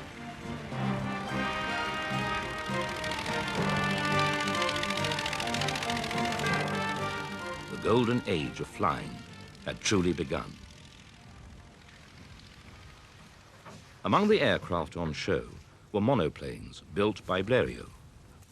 Typical of most aircraft of the period, They were made of wood, canvas and wire and flew at around 45 miles per hour. Controls were basic. A simple control column flexed the wing and the rudder was moved by the foot pedals. Perilously fragile, Blériot's machine was nevertheless very successful and would equip Britain's Royal Flying Corps at the beginning of the First World War. The first Englishman to fly was A.V. Roe, who pioneered triplane designs. Speed, altitude and endurance improved rapidly, although aircraft controls were still no more than basic. With no navigation instruments of any kind, pilots often made their way by using landmarks on the ground. Often they followed railway lines, called Bradshawing after the railway timetables of the period. And with the pilots completely exposed to the elements, warm, heavy clothing was imperative, which meant the aircraft could only just carry the pilot and had little or no lift to spare for bombs or guns.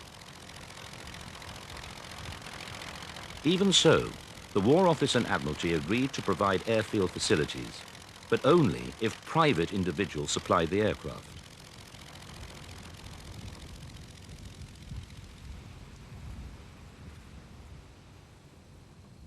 Meanwhile, other countries were building air services. Since 1900, the Germans had been developing giant airships called Zeppelins.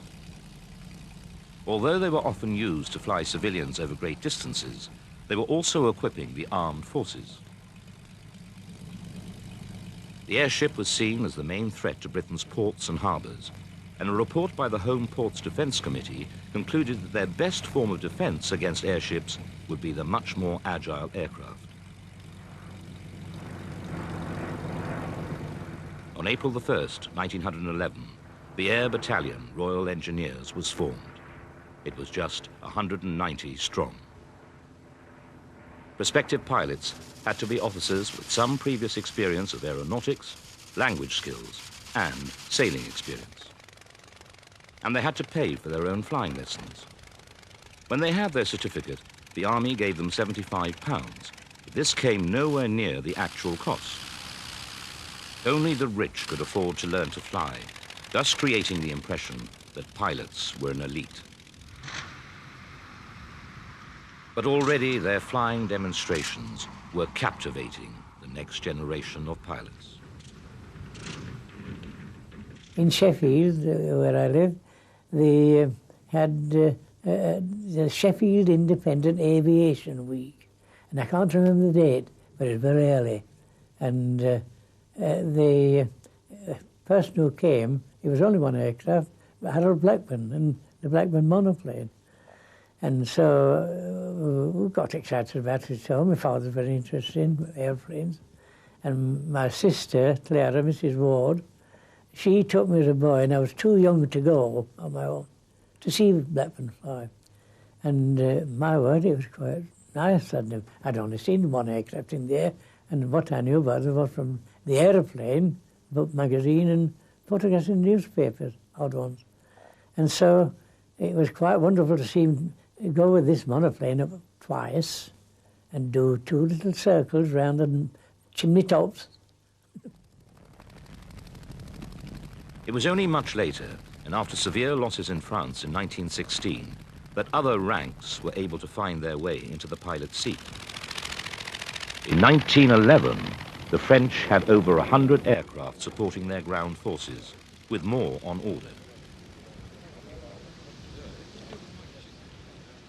Germany had 30 pilots and 37 military aircraft, and they were training for war. By comparison, Britain's service was in a sorry state. The Army had only 11 qualified airmen, the Navy 8. And for equipment, all they had was a motley selection of aircraft and 2 worn-out experimental airships. Something had to be done. Aviation at the time was perhaps more dependent than people have often realized, more dependent on ancillary technologies than might otherwise have been the case. It's one thing to take some lengths of timber, wire, fabric, and build an airframe. But into that airframe you have to install an engine, which has its own technology, its own evolution. It has dependency on the chemistry of its fuels and its lubricants. It depends on the metallurgy of the steels and the white metals and so on from which it's made. And all of these things had to be brought together at a time when nobody really knew what they were doing all that well in any of these different technologies. So it was a jolly difficult situation. And so in April 1912, the aviation sections of the Army and Navy were merged into one organization called the Royal Flying Corps. Its first commander was Major Frederick Sykes, who spent the next 2 years building up the RFC.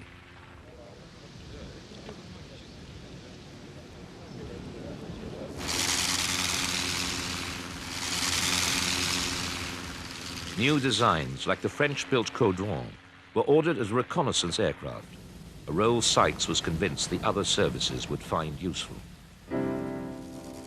Shortly after this, the Avro 504 came into service.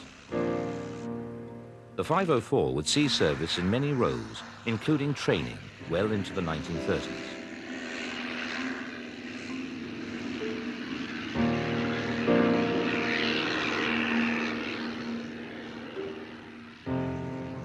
Meanwhile, the Navy continued to experiment with aviation.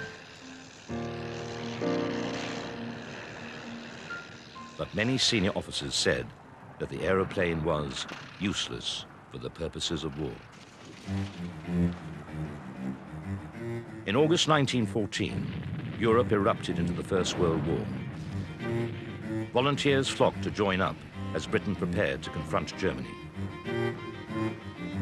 6 squadrons of the RFC, 860 personnel and 45 aeroplanes left for France, although nobody really knew what they would do when they got there.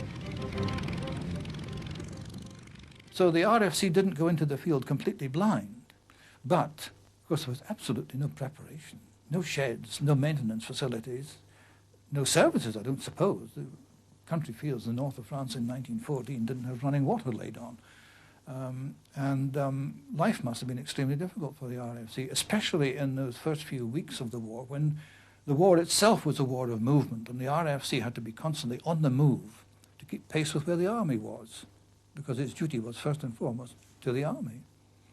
So they had their problems, and durability of these aircraft, probably with no hangarage of any kind, in the first few weeks were almost insurmountable.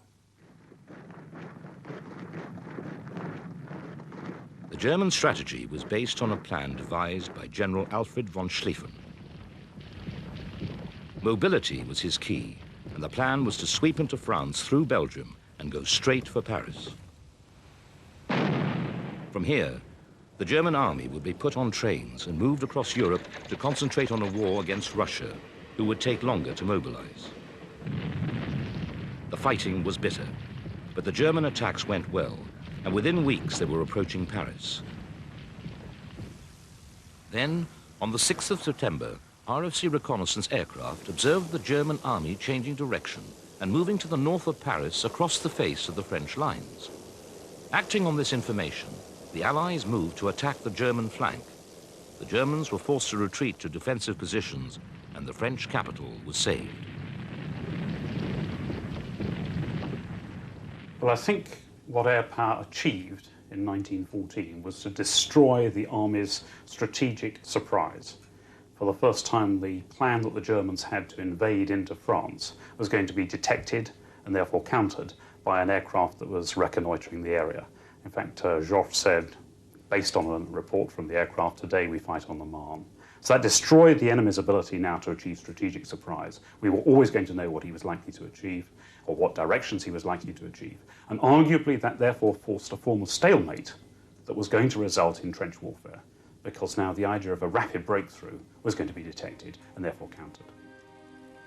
For the first time, the aeroplane had played a key part in changing the face of war. With the advantage of surprise lost, the only alternative was to start a war of attrition. The war was supposed to be over by Christmas. Instead, there was muddy deadlock with both sides facing each other in trenches across a winter wasteland. Boredom, cold, mud, and mass slaughter became the norm as two huge armies battled this way and that for a few yards of ground. Artillery, supported by aircraft acting as spotters, had become one of the most lethal weapons on the battlefield. Well, from the strategic reconnaissance, one now saw the utility of aircraft in spotting for artillery.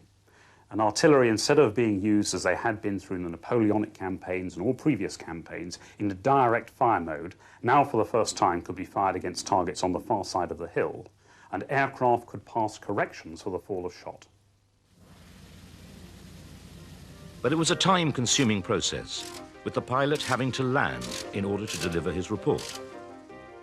The arrival of wireless telegraphy speeded the process up considerably. Aerial photography was also used, often revealing the massing of troops, which indicated that a major attack was brewing. Aerial reconnaissance was becoming essential. But soon it became obvious that to prevent the other side from getting back home with the information, aerial attack was called for. For the first time, domination of the sky assumed military importance. In the early weeks of the war, pilots had often waved at each other as they passed. Now, they began to shoot. There were one or two combats flown, not specifically by a great man called Norman Spratt, who had been a pre-war pilot at Hendon, and he made one or two attempts to bring German aircraft to battle, as it were. But armament was ineffective, and in one or two of these occasions, all he had was a pistol, a simple handgun. Though on another occasion, he had fought with the German aircraft without doing any damage visibly, and he came down rather cross and devised the primitive weapon of a length of control cable with a hand grenade at the other end of it. And he went off intent on trying to fly above the enemy aircraft and entangle this dreadful weapon in the enemy airplane's propeller. Of course, he didn't succeed, but the thought was there, and the spirit was willing. And I really think that perhaps Norman Spratt, more than any man, has the right to be regarded as the world's first single-seat fighter pilot. A fast-moving aircraft was very difficult to hit. Then, Roland Garros, a French aviator, used a fixed machine gun which fired forwards through the propeller, which was fitted with metal plates to deflect any bullets which struck it. He downed 5 German aircraft before being shot down himself and captured.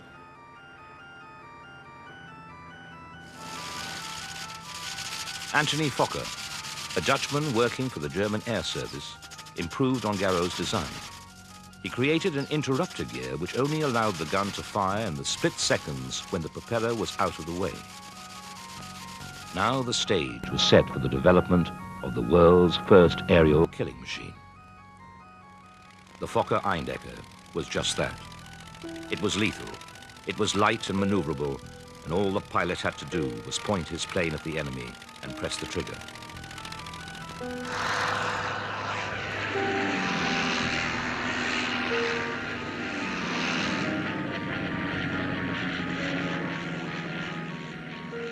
British reconnaissance aircraft like the BE-2, which was very stable in flight but slow to maneuver, was defenseless against the Eindecker. It became known as Fokker fodder. The Eindecker scourge of 1915 had begun. These aircraft suffered from their stability, which was their raison d'etre in the first place. If they were brought to combat by a more maneuverable aeroplane, such as the Fokker monoplane, the BE-2C had the greatest difficulty in defending itself and getting away. In the first place, it was generally slower than the Fokker, and its armament, such as it was ineffectively installed, was generally fired by the observer alone, and he was in the front cockpit, surrounded by struts, wires, engine and propeller in front of him, and pilot behind him, and it's not a good idea to shoot the pilot. especially if you're the observer in the front seat with no flying controls. So he had a very limited field of fire. The Germans, flying in large formations, had won control of the air.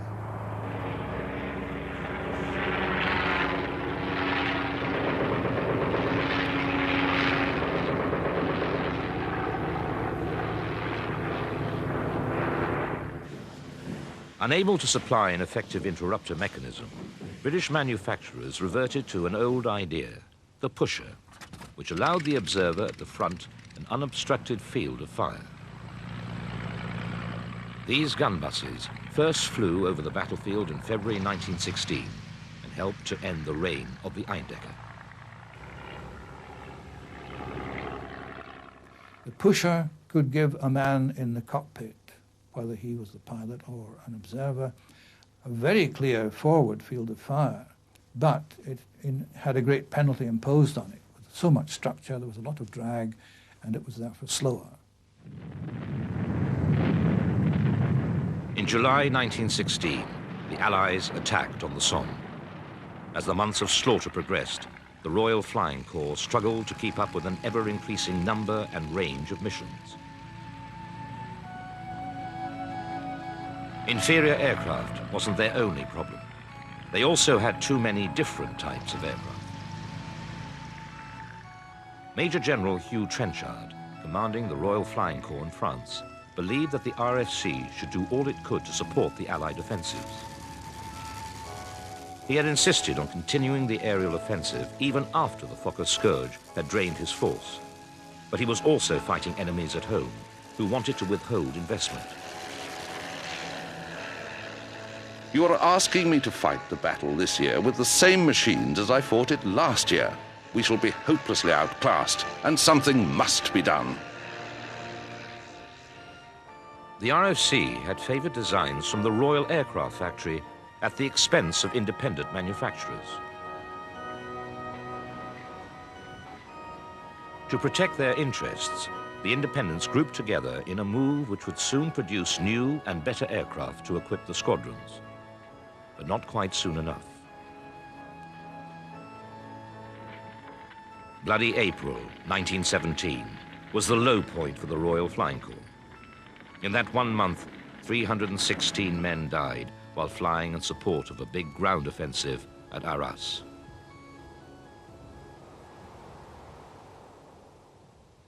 Their worst hour came early in 1917 when the type and its variants, the 2D and the 2E, had been kept in production far too long, far beyond the final point of viability of the type. Still equipped with obsolete aircraft like the BE-2, they came up against the might of the Jaster, wings formed by the German Air Service specifically to put as many aircraft as possible into the air at one time. Somehow, the RFC survived and was soon fighting back with new aircraft. 3 types delivered in 1917 were some of the best aircraft of the war. The SC-5A was undoubtedly the best aircraft to come out of the Royal Aircraft Factory and was popular with pilots because it was stable, which made it a good gun platform.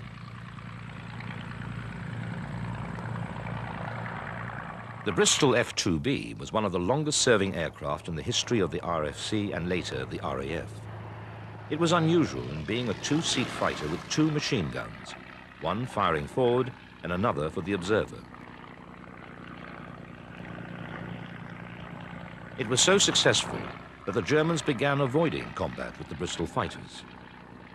Eventually, it was the first fighter to equip all the fighter and reconnaissance squadrons. But possibly the most famous of the 3 new types was the Sopwith Camel. The Camel was flying by Christmas 1916, and it was a great step forward in the RFC because it was the first British fighter to have twin synchronized Vickers guns firing forward through the propeller.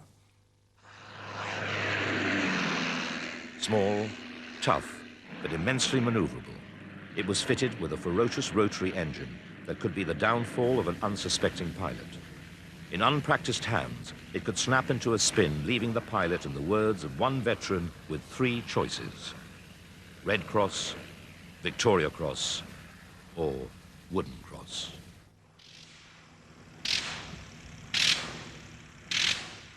In experienced hands, though, the Camel was the greatest dogfighter of the war and shot down more enemy aircraft than any other Allied fighter. In its heyday, it was unmatched by any German fighter save one, the Fokker triplane. The battle for air supremacy began again. The RFC, and later the RAF, pursued an essentially aggressive war. Trenchard was very keen on maintaining the offensive against the enemy at all costs. And this meant that our aircraft were over German-held territory to a far greater extent than German aircraft ever crossed over Allied territory. This meant that the German fighter pilots had a far bigger supply of potential targets than Allied fighter pilots did. And our offensive patrols had to reach out over enemy territory just as much as the bombers did. Fast packs of highly maneuverable fighters would confront each other before breaking to engage in individual combat. They learned the hard way that the best way to attack was from above and with the sun behind them.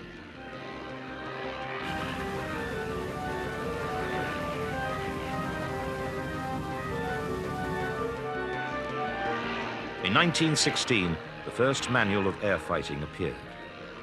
It began by describing the nature of both British and German pilots. The British pilot likes the idea of fighting. He's a quick thinker compared with the enemy. He has the advantage in maneuver. The enemy pilot is of a gregarious nature, from long national training bound by strict rules. The enemy pilots are often uneducated men, simply drivers of the machine. The gunner or observer is considered a grade higher than the pilot.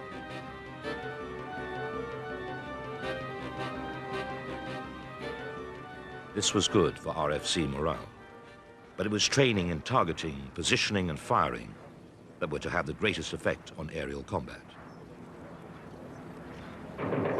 Pilots were advised to fire from 50 yards and to aim at the pilot of the enemy aircraft because machines go up every day and return absolutely under control, but having dozens or even hundreds of holes in different places.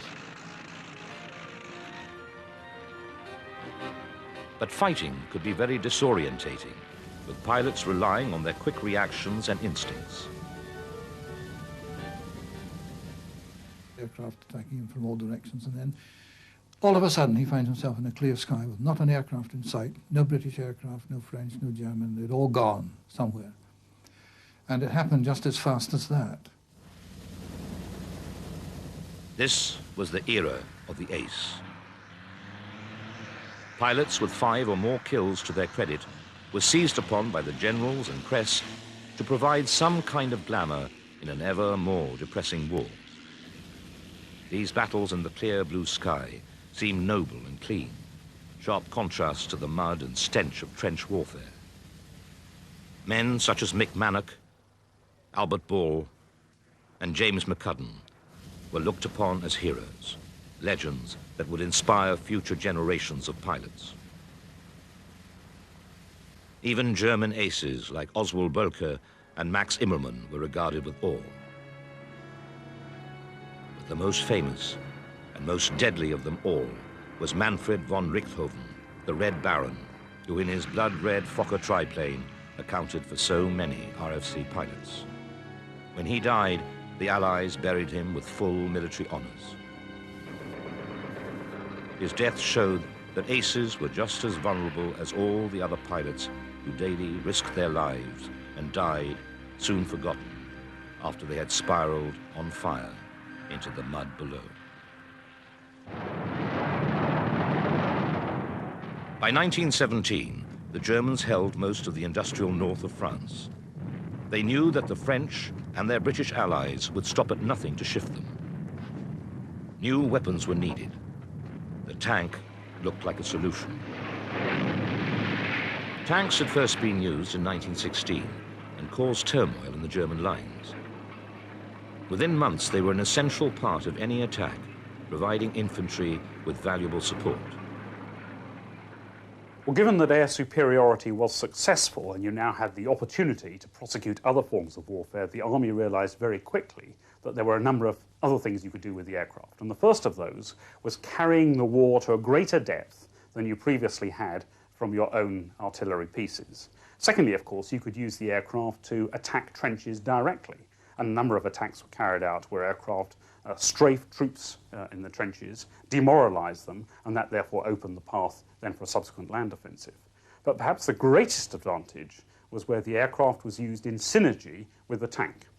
The tank itself became very, very vulnerable to attack by artillery in direct fire mode. And the way in which the aircraft was used, therefore, to destroy the enemy's artillery allowed the tank to achieve its full potential and to exploit the enemy weaknesses. Attacking targets of tactical importance to the Army, such as artillery, trenches and railways, had been the main role of the RFC since the earliest days of the war.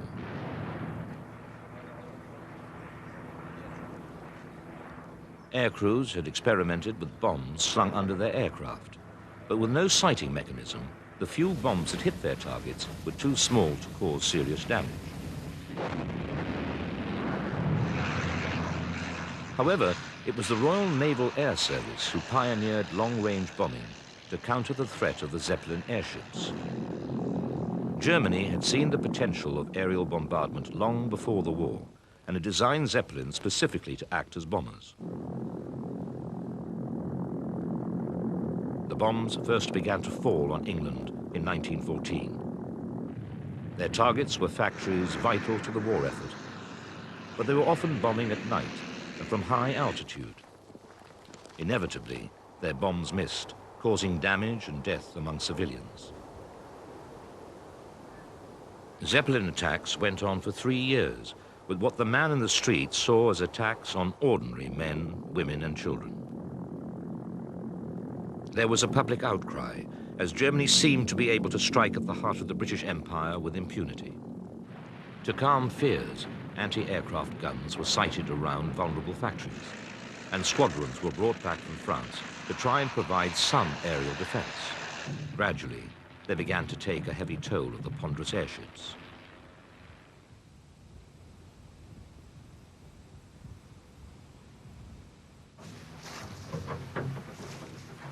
The RNAS had realized early in the war that aerial bombardment could extend the ability of the Royal Navy to hit strategic targets.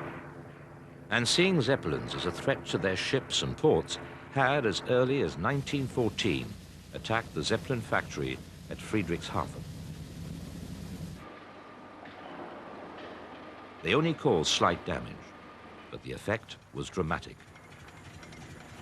4,000 men and anti-aircraft batteries were hastily removed from the Western Front and sent to defend the factory. The RNAS were eager to continue the bombing of strategic targets, and the Admiralty asked Handley Page to build a bloody paralyzer that would stop the Germans in their tracks. The result was the Handley Page 0100, which was gigantic.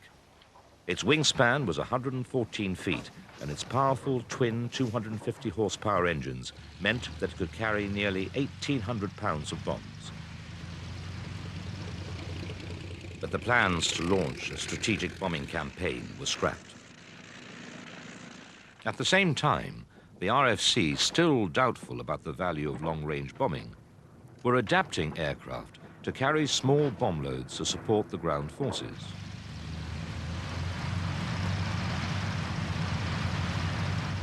However, the resulting lack of maneuverability and armament made them vulnerable to the German fighters.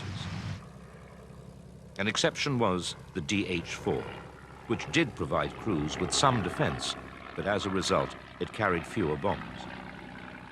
Then, in 1917, the Germans bombed London, using an aircraft flying from France. German air raids on London continued throughout the summer. Their Gotha bomber could carry just over 1,000 pounds of bombs, not an immense payload, but their attacks were so frequent and the defences so inadequate that a new public outcry ensued. Parliament acted swiftly, asking the eminent South African statesman, General Jan Smuts, to report. He recommended the setting up of a strengthened, unified Air Force for home defence. He caused uproar when he suggested that the day may not be far off when aerial operations, with their devastation of enemy lands and destruction of industrial and populous centres on a vast scale, may become the principal operations of war, to which the older forms of military and naval operations may become secondary and subordinate.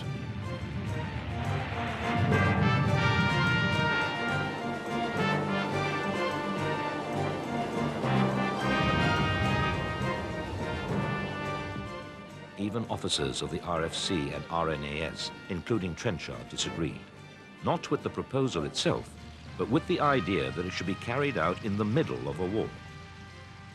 Parliament, however, did agree.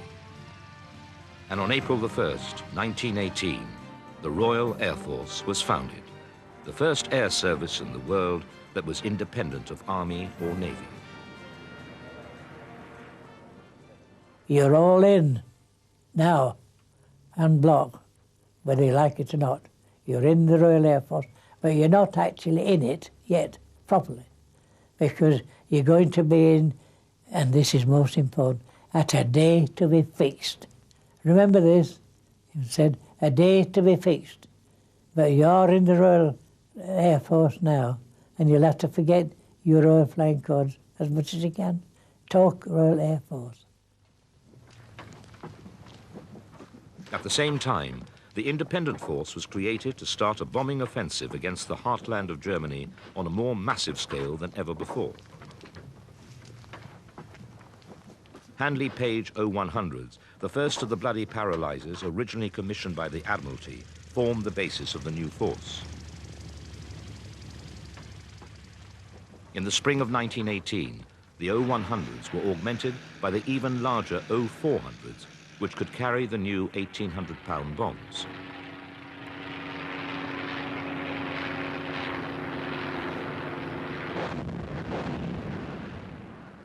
A night bombing must have been a very hairy exercise in those days because there were really no aids to night flying worth talking about. Cockpits were fitted up with funny little P-bulbs, electric P-bulbs that illuminated individual instruments. There were no navigational aids worth talking about. It was very much a case of by guess and by God and pray for fine weather.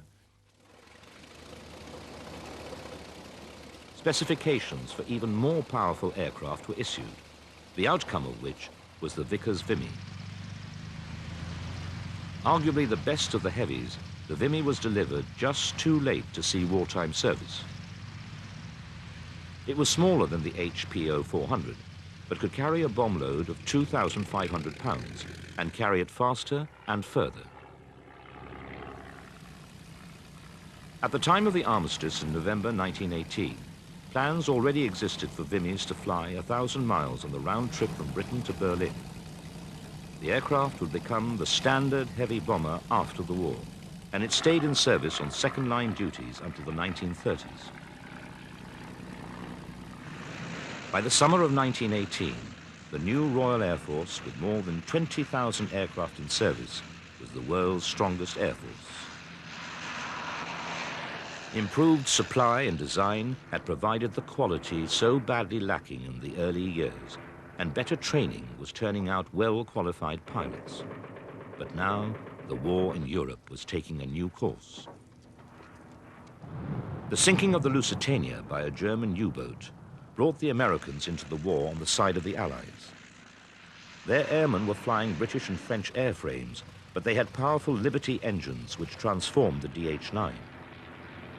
A point had been reached where the Americans wanted to use our DH-9A, and by some local arrangements, I don't know how much liquor changed hands in the negotiations, but an agreement was reached, entirely unofficially, that the Americans would deliver two Liberty engines to their British counterparts in France, and they would then get one of the Liberties back with a DH-9A airframe attached to it. So they got their DH-9As, complete with Liberty, and we got an extra Liberty. I don't know what that did to the official statistics, but it must have helped things along a bit at the time. The Russian Revolution in 1917 had led to the collapse of the Russian army, allowing the Germans to move troops from Russia to the Western Front. In the spring of 1918, the Germans mounted their biggest attack of the war. The RAF found itself in the thick of the fighting, flying combat patrols, bombing and reconnaissance missions day and night. On one day alone, they shot down 49 enemy aircraft and 6 observation balloons. The German attacks finally ground to a halt in July 1918, and the Allies launched the final offensive of the war. As the exhausted German forces retreated, the RAF found their targets out in the open rather than in deep trenches.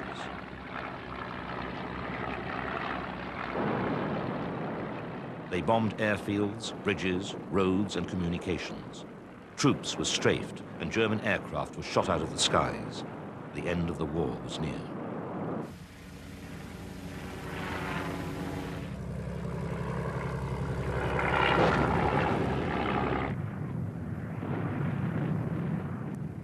On November the 11th, 1918, the armistice was signed. The RAF had finally won the air war, but at a cost. Losses in one squadron alone, number 80, were appallingly high. In the last 10 months of the war, 168 officers were either killed or wounded.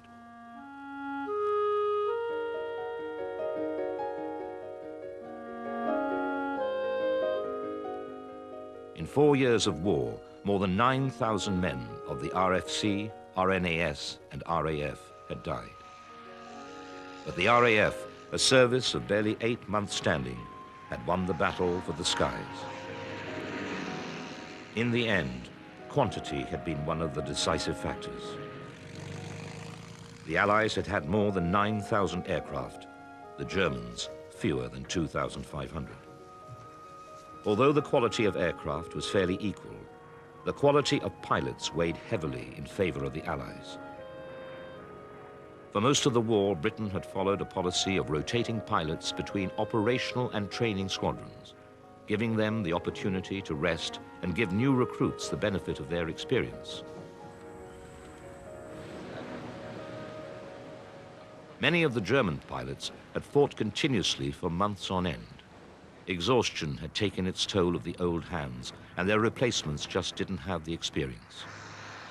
Air power came of age in the First World War. Barely 15 years after the Wright brothers had flown at Kitty Hawk, the aeroplane had changed the face of war forever.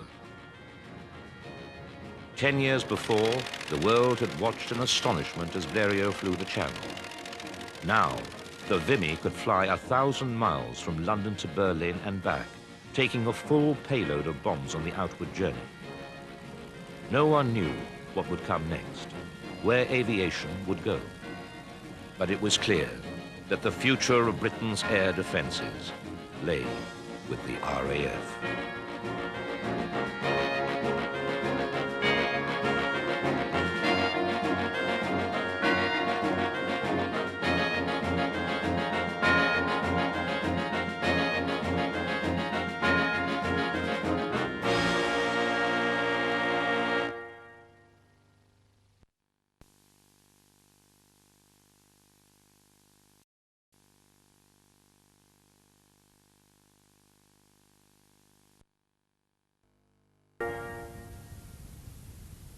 The Diamond 9 is probably the most famous maneuver the Red Arrows display. It's a move that's thrilled crowds all over the world for more than 30 years. But these displays are more than just entertainment. They present a dazzling shop window for British industry, coaxing export orders from around the world. They inspire the men and women who serve in the RAF and command the respect and support of the taxpayers who ultimately foot the bill. For 80 years, such performances have helped the RAF keep its independence, because during its entire existence, it has been under attack from forces at the very heart of power in Britain.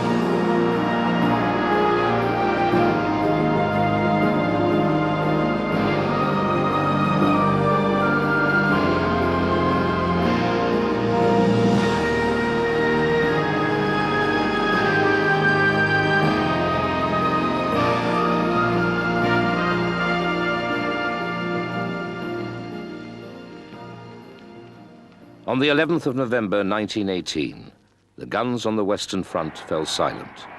The slaughter of World War I had finally come to an end. The RAF, which had only been formed 8 months earlier, was now the largest air force in the world.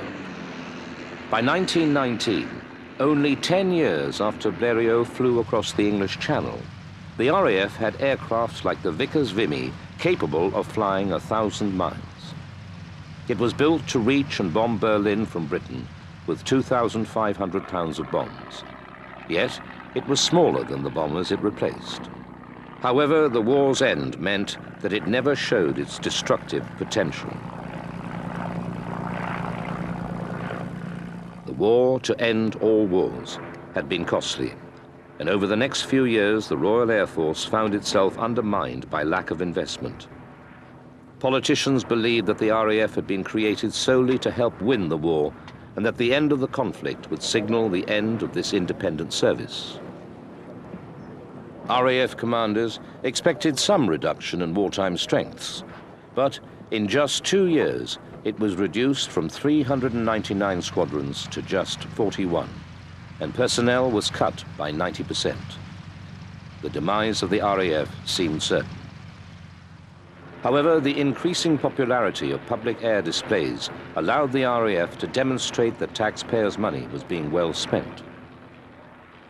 Well, it's no doubt that there was a fair amount of goodwill towards the Air Force at the time, but I think there was also a fear that unless something was done to help the Royal Air Force, then if a bomber came to attack the United Kingdom, then we would find ourselves virtually defenseless. So there was this desire not only to help the Air Force in its infancy, but there was also a desire to get better protection.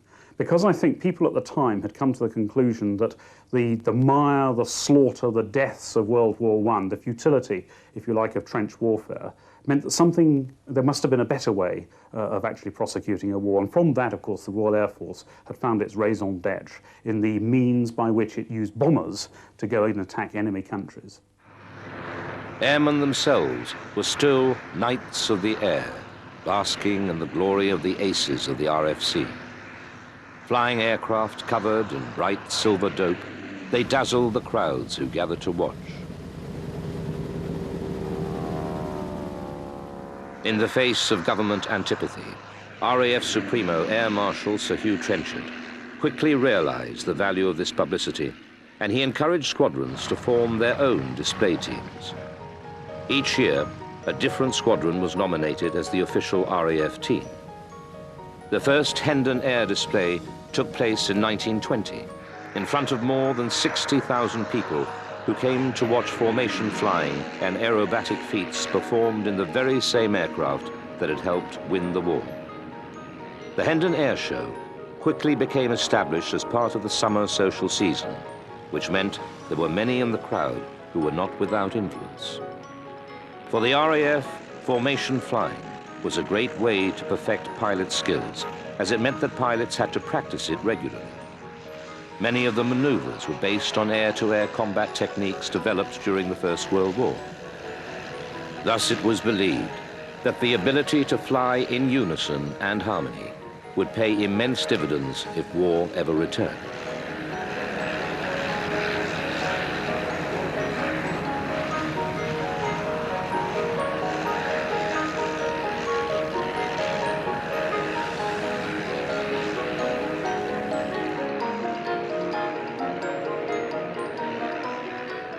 Manufacturers were also keen to feed off the public enthusiasm, and for them, a new Types Park was created to show off their latest aircraft. The people adored it all.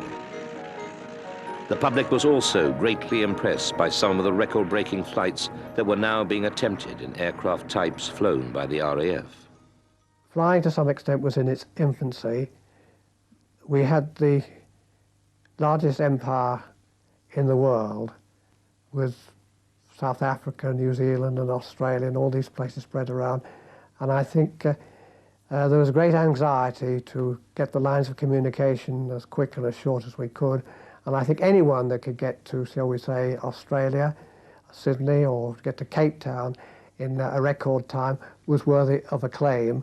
And then, of course, also the mystique that was attached to aircraft by the people that didn't fly. It was something that was so new and so, you know, exciting and so romantic. The publicity generated by the success of such adventures was invaluable in establishing the importance of aviation, and, by association, that of the RAF itself.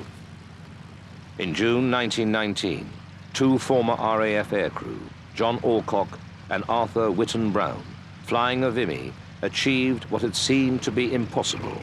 They bridged the Atlantic by air. Then, in November of that year, two brothers, Ross and Keith Smith, took off in a Vimy from Hounslow near London at the start of the longest flight the world had ever seen.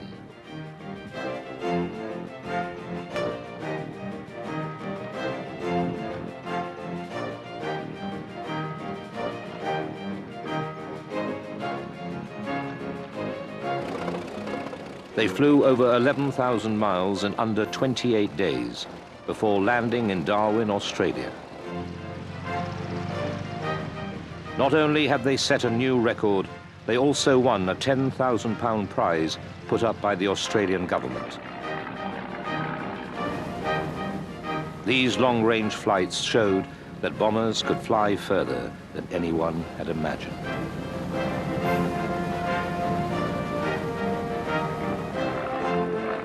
This Vimy was built to recreate the Ross's epic flight.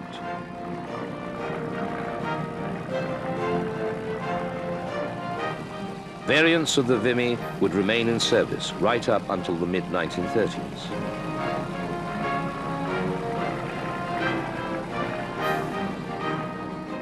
To be the best, or the fastest, or the highest, has always been the goal of pilots and manufacturers alike. As soon as a record was set, it had to be beaten. The pilots became the superstars of their day. London to Cairo, London to Cape Town, Cairo to the Cape. All these routes and more were pioneered in the 20s, often by military aircraft, and were soon in regular use by civilian airlines. The red, white and blue was flying on more than flags around the world. In the 30s, even as the clouds of war were rolling in across Europe, aviation records were still being broken. 3 Vickers-Welsleys, flown by RAF pilots, set the long-distance record in 1938 by flying non-stop from Cairo to Australia, over 7,000 miles in 48 hours. These were the first aircraft to be built with a tough and durable lattice frame designed by Barnes-Wallis. Long-distance flights like these did more than just raise the profile of the RAF. They also forced military strategists to think long and hard about the use of air power in future conflicts, and the bomber was central to their ideas. Well, you have to realize that in the aftermath of World War I, there was a belief that there must be a better way of prosecuting a war. The slaughter of the First World War and the trench warfare and the futility of all that made people think, surely there is a better way. Now, the better way seemed to lie in the opportunities offered by a bombing force. Don't forget, of course, that Britain suffered very heavily in 1915 and 1917 from German air raids, and the belief, therefore, was that a bomber could be used to attack strategic and critical targets that would take an enemy out of the war. Plus, there was, of course, the romance, as I alluded earlier, of the aircraft itself. Now, why was it we didn't buy a fighter force in the first instance? Well, that was largely predicated upon the view that the space, the aerospace, is such a vast area, and you have vagaries of cloud and light, that to find a bomber force as it comes to attack a target is going to be almost impossible. And that was certainly the experience of fighter pilots in the 1920s and 30s. Finding an enemy force was going to be very, very difficult. And therefore, it was going to be impossible, therefore, to stop an enemy bomber force from attacking your critical targets. And that's what gave rise to Prime Minister Baldwin's bon mot, the bomber will always get through. And so the idea was that if you are going to fight the enemy, there is no point in building up a large fighter force because that will be wasted. It won't be able to attack the bombers because it won't be able to find them. If you want to fight an enemy, you bomb them more quickly than they can bomb you. And by that means, you take them out of the war first. Trenchard had become an ardent believer in the ability of the bomber to win wars, a belief reinforced by the writing of the Italian theorist, General Giulio Douhet. Douhet foresaw how, in future conflicts, aircraft could go far behind the fortified lines of defense without breaking through them. The battlefield will be limited only by the boundaries of the nations at war, and all of their citizens will become combatants, since all of them will be exposed to the aerial offensives of the enemy. There will be no distinction any longer between soldiers and civilians. With the bitter experiences of the First World War on the forefront of his mind, Trenchard warmed to Douhet's theories. The first Sea Lord, Admiral Beatty, wasn't so easily convinced. Trenchard's response was uncompromising. It is on the bomber that we must rely for defense. It is on the destruction of enemy industries and, above all, on the lowering of morale caused by bombing that ultimate victory rests. Beatty had good reason to be wary of air power. General Billy Mitchell had already bombed and sunk a captured German battleship to show that air power was inevitably challenging the role of the Navy as the defender of a nation's strategic interests. Arguably, the Dreadnought was something that was too powerful, too expensive, and too valuable to lose. And indeed, when the aircraft started to be used to attack ships for the first time, as was demonstrated by the Americans in the attacks on the Ostfriesland, it became clear that the heavy battleships' days were numbered, because an aircraft now could sink a ship, which of course was unthinkable in the times before aircraft arrived. Trenchard's faith in the bomber was to be upheld by his successors into the 30s. So much so that the RAF's light bomber of the mid-30s, the Hawker Hind, actually flew faster than the fighters of the day. But of course, aircraft were only part of the story. As Trenchard knew only too well, an air force needs highly skilled people to run it. In creating its own training systems, the RAF inevitably developed its own traditions and infrastructure as an independent air service. Trenchard correctly surmised that the more strongly it became established, the harder it would be to disband. Cranwell, originally a training base for the Royal Naval Air Service, became the site for a new RAF cadet college. School leavers, university graduates, and junior officers transferred from the other services were taught both academic and practical subjects, plus an element of basic flying training. Halton Park was where engineering apprentices were trained.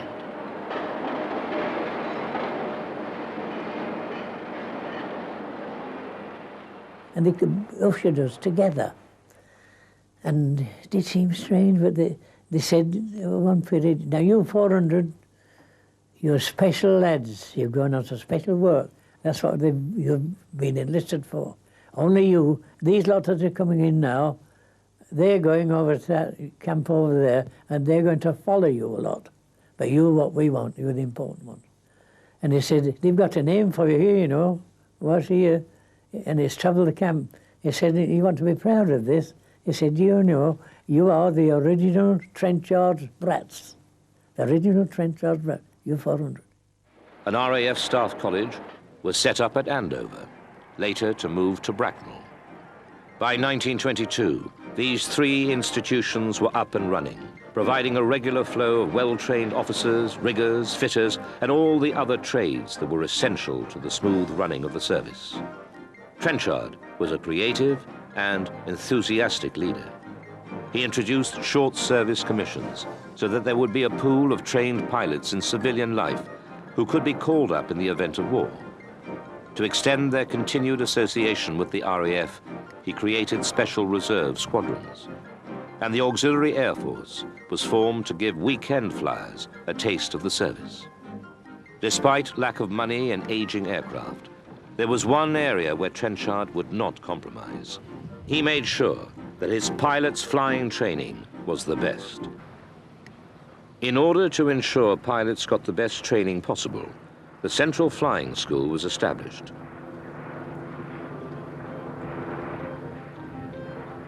Much of their training was on the Avro 504, which was commissioned by the Admiralty and first flew in 1913. Many variants were then produced, which meant that the 504 saw service as a reconnaissance and light bomber plane, as well as being used for home defense during the First World War. This 504K version entered service in 1917 as a basic flight trainer. Its mild flying manners made it the ideal trainer, giving many pilots their first taste of flight. It was fitted with dual controls, and trainees were given 30 hours of instruction before moving on to more advanced aircraft.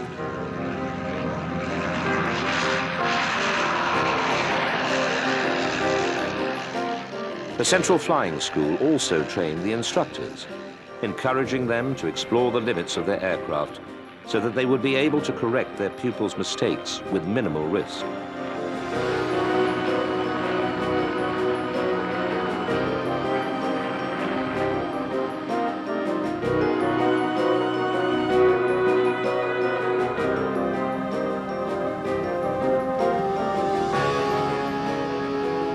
The longevity of the 504 was due in part to a specially designed engine mounting, which enabled it to carry any rotary engine in production at the time.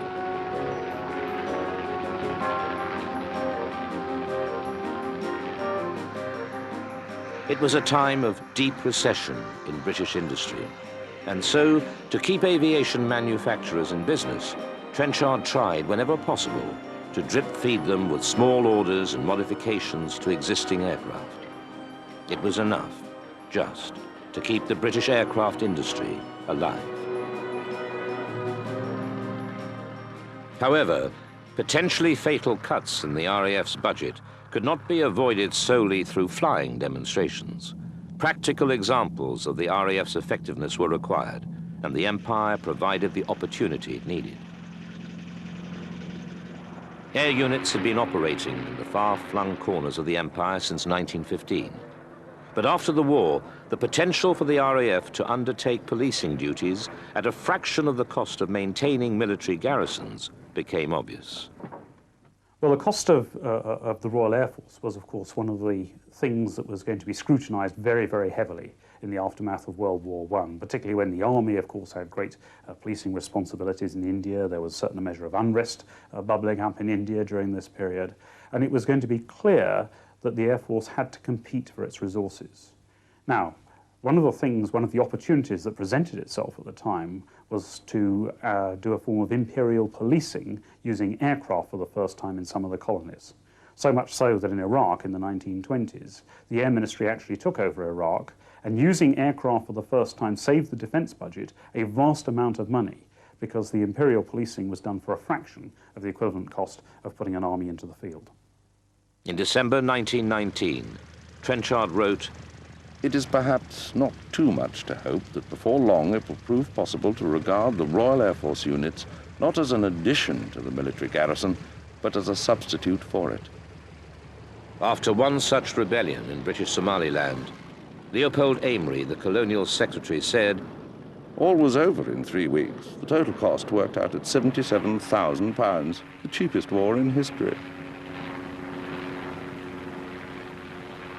Time and again, the RAF would demonstrate the potency of air power, quelling tribal insurrections by flying over deserts and mountain ranges, terrain that would have taken many weeks for the army to cross on foot. At the Cairo Conference in March of 1921, Trenchard's confidence in the RAF received official support. It was given the lion's share of the defense of the Middle East territories, although India stayed under the Army's command.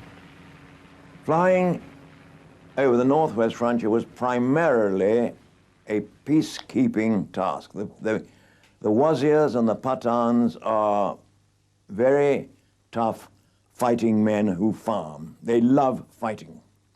And they used to go down and beat up the local towns and occasionally shoot a political agent and things of that sort.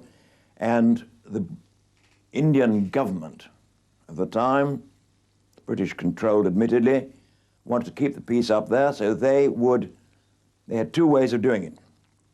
Either to send the army in along the valleys to enforce some form of, let's call it discipline, organized good manners, on the tribesmen, or alternatively the Air Force could sit over the top of the areas of the tribe which was causing the problem and to prevent them doing the farming, which touched their pockets.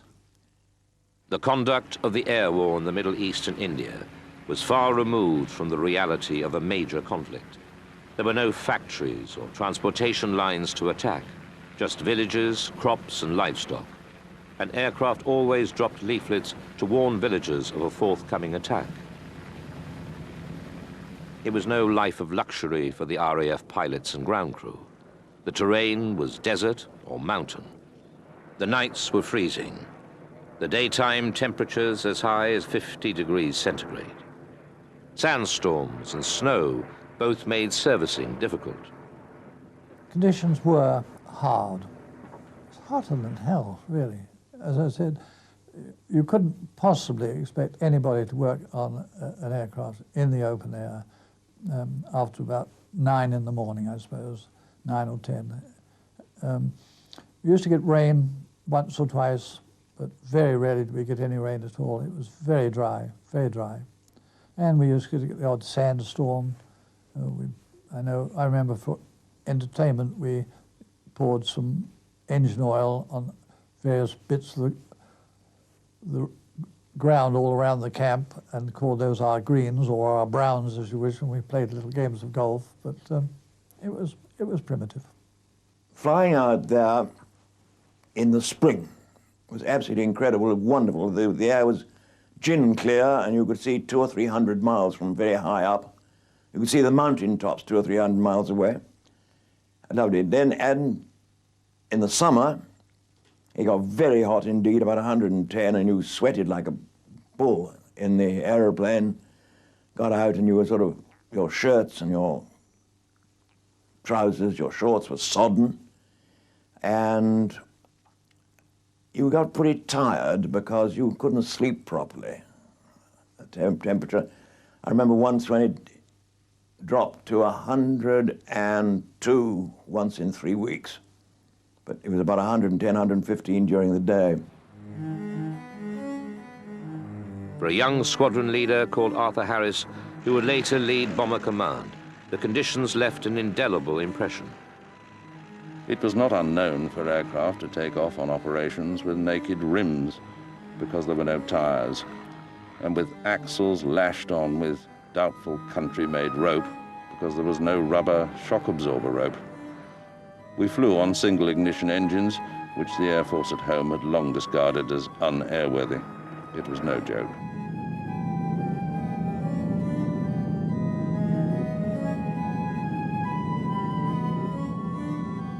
Finally, in the late 20s, units started to receive replacements for their worn-out aircraft. First to arrive was the Westland Wapiti. Using many of the components of the DH-9, the Wapiti soon became one of the most ubiquitous aircraft flown by the RAF in the interwar period. Stable and strong, the Wapiti had an all-round better performance than the aircraft it was replacing. Marvellous aircraft, really was.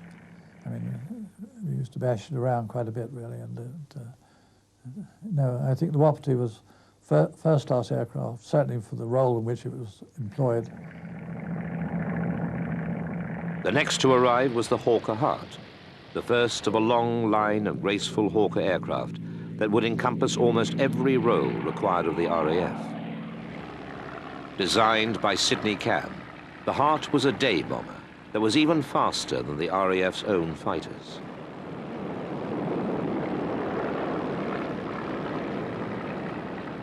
Trenchard, now acknowledged as the father of the RAF, retired on the 1st of January 1930, after more than 10 years of fighting for the future of the service. He had fought his battles in government and in the furthest reaches of the empire, and he had won. He had created an ethos for his service, and now it was at the forefront of military thinking for the future. Although the need for the RAF to police the empire guaranteed its survival, the limitations of this role had not demanded advanced technology. We were very happy flying out there because it was interesting, and you felt you were doing something useful, and we were the only people doing anything useful anywhere in the Air Force. Productive, really useful work for the world at large. So we didn't really worry about whether we were getting better aircraft. We didn't need better aircraft. Better aircraft wouldn't do the job any better. The Hind was the last of the great line of Hawker biplanes. Beautiful to look at, as had been its predecessors, the Hart, Fury, Demon, and Audax. The Hind achieved the distinction of being the most prolific peacetime aircraft ever used by the RAF.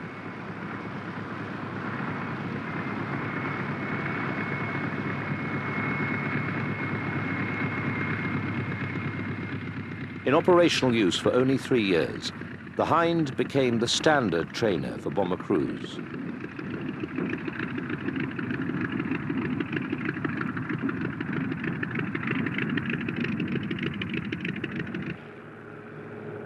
As late as 1937, the Gloucester Gladiator entered service as a fighter. Although it had an enclosed cockpit and 4 machine guns, it still had a fixed undercarriage, and above all, it was a biplane. A stopgap it may have been, but the Gladiator would find a place in the annals of the RAF, not only as its last biplane fighter, but also as an aircraft which, against the odds, was responsible for shooting down over 250 enemy aircraft in the first years of the Second World War.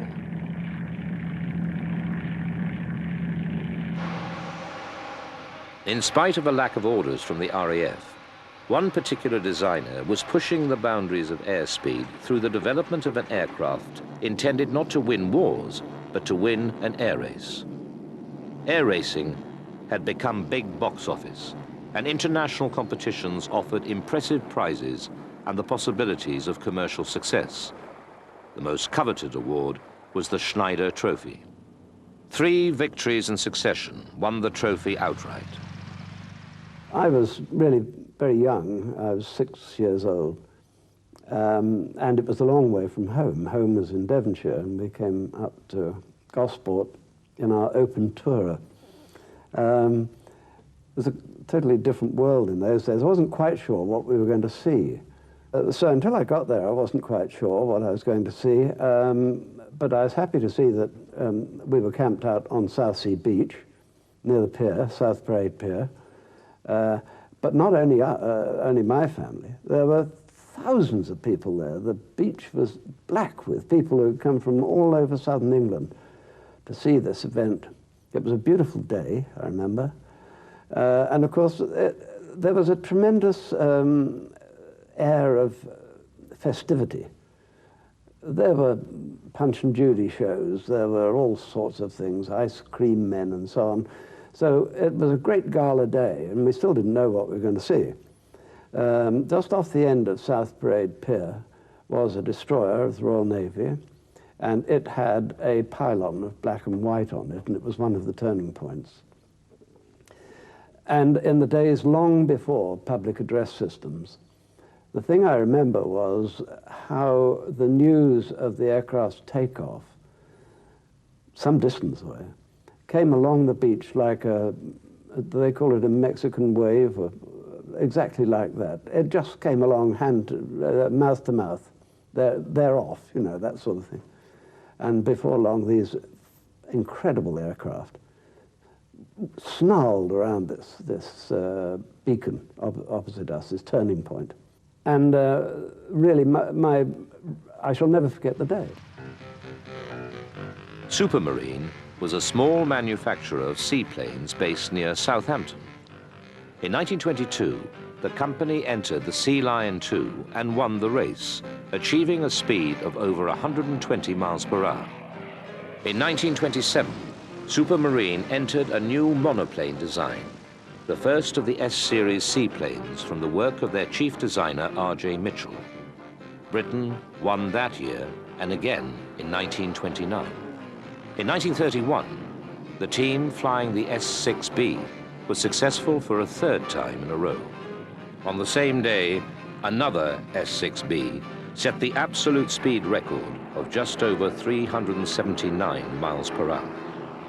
RAF commanders were shattered to realize that a privately built aircraft could fly 170 miles per hour faster than a Hawker Fury, their latest and fastest operational aircraft. The Schneider Trophy success inspired Mitchell to enter a design for an Air Ministry specification for a new monoplane fighter. The official prejudice that had reigned against small, high-performance monoplanes had been crushed by Supermarine's success. It was not a moment too soon. By 1934, it was slowly dawning on the government that something needed to be done about air defenses. As Winston Churchill put it, "We are vulnerable as we've never been before. This cursed, hellish invention and development of war from the air has revolutionized our position.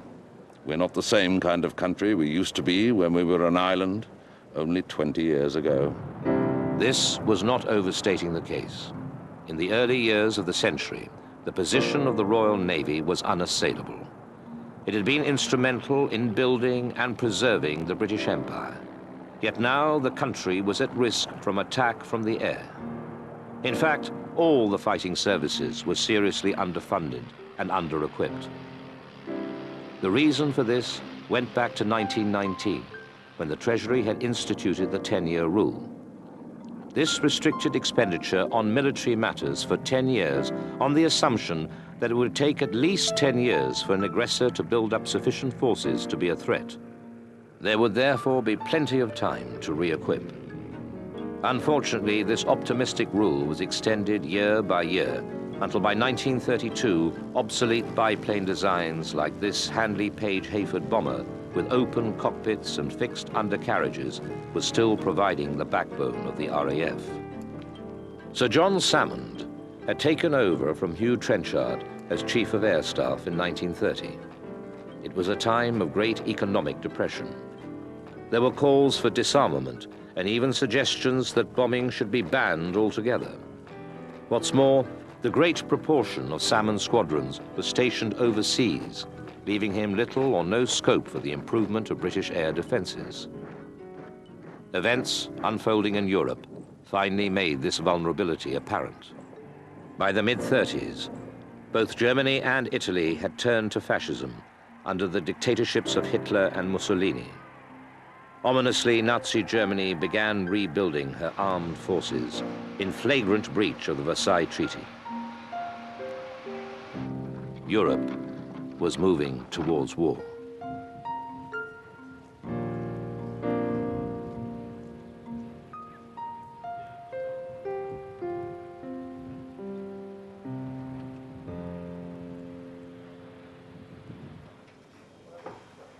Britain's initial response was to instigate a program that would expand its military capabilities, including the development of new bomber types in the vain hope of deterring Germany's increasingly obvious ambition.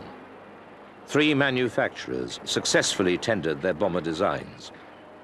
Armstrong Whitworth were to produce the Whitley, Handley Page, the Hampden, but the best known and the aircraft that was to give the longest service of the 3 was the Vickers Wellington. Over 11,000 of these were to be built. The aircraft was based on Barnes Wallis's geodetic design, first tried in the Wellesley. It was to prove extremely resilient to the ravages of anti-aircraft fire. Hundreds were to return from bombing raids with half their fuselage ripped to shreds. But even before these aircraft had been delivered, Britain's priorities had changed.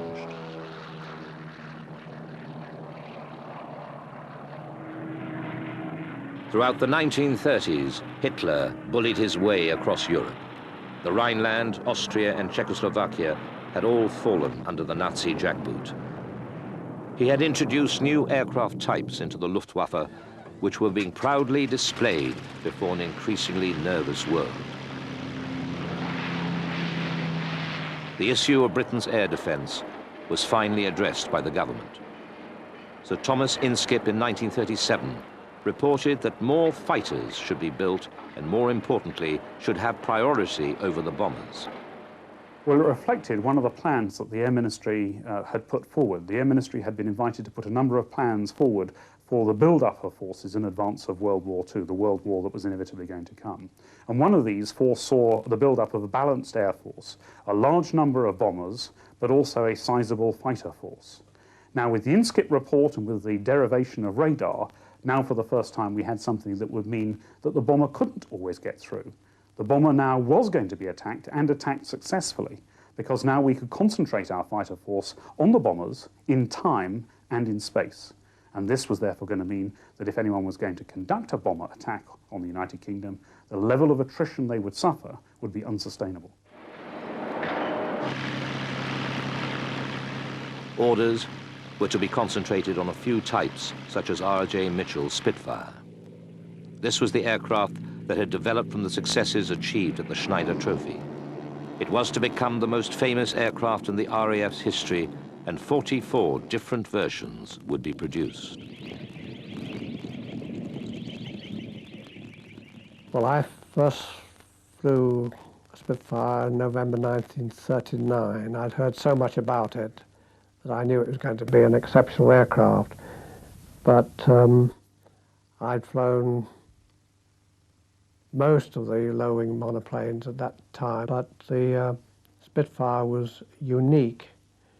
It was unique because most low-wing monoplanes, they behave perfectly in the air, but many of the low-wing monoplanes, when you came into land, depending on your load configuration, would be a little bit tricky on the actual touchdown. But the Spitfire, by virtue of its wing, the little twist in the wing, the flow over the empennage, you could land that under any conditions with a high angle of attack for a three-point landing. No, the first time I flew the Spitfire, to me it was straight away, it's a thoroughbred. The RAF was finally modernizing for war.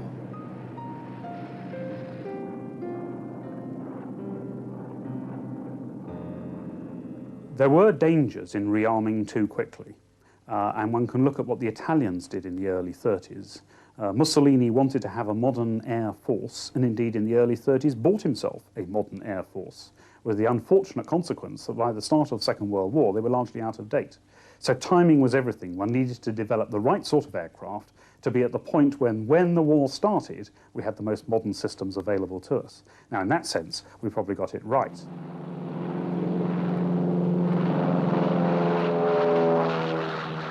This expansion required a new structure for the RAF, one which took aircraft types and their roles into consideration.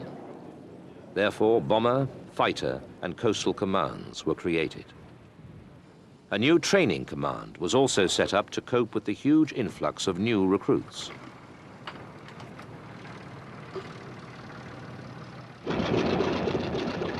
In the years from 1936 until the outbreak of war, thousands of young men went through their formal training, learning all the skills they would need to become officers in the service. The great day would come when they were allowed to take their first solo flight in the Avro Tutor, the aircraft that had become the standard basic trainer in 1933. If all went well, they could expect to receive their wings and become a fully fledged RAF officer.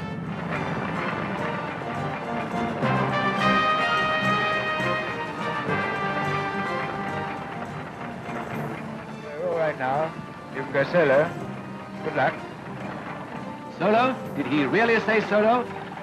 This is the acid test of his training, confidence, his courage. He's on his own at last.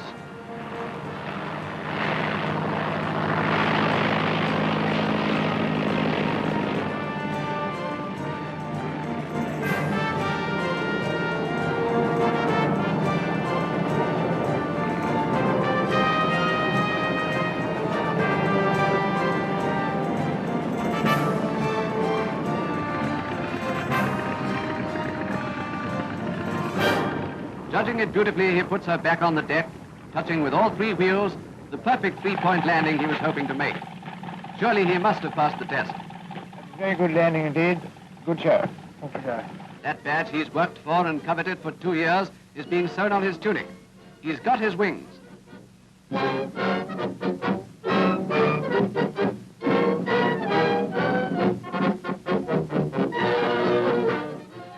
Yes, and not a bad-looking chap either. At the same time, the RAF set up a volunteer reserve, encouraging young men to train as pilots, observers, or wireless operators. Such was the success of the scheme that when the war finally came, more than 10,000 reservists were ready and raring to go. One Sunday morning, I opened the paper to see an advert asking for lads of a certain age group to join the volunteer reserve as sergeants. And I applied straight away, picked up a pen, filled in the form. I was posted to an airfield called Woodley near Reading, and we would be able to fly there 2 evenings a week and 2 weeks a year. And the aircraft that I was trained on was the Tiger Moth. I managed to assemble about 200 hours before we received some Hawker Harts. And I was horrified by the size of the Hawker Hart compared with the Tiger Moth, and thought I would never be able to fly that. But my experience since then has been that one adjusts very quickly to size where aircraft are concerned. This huge aeroplane, the Hawker Hart, I realized after a while when I was flying Boeing 707s that I could have stood one of the Harts on each side of the tailplane, which gives you some idea of the scale.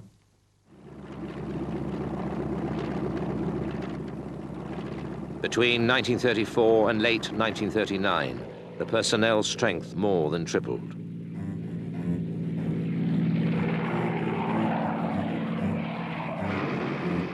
The number of operational aircraft quadrupled to over 3,200, and the number of airfields rose from 52 to 89.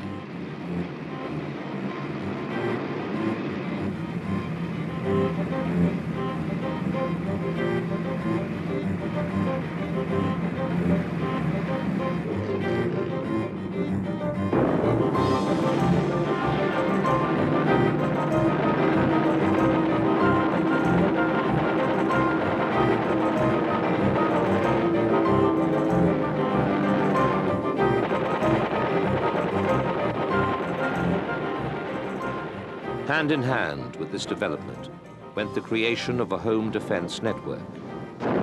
Air Marshal Sir Hugh Dowding had been head of Fighter Command since its creation in 1936. As such, he was presiding over the start of an entirely new concept in air defense.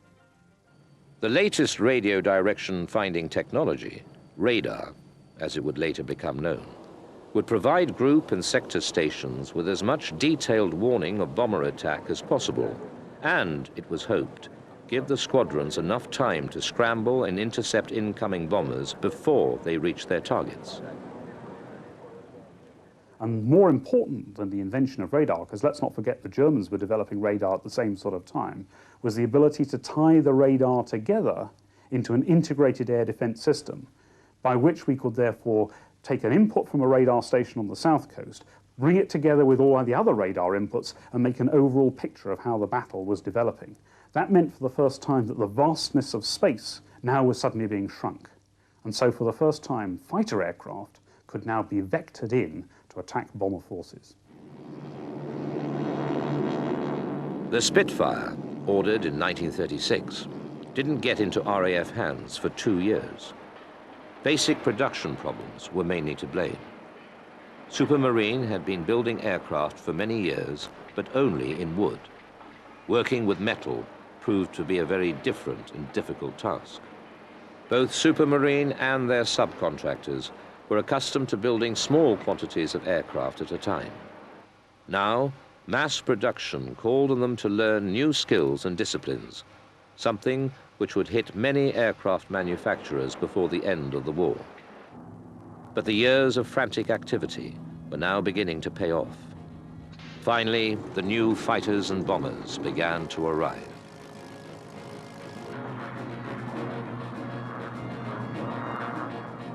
By the outbreak of war, a total of 9 squadrons were equipped with Spitfires. The Hurricane had arrived the previous year and made up a further 15 squadrons.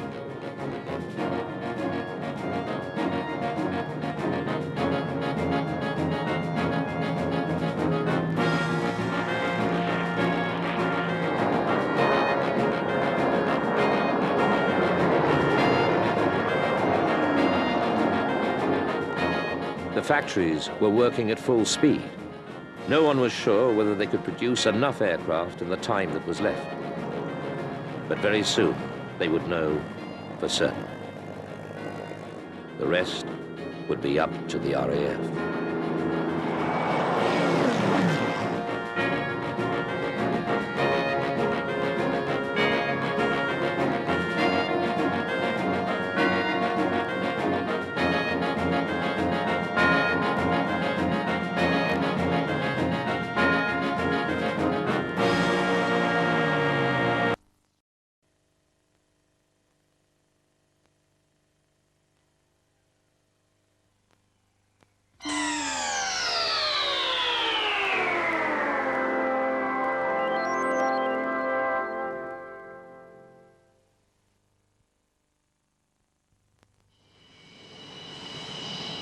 Two Tornado F-3s out of RAF Coningsby are in pursuit of an intruder detected over the North Sea.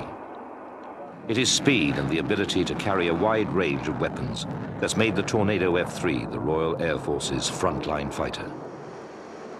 Fighter aircraft are designed to engage the enemy on the ground as well as in the air. Armor, shipping, infantry, artillery, trains and trucks are all fair game for these ruthless predators.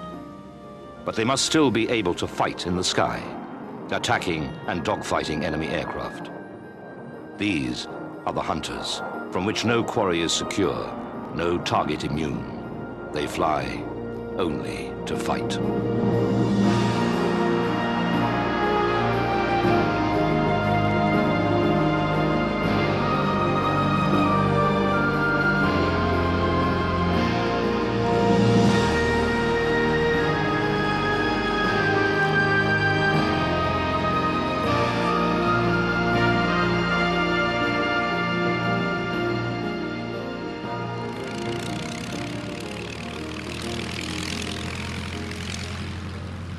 In 1915, aircraft were being used for reconnaissance. But they soon got so good at it that both sides started to look for ways of stopping them getting their information.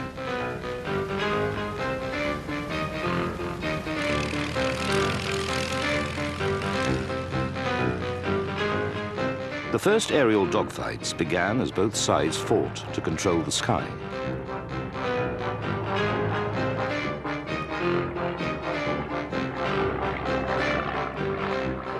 Balloons, which were also being used for spying on the enemy, were easy targets. But a fast-moving target like another aircraft was virtually impossible to hit with handheld weapons. It was machine guns that were needed. The Germans' Fokker Eindecker was the first aircraft specifically built to shoot down other aircraft. It was lethal because it had a fixed machine gun that fired forwards in time with the propeller. This meant that it could be flown by a single pilot. All the pilot had to do was point his aircraft at the enemy and pull the trigger. Over the Western Front, British pilots of the Royal Flying Corps were simply shot out of the sky. Something had to be done very, very quickly to counteract the German effectiveness. And a number of new aircraft were therefore developed, which soon, slowly but surely, gained air superiority for the Allies. And that therefore became an end in its own right, because you cannot do what you want to do unless you have air superiority, because the enemy will prevent you from doing it. They needed a fighting scout, which was fast and heavily armed as well as maneuverable. And so, by 1917, a new generation of aircraft began to enter the squadrons of the Royal Flying Corps. Of these, the Sopwith Camel was probably the most successful. Its small, tough airframe, coupled with a powerful rotary engine, made it fast and highly maneuverable. Its 2 machine guns made it the perfect killing machine. However, the Camel could be just as deadly to inexperienced pilots as to the enemy.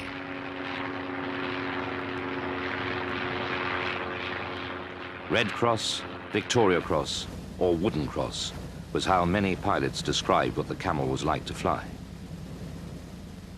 The Camel was regarded by the pilots of the time as being extremely sensitive, almost neurotically sensitive. It had slightly lopsided flying characteristics, and pilots either loved it or loathed it.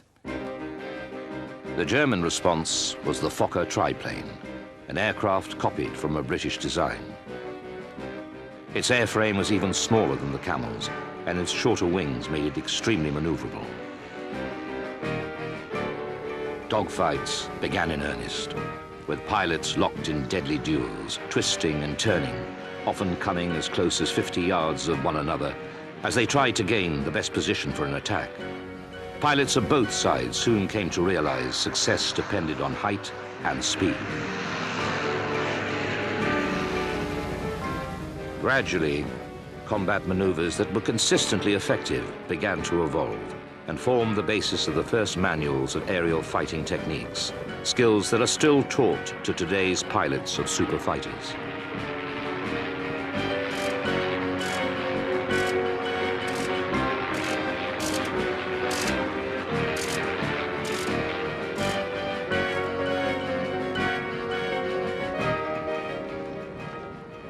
After a pilot had shot down 5 aircraft, he was called an ace, and he was hailed as a hero by military commanders and the press alike, all desperate to bring a little glamour into a war which on the ground was literally bogged down in sodden trenches.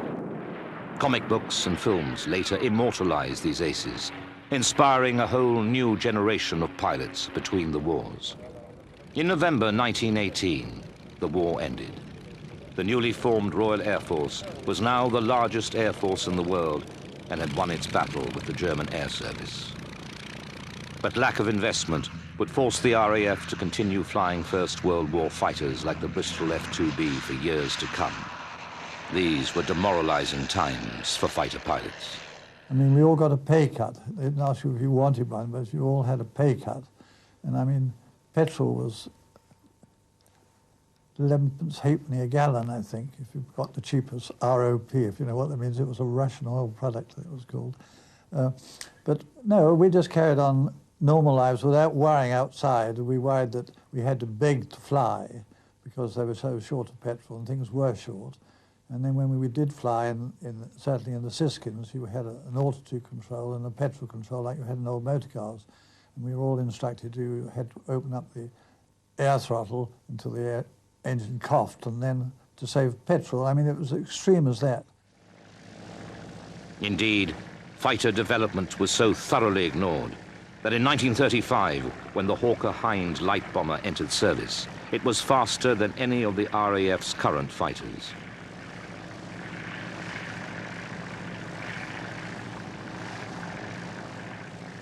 In 1933, Germany began to rearm. Although banned from having an air force after the First World War, pilots were being secretly trained through private gliding clubs. She now began to build huge numbers of monoplane fighters and bombers. Seriously alarmed, the British government tried out various schemes until adopting the INSCIP report, which called for a more balanced air force of bombers and fighters.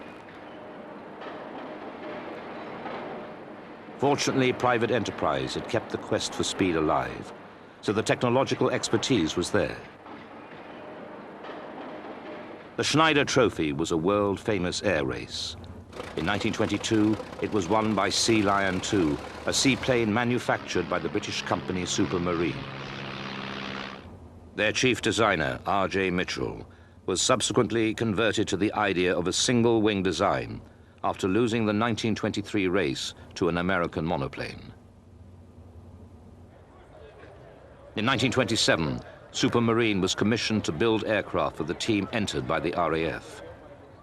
The result was the S-5, which together with its successors, the S-6 and S-6B, won the trophy outright in 1931, having been successful in 3 consecutive races. These monoplane designs were further developed by Mitchell to produce the Spitfire.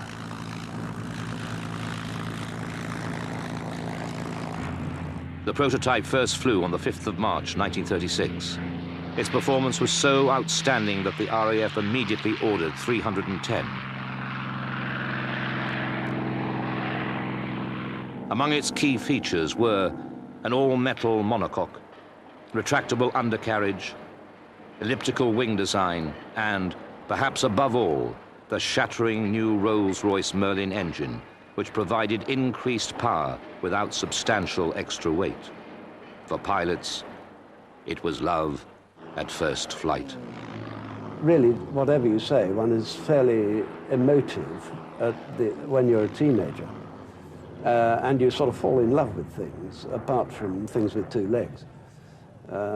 And you can fall in love with an airplane. That's what happened, I think, to any of us who got into Spitfires, and we realized it was going to be kind to us if we were kind to it, and we got to know it better and better. And when you sat in the cockpit of a Spitfire and you strapped yourself in, you actually wore it like a coat. The Spitfire continued to be developed throughout the war. 44 different marks were produced to meet changing needs. Famously, the Spitfire's finest hour was the Battle of Britain. In the doomed battle for France, Britain had lost many experienced pilots in the face of an overwhelming German force. Now, invasion threatened Britain. But first, the Luftwaffe had to win the air battle. The defense of Britain was in the hands of a small band of young pilots.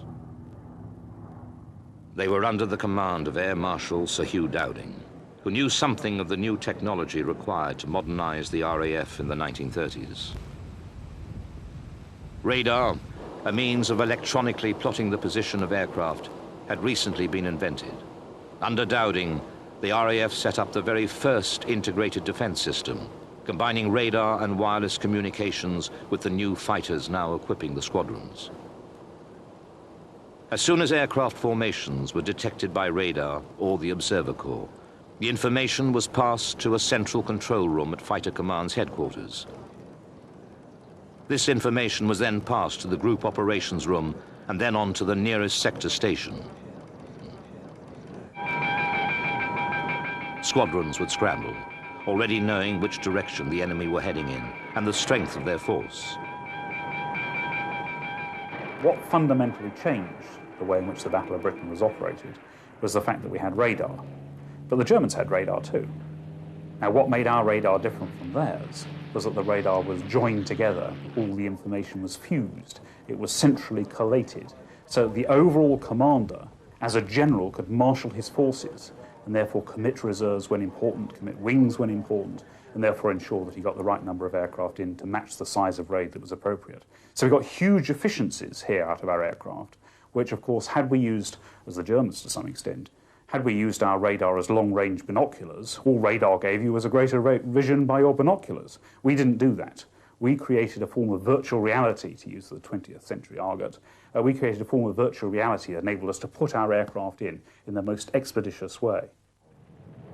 Until 1940, this was the theory. Then the Germans attacked. The success of their assaults on France and Poland had largely been due to the Luftwaffe destroying the opposing air forces on the ground. Once again, The German targets were radar installations and airfields. Time and again, fighter squadrons scrambled as huge formations of bombers with fighter escorts of Messerschmitt 109s headed towards Britain. Spitfire pilots used their greater maneuverability to drag the Me-109s away, allowing the Hurricanes to hit the bombers. The tactics learnt by the first war fighter aces were used again. As a favorite saying had it, "The chap who will control the battle will still be the chap who's got the height and the sun, same as the last war." But fighter command was suffering. Although the British fighters had the advantage of being able to land, refuel and rearm more quickly than the Germans, constant attacks on airfields had pushed fighters further away from the combat area in the southeast. Reinforcements from 12 Group north of the Thames were taking too long to fly into the battle. Losses were being sustained at an unacceptable rate. Then Fighter Command got a much-needed respite. On the 25th of August 1940, Bomber Command launched an attack on Berlin. The Germans were shocked. Hitler was furious. In retaliation, he ordered that the Luftwaffe stop attacking airfields and instead launch an all-out blitz on London. RAF Fighter Command was able to regroup and continue to engage the incoming aircraft. Luftwaffe losses mounted. By the middle of September, in order to reduce their losses, the Luftwaffe switched to night attacks. In truth, the Luftwaffe had lost the Battle of Britain, and the invasion was postponed indefinitely. We were fighting over our own soil. Therefore, our aircraft could fly, intercept and land and carry out very many more sorties than the Germans could in a unique period of time because they had to fly so much greater distances. So our force behaved as if it was a full-sized force, whereas the German Air Force, with the transit distances that it had to encounter, behaved as a much smaller air force, even though the overall force sizes were about the same. Fighter Command could be justly proud of its victory and of Winston Churchill's immortal lines, "Never in the field of human conflict has so much been owed by so many to so few."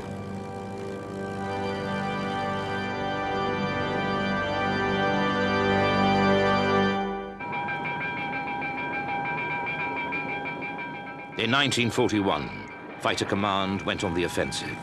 Raids known as circuses, rodeos and rhubarbs were mounted with the aim of enticing the Luftwaffe into the air so that they could be pounced on by swarms of Spitfires.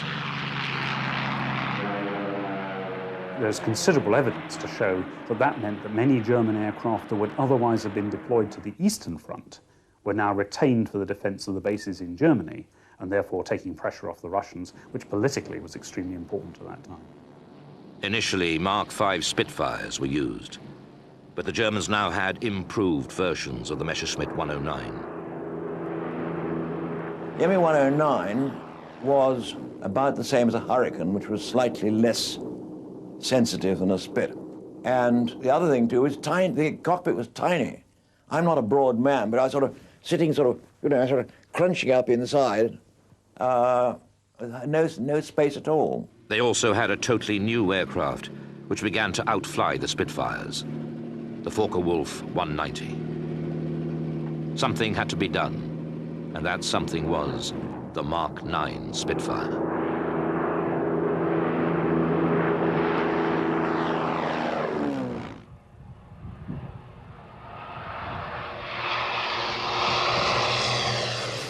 Introduced in May 1942, supposedly as a stopgap, the Mark IX had a speed in excess of 400 miles per hour. With 2 Browning guns and 2 20mm cannon, it proved so successful that it stayed in service until the end of the war. Quantum leap between the Mark V to the Mark IX was such that you just reveled in it. It was just superb. It climbed like a homesick angel, and it got a magnificent turn of speed, and yet it still had the maneuverability of the Mark V. I loved it.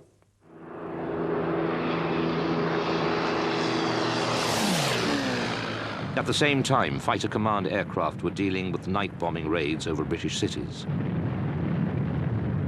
This was to be a frustrating time, as fighter commands simply did not have the aircraft to mount an effective defense. It was my 21st birthday on the night of the Coventry raid, and there was a chap, Sergeant Winter, who had been borrowing nights where I went on, took his duties because he'd got a girlfriend. And so he owed me about 6 nights' duty, and I said, right, you take mine this night. And he spun in from 27,000 feet, iced up, and I was given the job of taking back his so-called body to Coventry in a 1,500-weight truck the next day. I didn't swap duties anymore after that. The only machines available for night interception were Bristol Blenheims, but their top speed of 260 miles per hour was only as fast as the German bombers they were supposed to intercept. More importantly, with no proper radar, finding intruders was more by luck than judgment. Night after night, in all weather, pilots scrambled in their Blenheims and Hurricanes in fruitless attempts to attack the enemy. I did all the things of pressing the button, and then the silly blighter went into clouds, and I couldn't see him anymore. But I hit his slipstream all the time, and I was waiting for the cloud to back up, and it didn't. So I pressed the button continuously and waved up and down and sort of gave him a spray, hoping, rather like you do with a 12-bore, if you're hitting at a flock of birds, if you can't see one, well, one might come down. The Bolton Paul Defiant, a fighter that had proved to be totally unsuitable as a day fighter, adapted well to night fighting. But it was the Bow fighter, with its integral radar system, that finally began to gain the upper hand at night. In the European theater, RAF fighter aircraft and pilots had reached new levels of lethal effectiveness at air-to-air combat. 2,000 miles to the south, in North Africa, the idea of using these powerful aircraft to attack the enemy on the ground was beginning to find favor. Earlier in the war, the Germans had used Stuka dive bombers to great effect. Their ability to drop a bomb on difficult targets such as moving tanks was impressive and immensely useful to the army.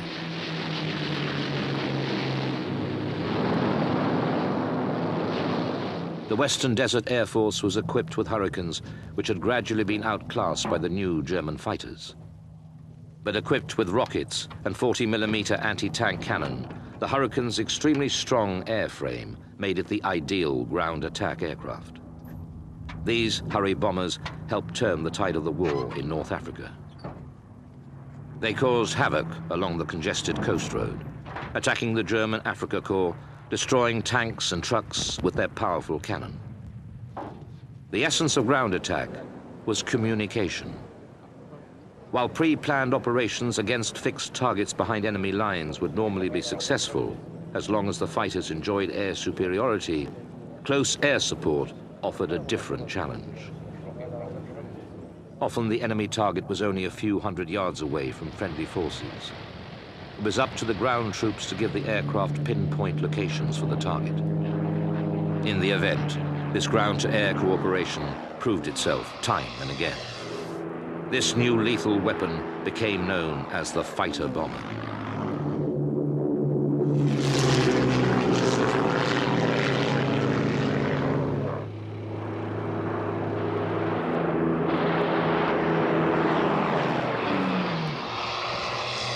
Meanwhile, on Malta, the Western Desert Air Force was desperately engaged in a battle to keep the Mediterranean sea lanes open. Here, there were no sophisticated multi-role fighters available. Instead, the Gloucester Gladiator, the last biplane fighter in the RAF, equipped many squadrons, and although it was one of the fastest biplanes ever built, it was no match for the new generation of German monoplanes.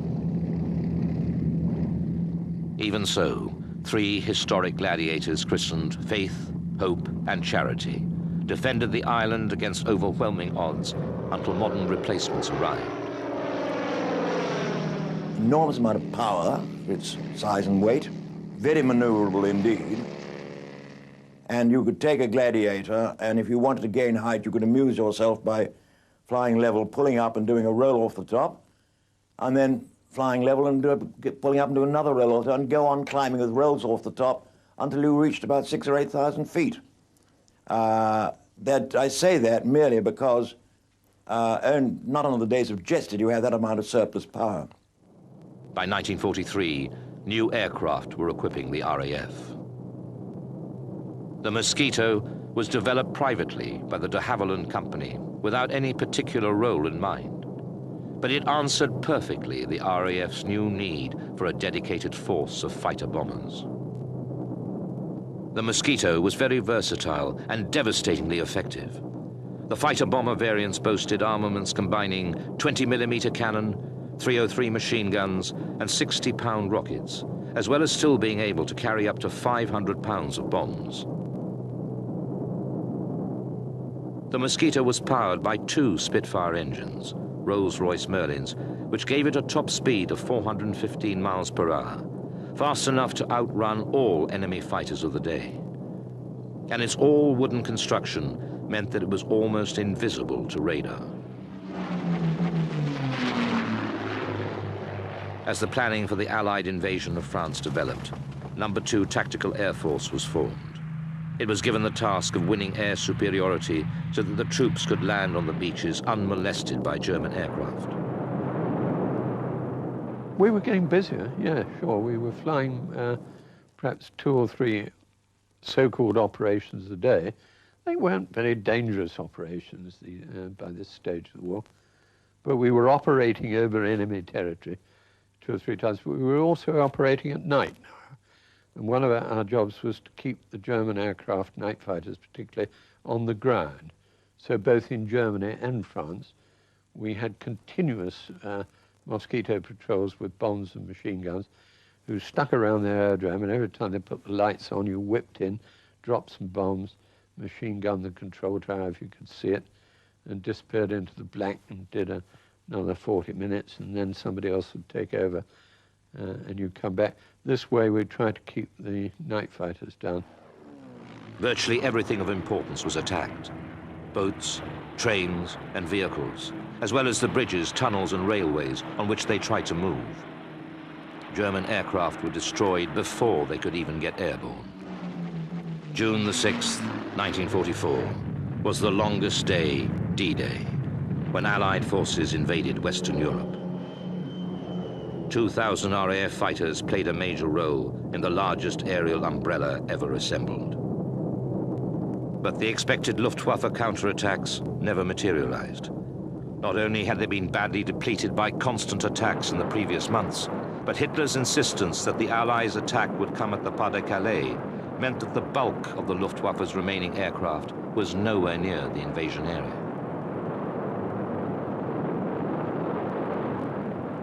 Allied air superiority was so great that they flew over 14,000 sorties on D-Day, while the Luftwaffe managed less than 700.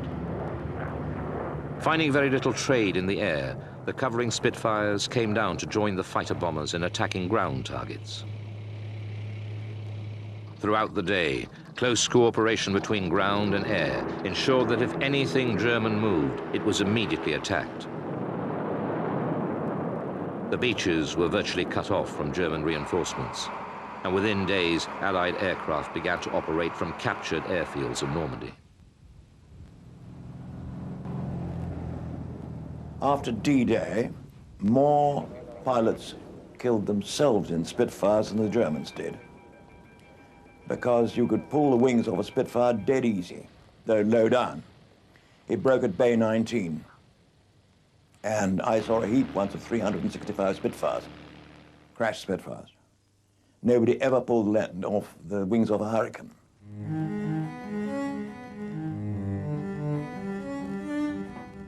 But the fighter bombers' greatest triumph was still to come.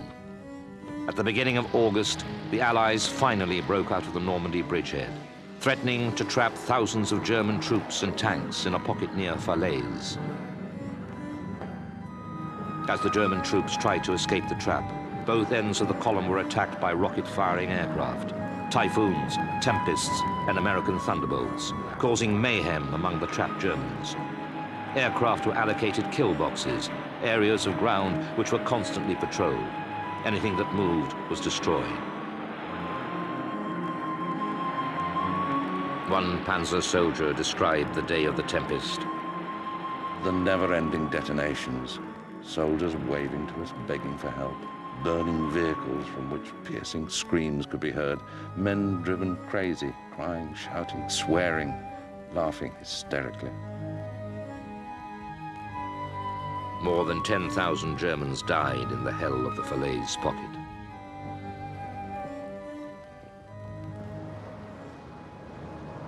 Now the Allies swept through France and Belgium, with the fighters trying to keep pace, moving from airfield to airfield, sometimes staying for only a few days. Close air support was now being run with total efficiency.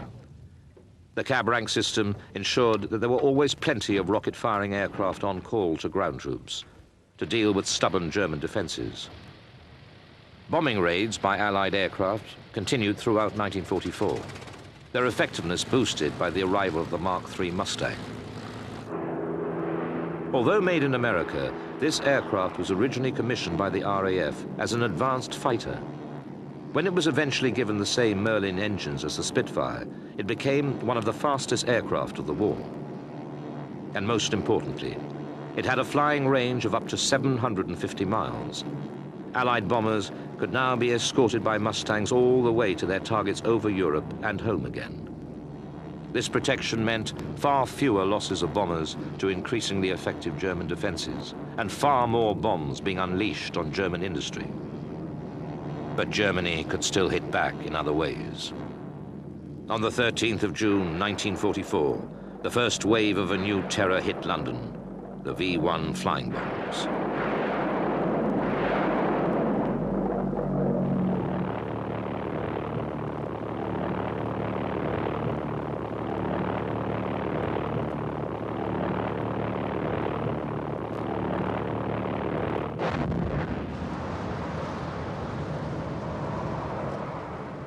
These primitive cruise missiles came in at 400 miles per hour, not an easy target for the air defenses.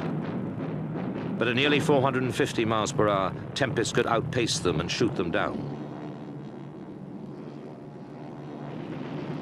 In the last months of the war, Fighter Command enjoyed total air supremacy. Its battle with the Luftwaffe won. A new era beckoned, the jet. Although by the end of the war in 1945, the Luftwaffe had been utterly defeated, for a year before, they had had possession of an aircraft capable of changing the course of the conflict, the Messerschmitt 262, Germany's first operational jet aircraft. This was a heavily armed aeroplane with a top speed well in excess of 500 miles per hour. Even then, jet propulsion was not a new concept. Frank, later Sir Frank Whittle, a pilot officer in the RAF, developed the world's first jet engine in 1930. But at that time, there was still tremendous potential for piston engines. It would be another 11 years before a British aircraft would fly using his concept. When jet development finally got underway in Britain, the Whittle engine was tested in a Gloucester-built airframe. And it was a Gloucester aircraft, the Meteor, that became the RAF's first jet fighter. 2 Rolls-Royce engines, each delivering 1,700 pounds of thrust, gave the Meteor a speed of around 400 miles per hour and a rate of climb of over 2,000 feet per minute. This performance would be greatly improved in later marks, but the Meteor's armament remained a traditional fighter configuration of 4 20mm cannon. Most Meteors operating in Europe were used against the V-1 flying bombs. But jet aircraft played very little part in the war itself and had no effect on its outcome.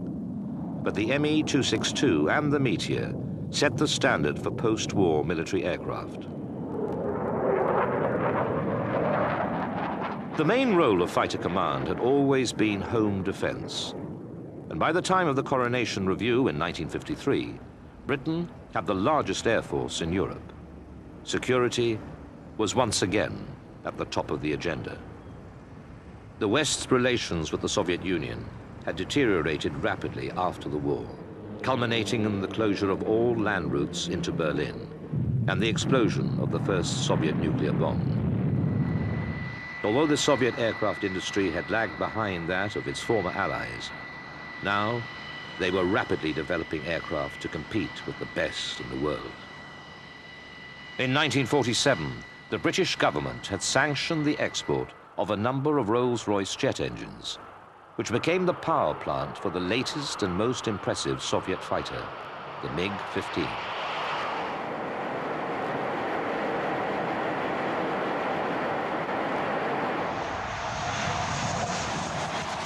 This aircraft first saw active service in 1950 during the Korean War and was immediately successful.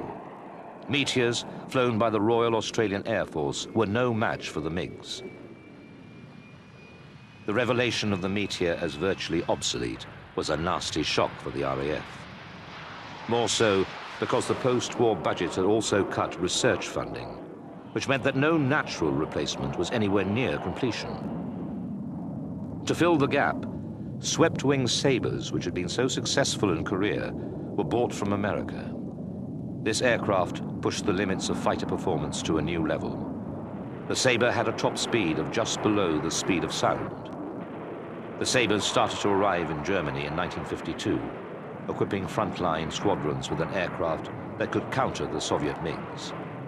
They would stay for 4 years until the new British jet fighters were ready. The first new aircraft to arrive were out of the stables that had given the RAF the Spitfire and the Hurricane. They were the Supermarine Swift and the Hawker Hunter. The Swift had been built as a fallback in the event that the Hunter didn't come up to expectations.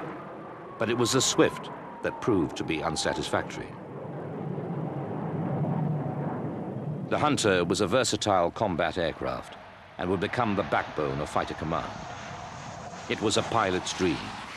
It represented a new step forward in performance, being capable of over 700 miles per hour and achieved a service ceiling of 51,000 feet.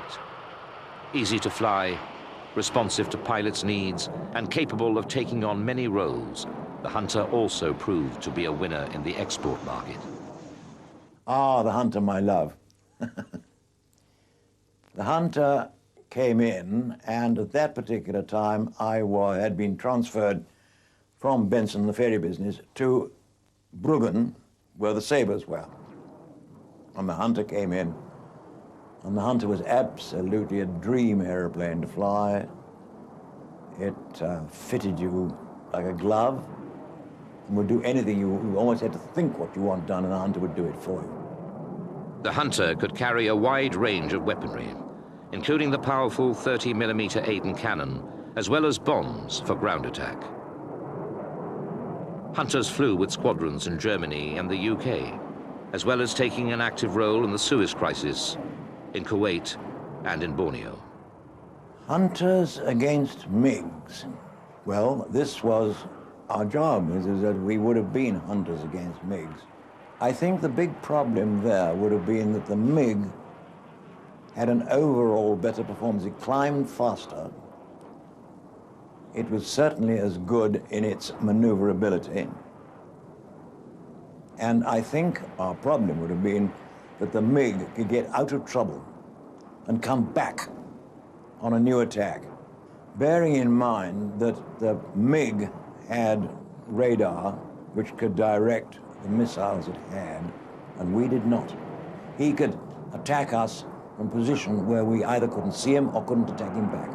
The Hunter was the last RAF aeroplane where the thing was done between the chap's head and his eye and what he was told from the ground. He had nothing in his aeroplane which identified a target or anything else. We didn't have any missiles. We had guns.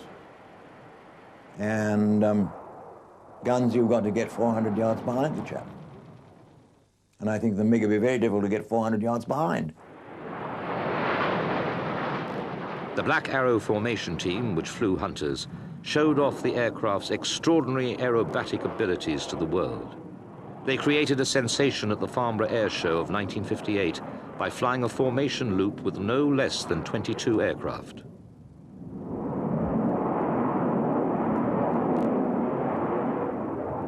The Gloucester Javelin was the first delta-wing aircraft in the RAF and was designed as a two-seat all-weather interceptor. It came on the scene in 1956, but its performance was disappointingly inferior compared to the Hunter. However, its ability to carry extra radar did make it suitable for night fighting. By the mid-50s, the MiG-21, a supersonic aircraft, had entered service for the Soviets. Once again, the performance ante had been increased. Furthermore, the Soviets now had a powerful force of jet-powered nuclear bombers. And with weapons of mass destruction, it only needed just one bomber to get through.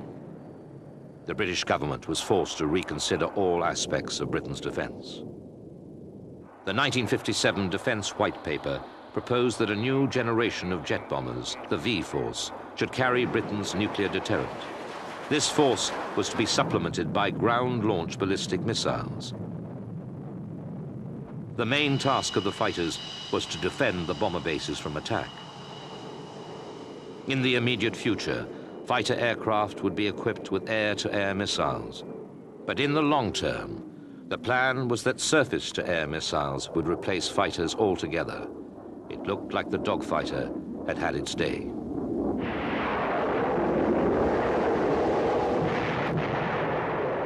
One day I was sent for by headquarters, and they said, "You're going to have to close your Hunter squadrons down." I said, "I beg your pardon." And they said, "Well, there's a white paper, and we've got to save one airfield here in Germany. So we want to make a hole, and we're going to put things into the hole backwards and forwards, and finally we'll close down Wunstorf or somewhere up the other end." And I said, "Look, I've got the best Hunter squadrons here. I know I have. There's another Hunter station. If you've got to take 4 squadrons out, take 2 of them and 2 of mine." "No, we're going to take all 4 of yours." I said, "Why?" They paid me the biggest cack-handed compliment I've ever had. They said, "You are the only station, you command the only station which is efficient enough to close it down in the 3 weeks we've got." Britain's NATO partners questioned the RAF's future ability to fulfill her role in the defense of Western Europe. And the aircraft manufacturers saw a shadow approaching that would curtail many of their projects in development. However, one such project was already so advanced and the level of increased performance so dramatic that its progress was not interrupted.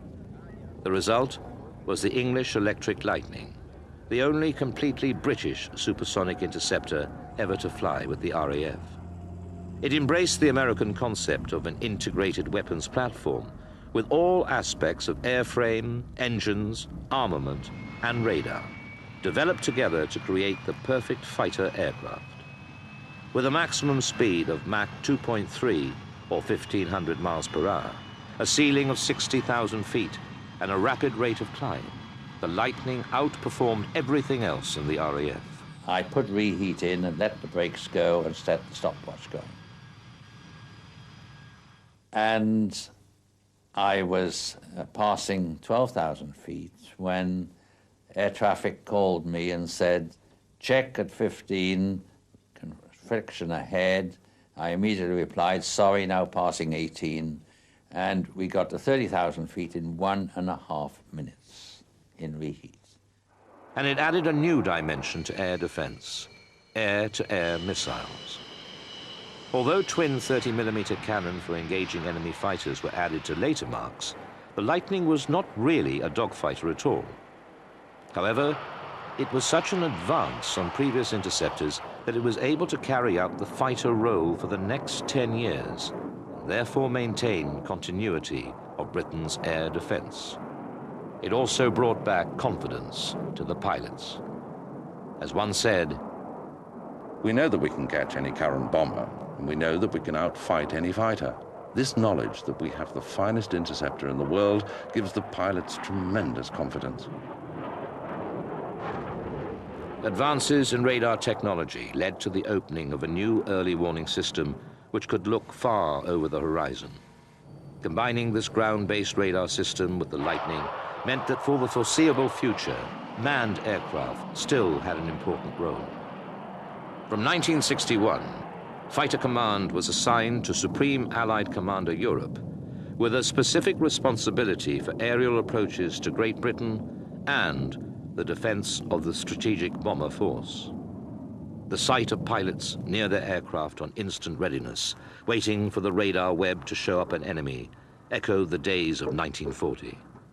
Fighter Command was once again deeply involved in defense.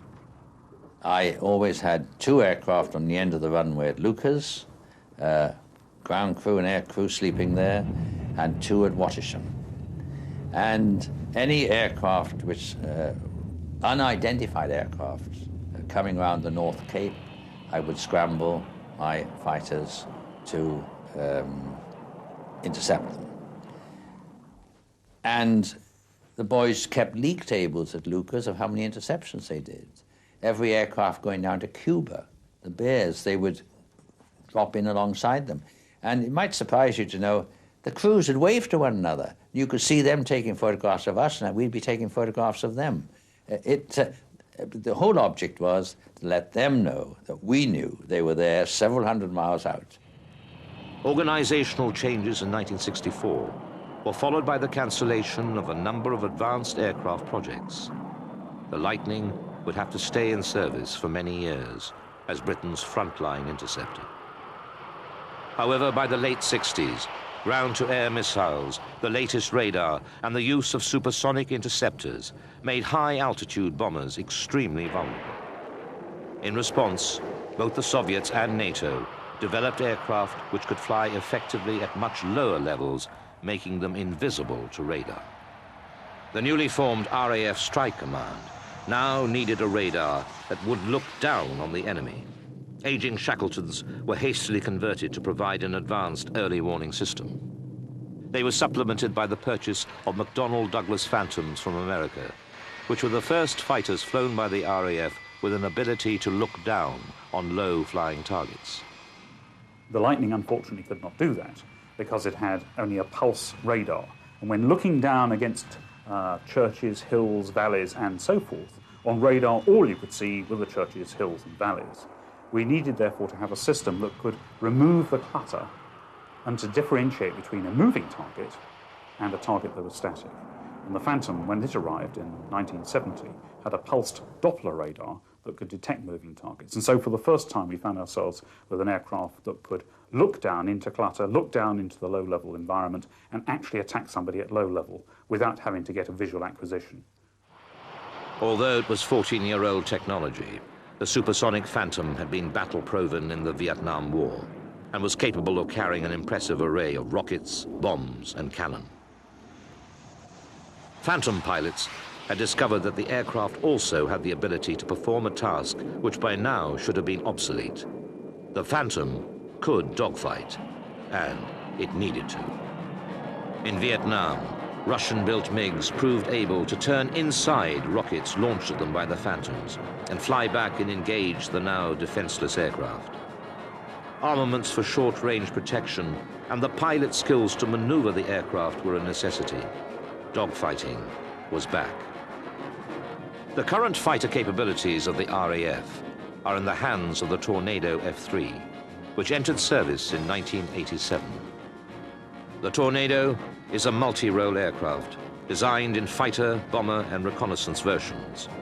Whilst it is a capable fighter, it is unlikely to match Russian aircraft such as the Sukhoi 27 and the MiG-29 in close combat. The answer lies in the European fighter aircraft, which due to political and technical delays will not be in service for some years. It is unmistakably a fighter. The need for manned fighters against much of the post-war thinking still remains. But it is only when it has proved itself in air-to-air combat that the RAF will know if it has the Spitfire of the 21st century.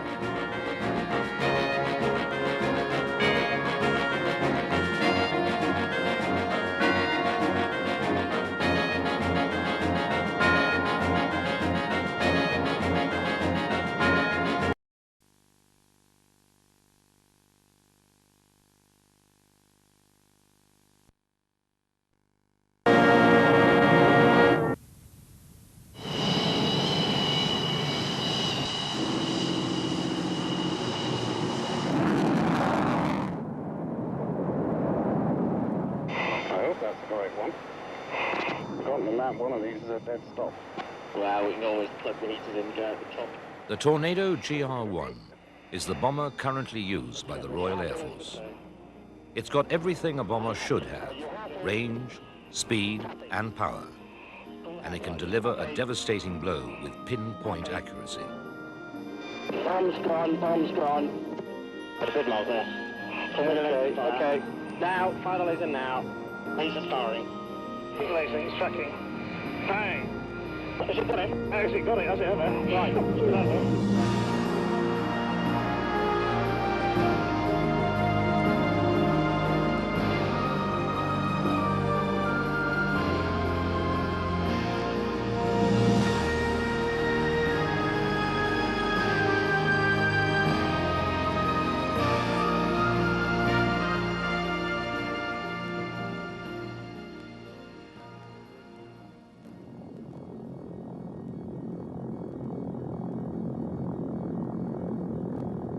In 1914, German Zeppelins bombed England. These giant airships took a whole day to reach Britain, but flying at high altitude kept them beyond the reach of British aircraft. By the time they were over their targets, factories and docks, it was dark. From such a height, it was inevitable that many of their bombs missed their target and instead killed and injured innocent civilians. For the first time in nearly 1,000 years, the terror and horror of modern war reached out to British cities and their populations many miles from the battlefield. The Zeppelins had to be stopped. Scared me to death. I ran, I was home before them. And as though I told my mother, they're here, and they'd go down into the cellar. And of course these fellas scampered out because they never knew whether another one might be following.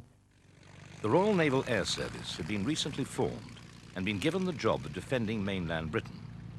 But their aircraft were too fragile to shoot down the Zeppelins in flight. Instead, they mounted the first British bombing mission against Zeppelin factories in Germany.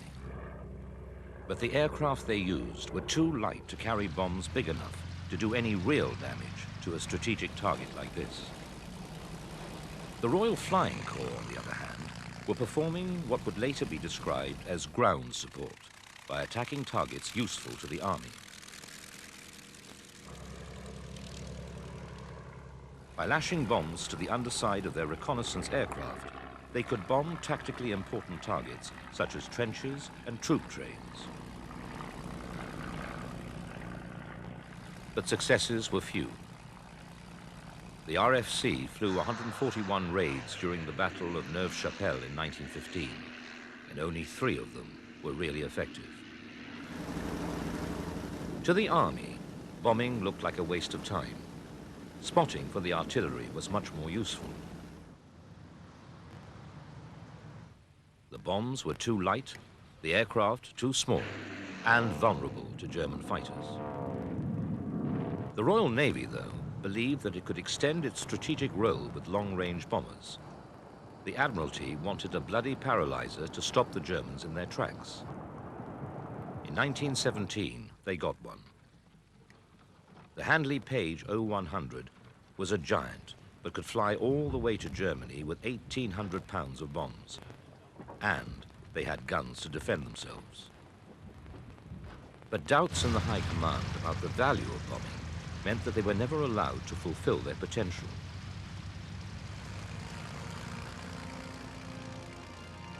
Then, in the summer of 1917, the Germans began to rain down bombs on London, this time from aircraft. The carnage caused public outcry. The heart of the empire was under attack. People felt defenseless. Inter-service bickering meant that neither the RFC nor RNAS could mount any substantial defense.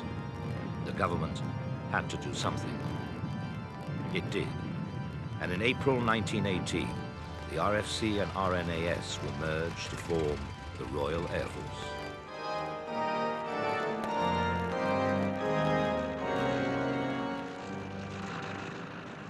It must have been a very difficult time indeed for all concerned, because the Germans had launched their massive and very nearly successful offensive on the 21st of March and had struck west in considerable force. And here is this new flying service being formed 10 days later on the 1st of April. Major General Hugh Trenchard, who'd commanded the RFC in France, was the RAF's first commander. But even he had doubts whether the time was right.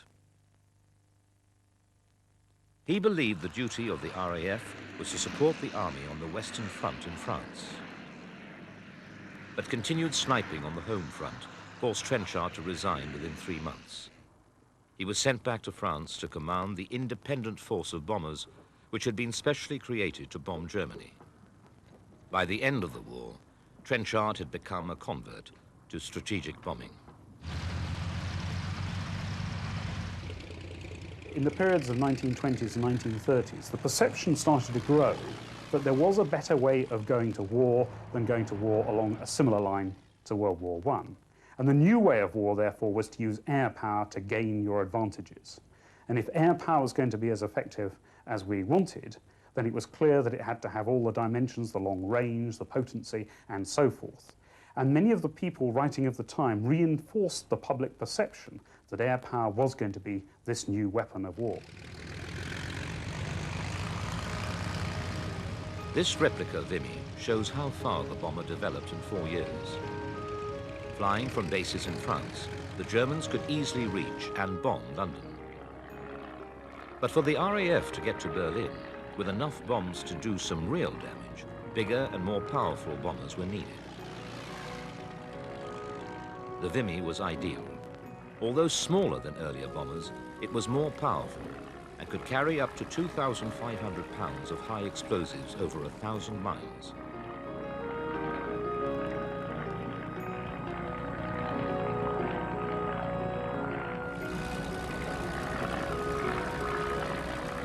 The Vimy also helped to expand the physical boundaries of aviation. In 1919, Alcock and Brown crossed the Atlantic in under 17 hours.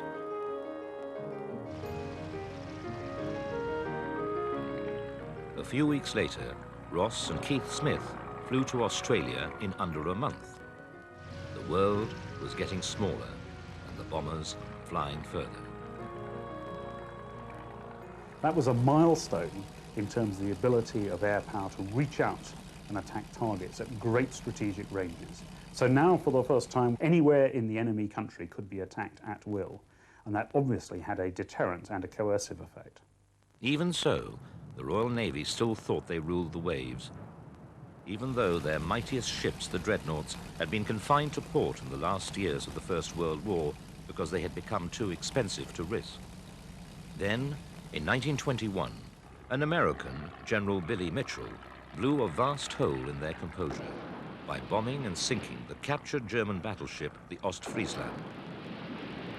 The supremacy of the big battleships was over, as many navies around the world would find out in the next war. But it was now peacetime, so the armed forces could not expect unlimited amounts of money to develop new weapons. Aircraft were expensive, and the Army and the Navy were determined to keep their slice of the defense cake. Lack of investment meant that many elderly aircraft types would remain in service well into the 30s.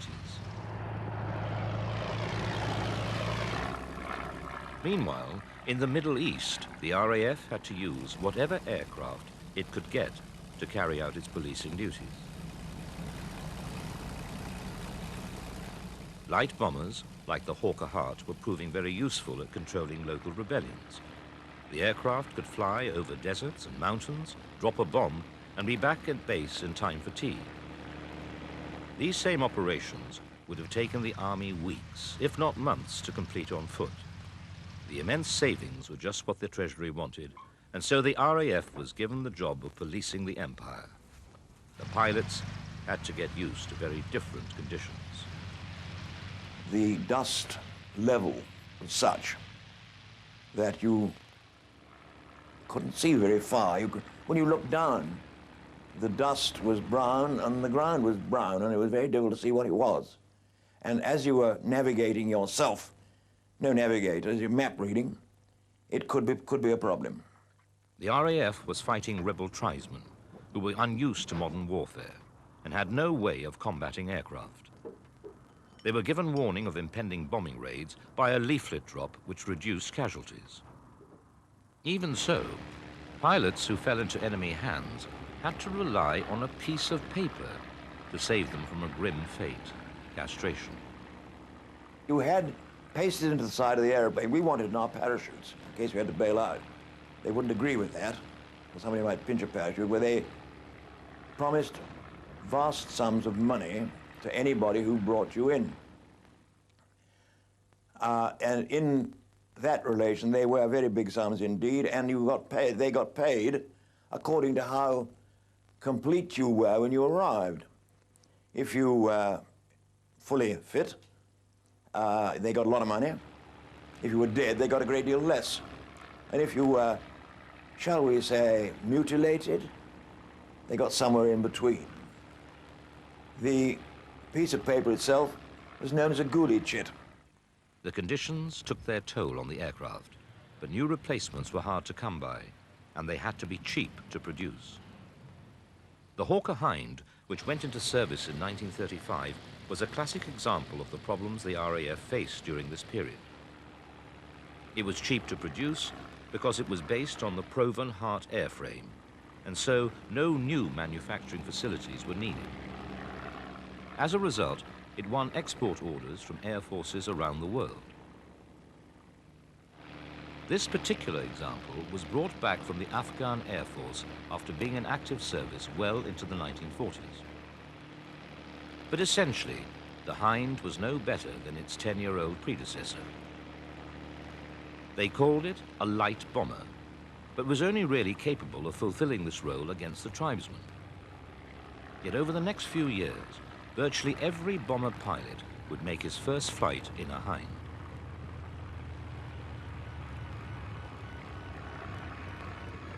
In 1933, war was in the air. Adolf Hitler walked out of the Geneva Disarmament Conference and announced that Germany would rebuild the Luftwaffe.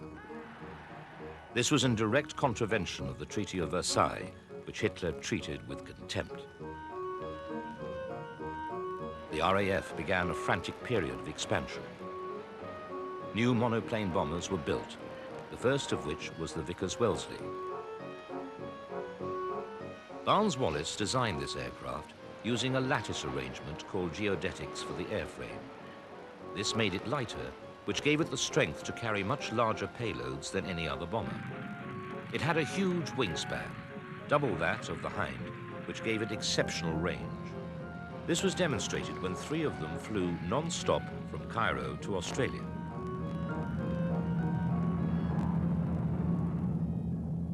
The struggle to modernize the RAF gained a new sense of urgency when the German Condor Legion unleashed a murderous onslaught on civilians during the Spanish Civil War, bombing and slaughtering indiscriminately.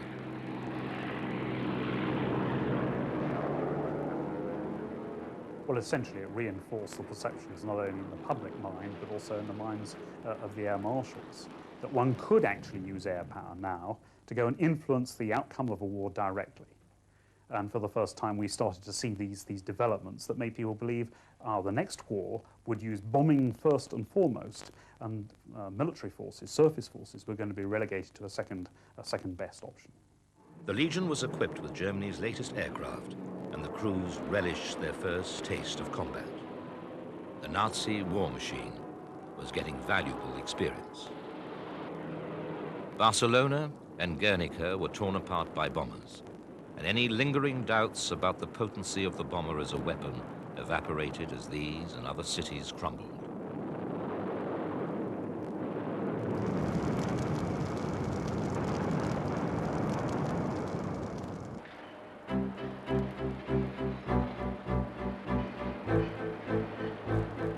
By 1939, Bomber Command was rapidly expanding with new aircraft like the Wellington, in readiness to stop the Nazis in their tracks. But it needed a vast influx of trained aircrew. Some would come from the Auxiliary Air Force, others from the newly formed RAF Volunteer Reserve. The rest from Britain's dominions and allies, Canada, Australia, New Zealand, South Africa, and Rhodesia. Many were being trained on Hind biplanes. But a lack of enough modern aircraft meant that at the outbreak of war, 17 out of the 55 squadrons that formed the front line had to be withdrawn to train the new recruits. On September the 1st, 1939, Germany invaded Poland. War was declared and Bomber Command went on the offensive from the first days. However, Hitler had at last agreed to sign a treaty which protected the German heartland from being bombed. Naval targets were not included. So small groups of twin-engine bombers, unprotected by friendly fighters, flew in broad daylight to attack German shipping and naval installations. The Blenheims made easy targets for the Luftwaffe. Blenheim is a lovely aeroplane to fly, but it's about as damage resistant as an electric light bulb. It had no self-sealing tanks or anything, and if you got hit by something or other, you, practically speaking, you had it. During the Battle of France, the British bomber force was decimated. Even worse than the loss of aircraft was the dreadful loss of well-trained pilots whose experience would be sorely missed in the battles to come. I thought the Blenheim at that time, one of the most wonderful modern bombers of the day. Little did I realize that it was rapidly becoming obsolescent, and the type of operations that it was being sent on were incurring very heavy losses. However, Bomber Command continued the offensive by concentrating their attacks on the French harbors holding German invasion barges. At the same time, they were receiving a long stream of contradictory orders. The Navy wanted them to bomb ships, the Army to bomb tank factories. Nobody could agree what targets they should hit. Later attacks concentrated on the invasion fleet in the coastal targets and also Wilhelmshaven, and they were relatively successful. But there was one problem, and the problem was that the loss rates by attacking by day were going to be unsustainable. Therefore, a decision was taken quite early on that we would have to switch to night operations. Now, unfortunately, when you navigate by day, you can, of course, map read your way to the target. When you navigate by night, you have to use astro navigation, which is inherently unreliable. One other type of operation undertaken by Bomber Command during 1941 was that of circuses. We were used very much as bait for fighters. We would perhaps go with a large fighter escort over northern France at about 8,000 to 9,000 feet, perhaps a dozen of us to bomb a target in northern France, the idea being we were the bait to get the German fighters up. Forcing the Germans to defend themselves meant that fighters were prevented from reaching the Eastern Front, where they would have been crucial in the war against Russia. 1942 was a vital year for the whole future of Bomber Command and its strategic offensive. Air Marshal Sir Arthur Harris was appointed its new commander-in-chief. He was a natural leader whose force of personality brought respect and dedication from all ranks. Air Marshal Harris, Chief of Bomber, faith in the power of the heavy bomber to destruct the enemy's vitals. That faith is now being justified. He had a paltry force of about 500 bombers, of which no more than 250 were serviceable at any one time. And his experience at group level had taught him that precision bombing with large formations of aircraft was simply not possible. His views were backed up by a report prepared in the autumn of 1941. It concluded that only 8% of aircraft on previous raids had actually bombed within a 75 square mile area around the target. Yes, it was deadening, really. You knew that you were perhaps close to the target because you navigated as best you could, but you knew that within 5 miles or so you're hopeless. And in fact, the most damage we did to the German war effort was killing their cows in the fields around. Also, the growing strength of German night fighters and anti-aircraft batteries made the job hazardous in the extreme. To cap it all, casualties on previous operations had left the command woefully short of trained crews. But the bomber offensive had to continue. At this time, it was the only way that Harris had to wage war against Germany and provide support for the Russian armies on the Eastern Front and hard-pressed Allied troops in North Africa. He saw it necessary to go and bomb the German economy. But because of the inaccuracy of his bomber force, the only way in which he could bomb anything profitably was to go against the centers of population, which contained all the factors of production, the labor, for example, the industries, for example, and the lines of communication, for example. And by bombing the center of a city, he was going to get all those factors of production. Now, he believed that if you took out 60 of the critical cities in Germany, you would bring Germany to its knees. And indeed, had the Germans not taken countermeasures, there are strong grounds for thinking he would have been right. Production will now cease and no more of these grand old warriors will be built. The equipment situation was already being improved by the delivery of 4 engine heavies with greater range and bomb load. The Lancaster was undoubtedly the finest bomber of the war. It had a normal payload of 14,000 pounds, 3 times the load of a Wellington, and could be adapted to carry the enormous 22,000-pound Grand Slam bomb. It had the range to penetrate deep into German territory and attack targets that had previously been unreachable. And its Merlin 20 engines gave it enviable speed and reliability. The Wellington and the Stirlings were operating over the other side at about 10,000 feet. And we could make 15,000 feet with a full bomb load. So whether it was true or not, it seemed to us that the higher, the fewer. And mind you, the flak could get up there, but obviously the errors in aiming and so on were that much safer. The Lancaster's baptism of fire was a raid on Augsburg on the 17th of April, 1942. The aim was to damage the MAN diesel engine factory. It was a very compact factory and an ideal target. And the real reason, of course, apart from damaging the war effort, was that we were suffering terribly from the U-boat campaign. And we weren't far from starvation. And so they called upon the Air Force to damage the U-boat engine production. Harris wanted to show Bomber Command's capabilities. It was the first deep penetration raid into Germany, and to prepare, the crews completed a week's low-level flying training. But nothing could prepare them for the shock they would receive at the briefing when their target was revealed.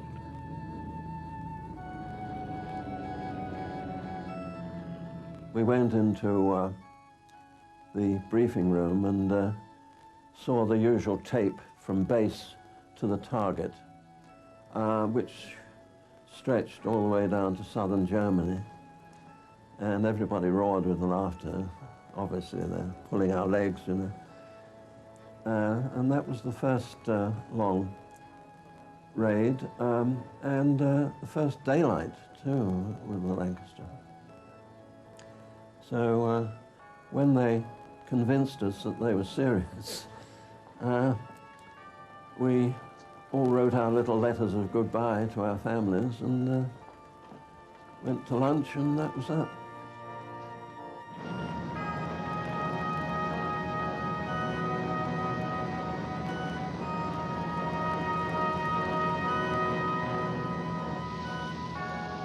The mission lived up to their fears. Of the 12 Lancasters that took part, only 5 returned.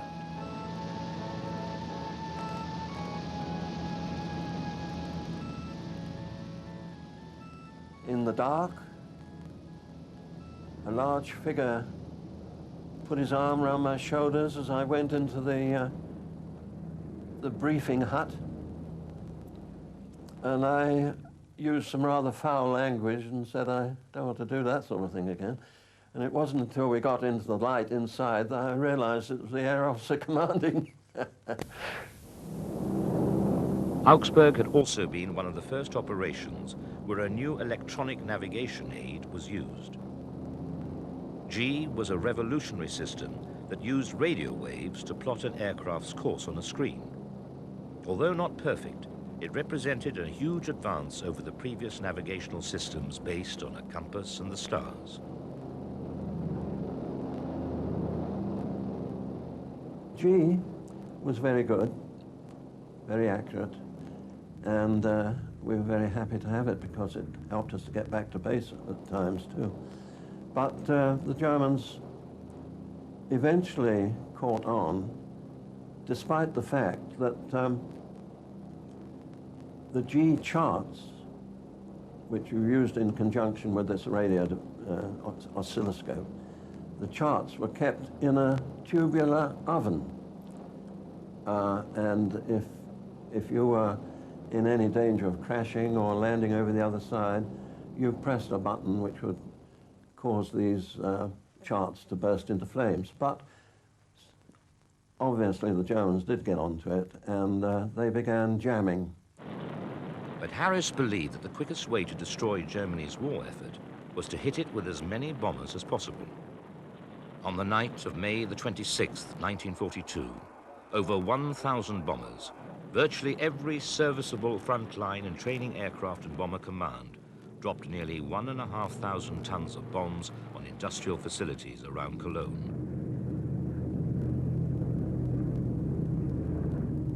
The damage was enormous and widespread, and compared to previous raids, a great success.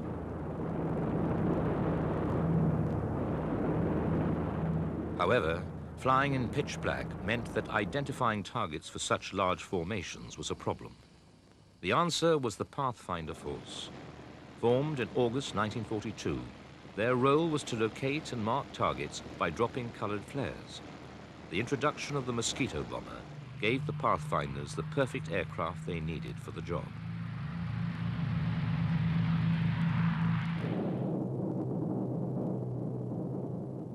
Here was an aeroplane which could fly comfortably on one engine. Now, the previous twin-engine aircraft, you struggled, if you had an engine failure, you struggled to keep it in the air. The Mosquito was fantastic, fast, and initially, of course, we used it in very much in the low-level role, which previously the Blenheims had been done. And then that role continued in two group, but when we went into the Pathfinders, from flying as low as possible in them, we were now flying as high as possible. Using a new radar system called Oboe, they were able to fly way above the bomber formations, mark the target, and get away at high speed.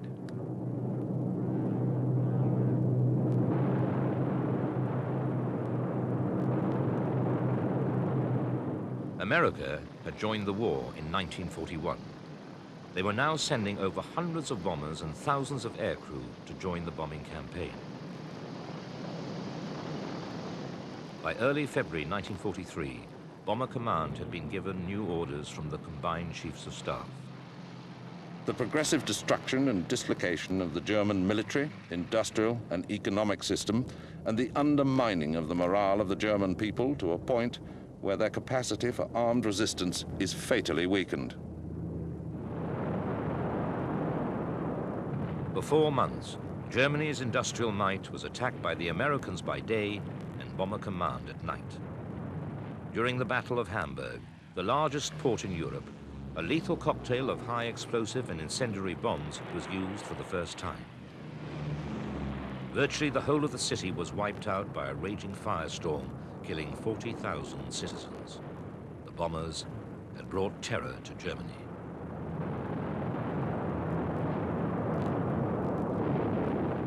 The last of the major targets for 1943 was the Great Prize, Berlin.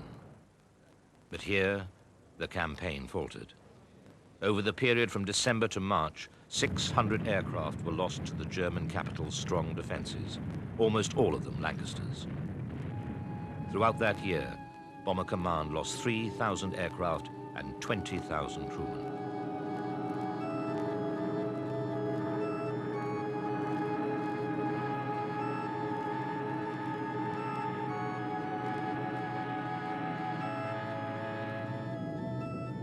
In June 1944, the Allies landed in Normandy.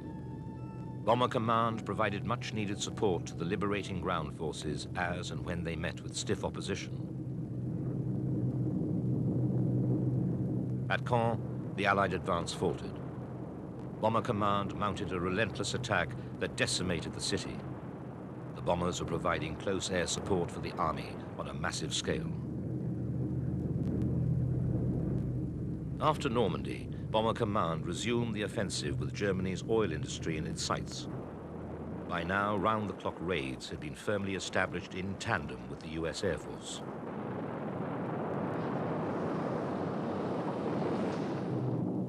What little opposition there was from the Luftwaffe was dealt with by long-range escort fighters like the Mustang, the first with the range to accompany the bombers all the way into the heart of Germany and back.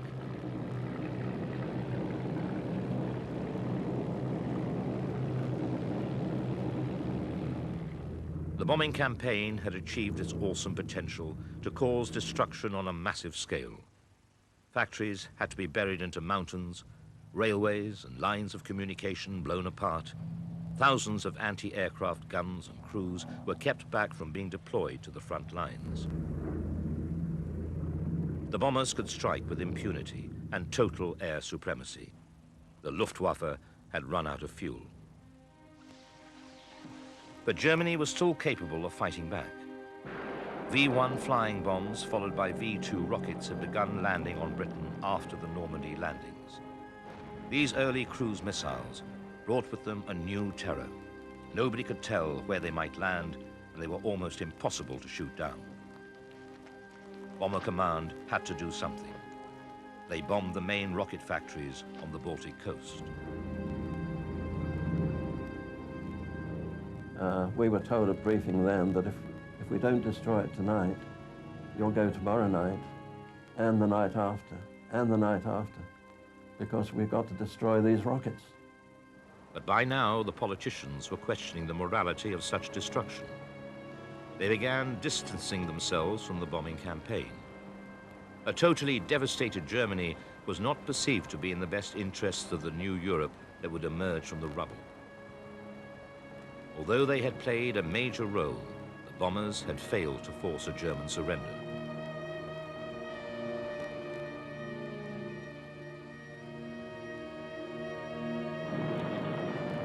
Then, on August 6, 1945, a single American atomic bomb was dropped on Hiroshima. Japan surrendered.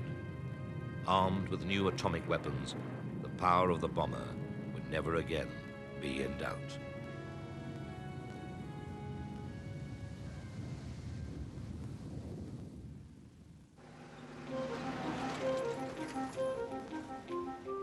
In 1945, with Britain massively in debt, the Labour government ordered wholesale cuts in the armed forces.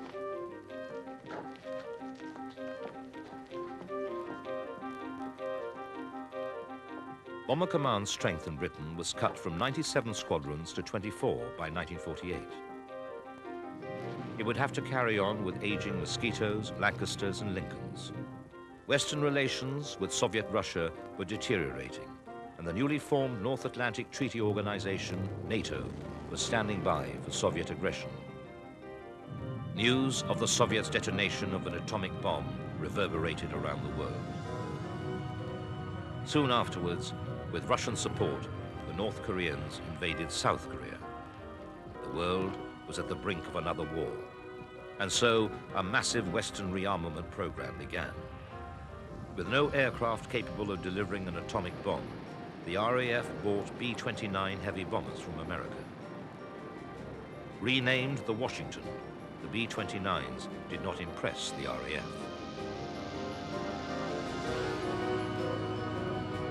But by the time of the Coronation Review in 1953, the RAF was the largest air force in Europe.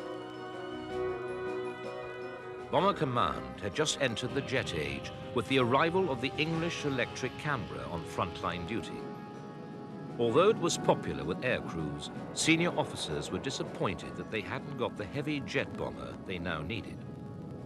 Although it was subsonic, The Canberra allowed the RAF to deploy a jet bomber to Germany, where it would be nearest to the forces of the Warsaw Pact. It was to undertake high-level reconnaissance missions as part of its NATO obligations for many years.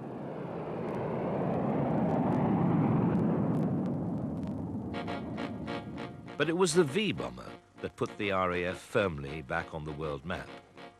It carried Britain's nuclear deterrent and formed the basis of the country's entire defense policy for 12 years. The requirements of the atomic bomb carriers were very exacting. They had to get to the heart of Russia and back. They had to fly high, 50,000 feet way beyond the reach of Soviet ground defenses. And they had to be fast enough to outrun enemy defenses.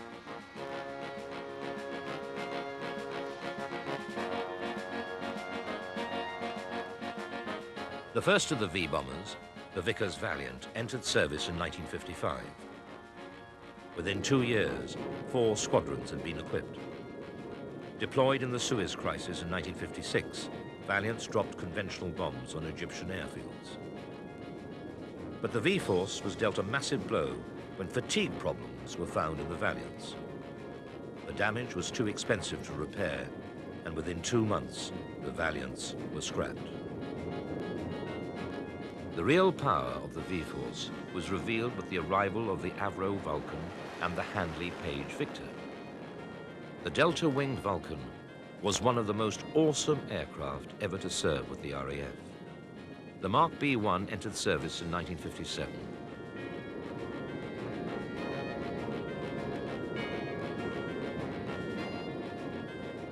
But the uprated B-2 was by far the most effective weapon in Britain's nuclear arsenal. The Vulcan had a range of over 3,000 miles, a top speed of close to the speed of sound, and a service ceiling of 55,000 feet. The Vulcan was an outstanding aircraft.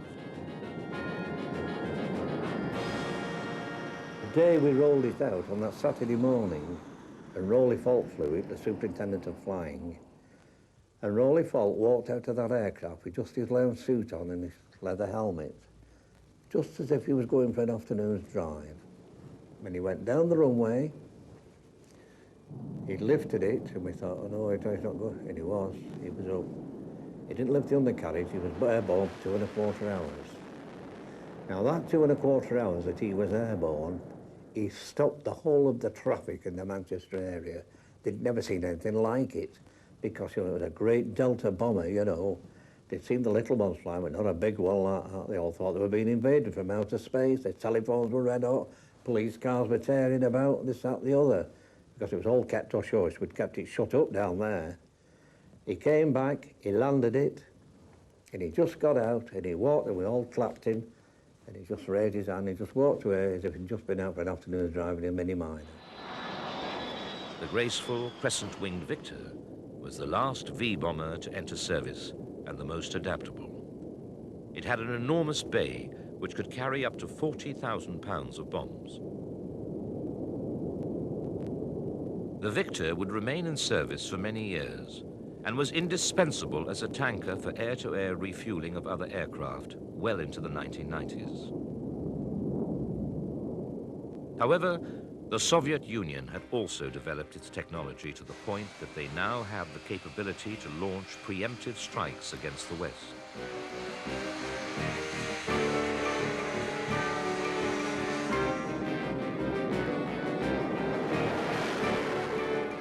Airfields were likely to be among the first targets hit, and so the V-bombers were dispersed to different airfields in the belief that in the event of an attack, at least some of them would get airborne. And because nuclear war would probably come without notice, the quick reaction alert was developed.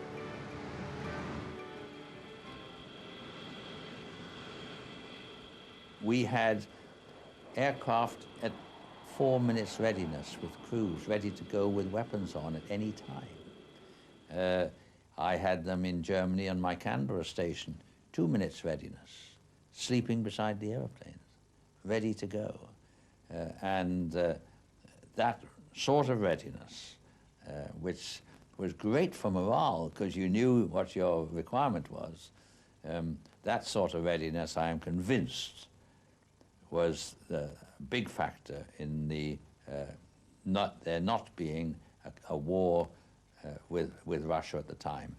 At the times of the Cuban crisis, I commanded RAF Bruggen in Germany. And if necessary, we could have gone to war in 2 to 3 to 4 minutes. The aircraft were modified so that all the electronic systems and the 4 engines could be powered up from a single button. With practice, the V-bombers could be airborne in 4 minutes on their way to Moscow. The V-force had to carry their nuclear weapons all the way to the target. But the Soviet defenses would be tough to get through, so thoughts began to turn to bombs, which could be released hundreds of miles away and then fly on to their targets. American Skybolt air-to-ground missiles, fitted with British nuclear warheads, seemed like the solution. The V-force would be able to launch them on Moscow from up to 1,000 miles away. Then the Americans cancelled the Skybolt project. So the RAF bought Blue Steel missiles from Avro instead. Although it was British-made, Blue Steel was second choice to Skybolt because aircraft had to be 800 miles nearer their target before the weapons could be released.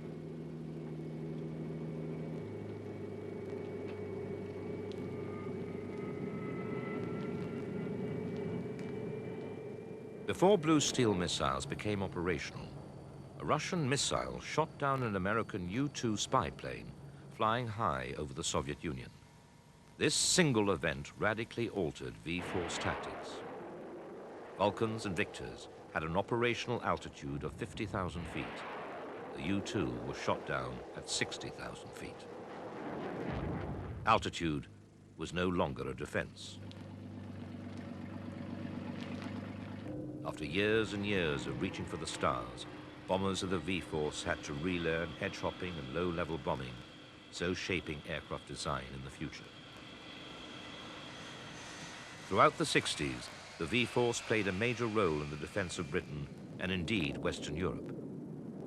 But nobody was ever sure if, when the time came, the bombers could actually penetrate the Soviet defense, which now had access to electronic detection systems.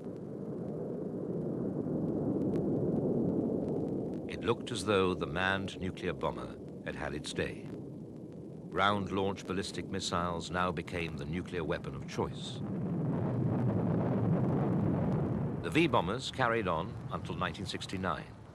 But finally, with the introduction of the first British nuclear submarines armed with Polaris missiles, the role of strategic deterrence passed back to the Royal Navy. This wasn't quite the end of the V-force altogether, because a series of aircraft project cancellations forced the RAF to extend the life of these aircraft.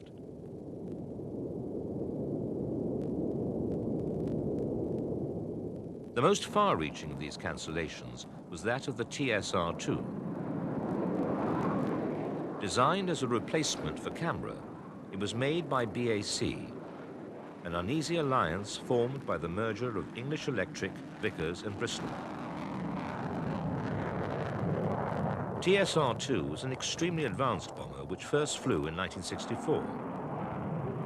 However, it was such a complex aircraft to manufacture that the costs soared. The government, under pressure to reduce deaths, cancelled the project.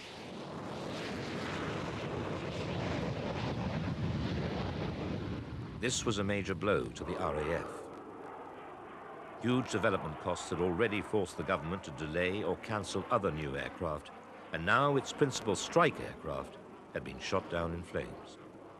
American pilots who'd flown it said, if only you'd stop this business of not invented here on both sides of the Atlantic, we could have built the TSR-2 in quantity, and you invent the damn thing. Just like you invented radar, we developed it. The farce went on. The government placed an order for the American F-111, and then cancelled that too. Fortunately, the Navy was reducing the size of its aircraft carrier fleet, and so their Buccaneer aircraft were transferred to the RAF. Ironically, the RAF had rejected Buccaneers some years previously as they'd been expecting TSR-2. Now, they were getting second-hand ones. The Buccaneer turned out to be ideally cast in the ultra-low-level strike role. It flew under the radar umbrella, hugging the ground and withstanding the tremendous buffeting at heights of less than 200 feet. It also had a very long life, still in service during the Gulf War in 1991, 22 years after first entering service. The Buccaneer was the RAF's last purpose-built bomber.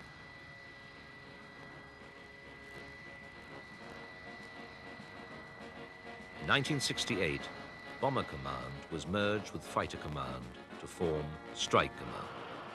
The future of Britain's strike force now lay with multi-role aircraft like the Tornado, designed to satisfy the needs of many nations who also bore the immense development costs. Today, the nature of the dedicated bomber is totally different to the Second World War. New means of guiding bombs to their target mean that the idea of precision bombing is now possible. Long-range bombing can be carried out with cruise missiles, which have the necessary range, speed, and accuracy without risking aircraft and crew. But they are inflexible and can only be used once. Today's bombers have the flexibility to use different weapons against different targets at all altitudes. For this reason, it is still the pilots and air crews who continue to strike hard and strike sure for the RAF. Okay, nice. 5, 4, 3, 2, 1, now. Yeah, impact. Yeah. DH. Should see an impact too. Wrong impact. Go ahead. That's where we splash now. Yeah, splash. No scanning opportunity to have field of view. We're there across to the end bunker. Flash. Oh dear, that went all up. Yeehaw.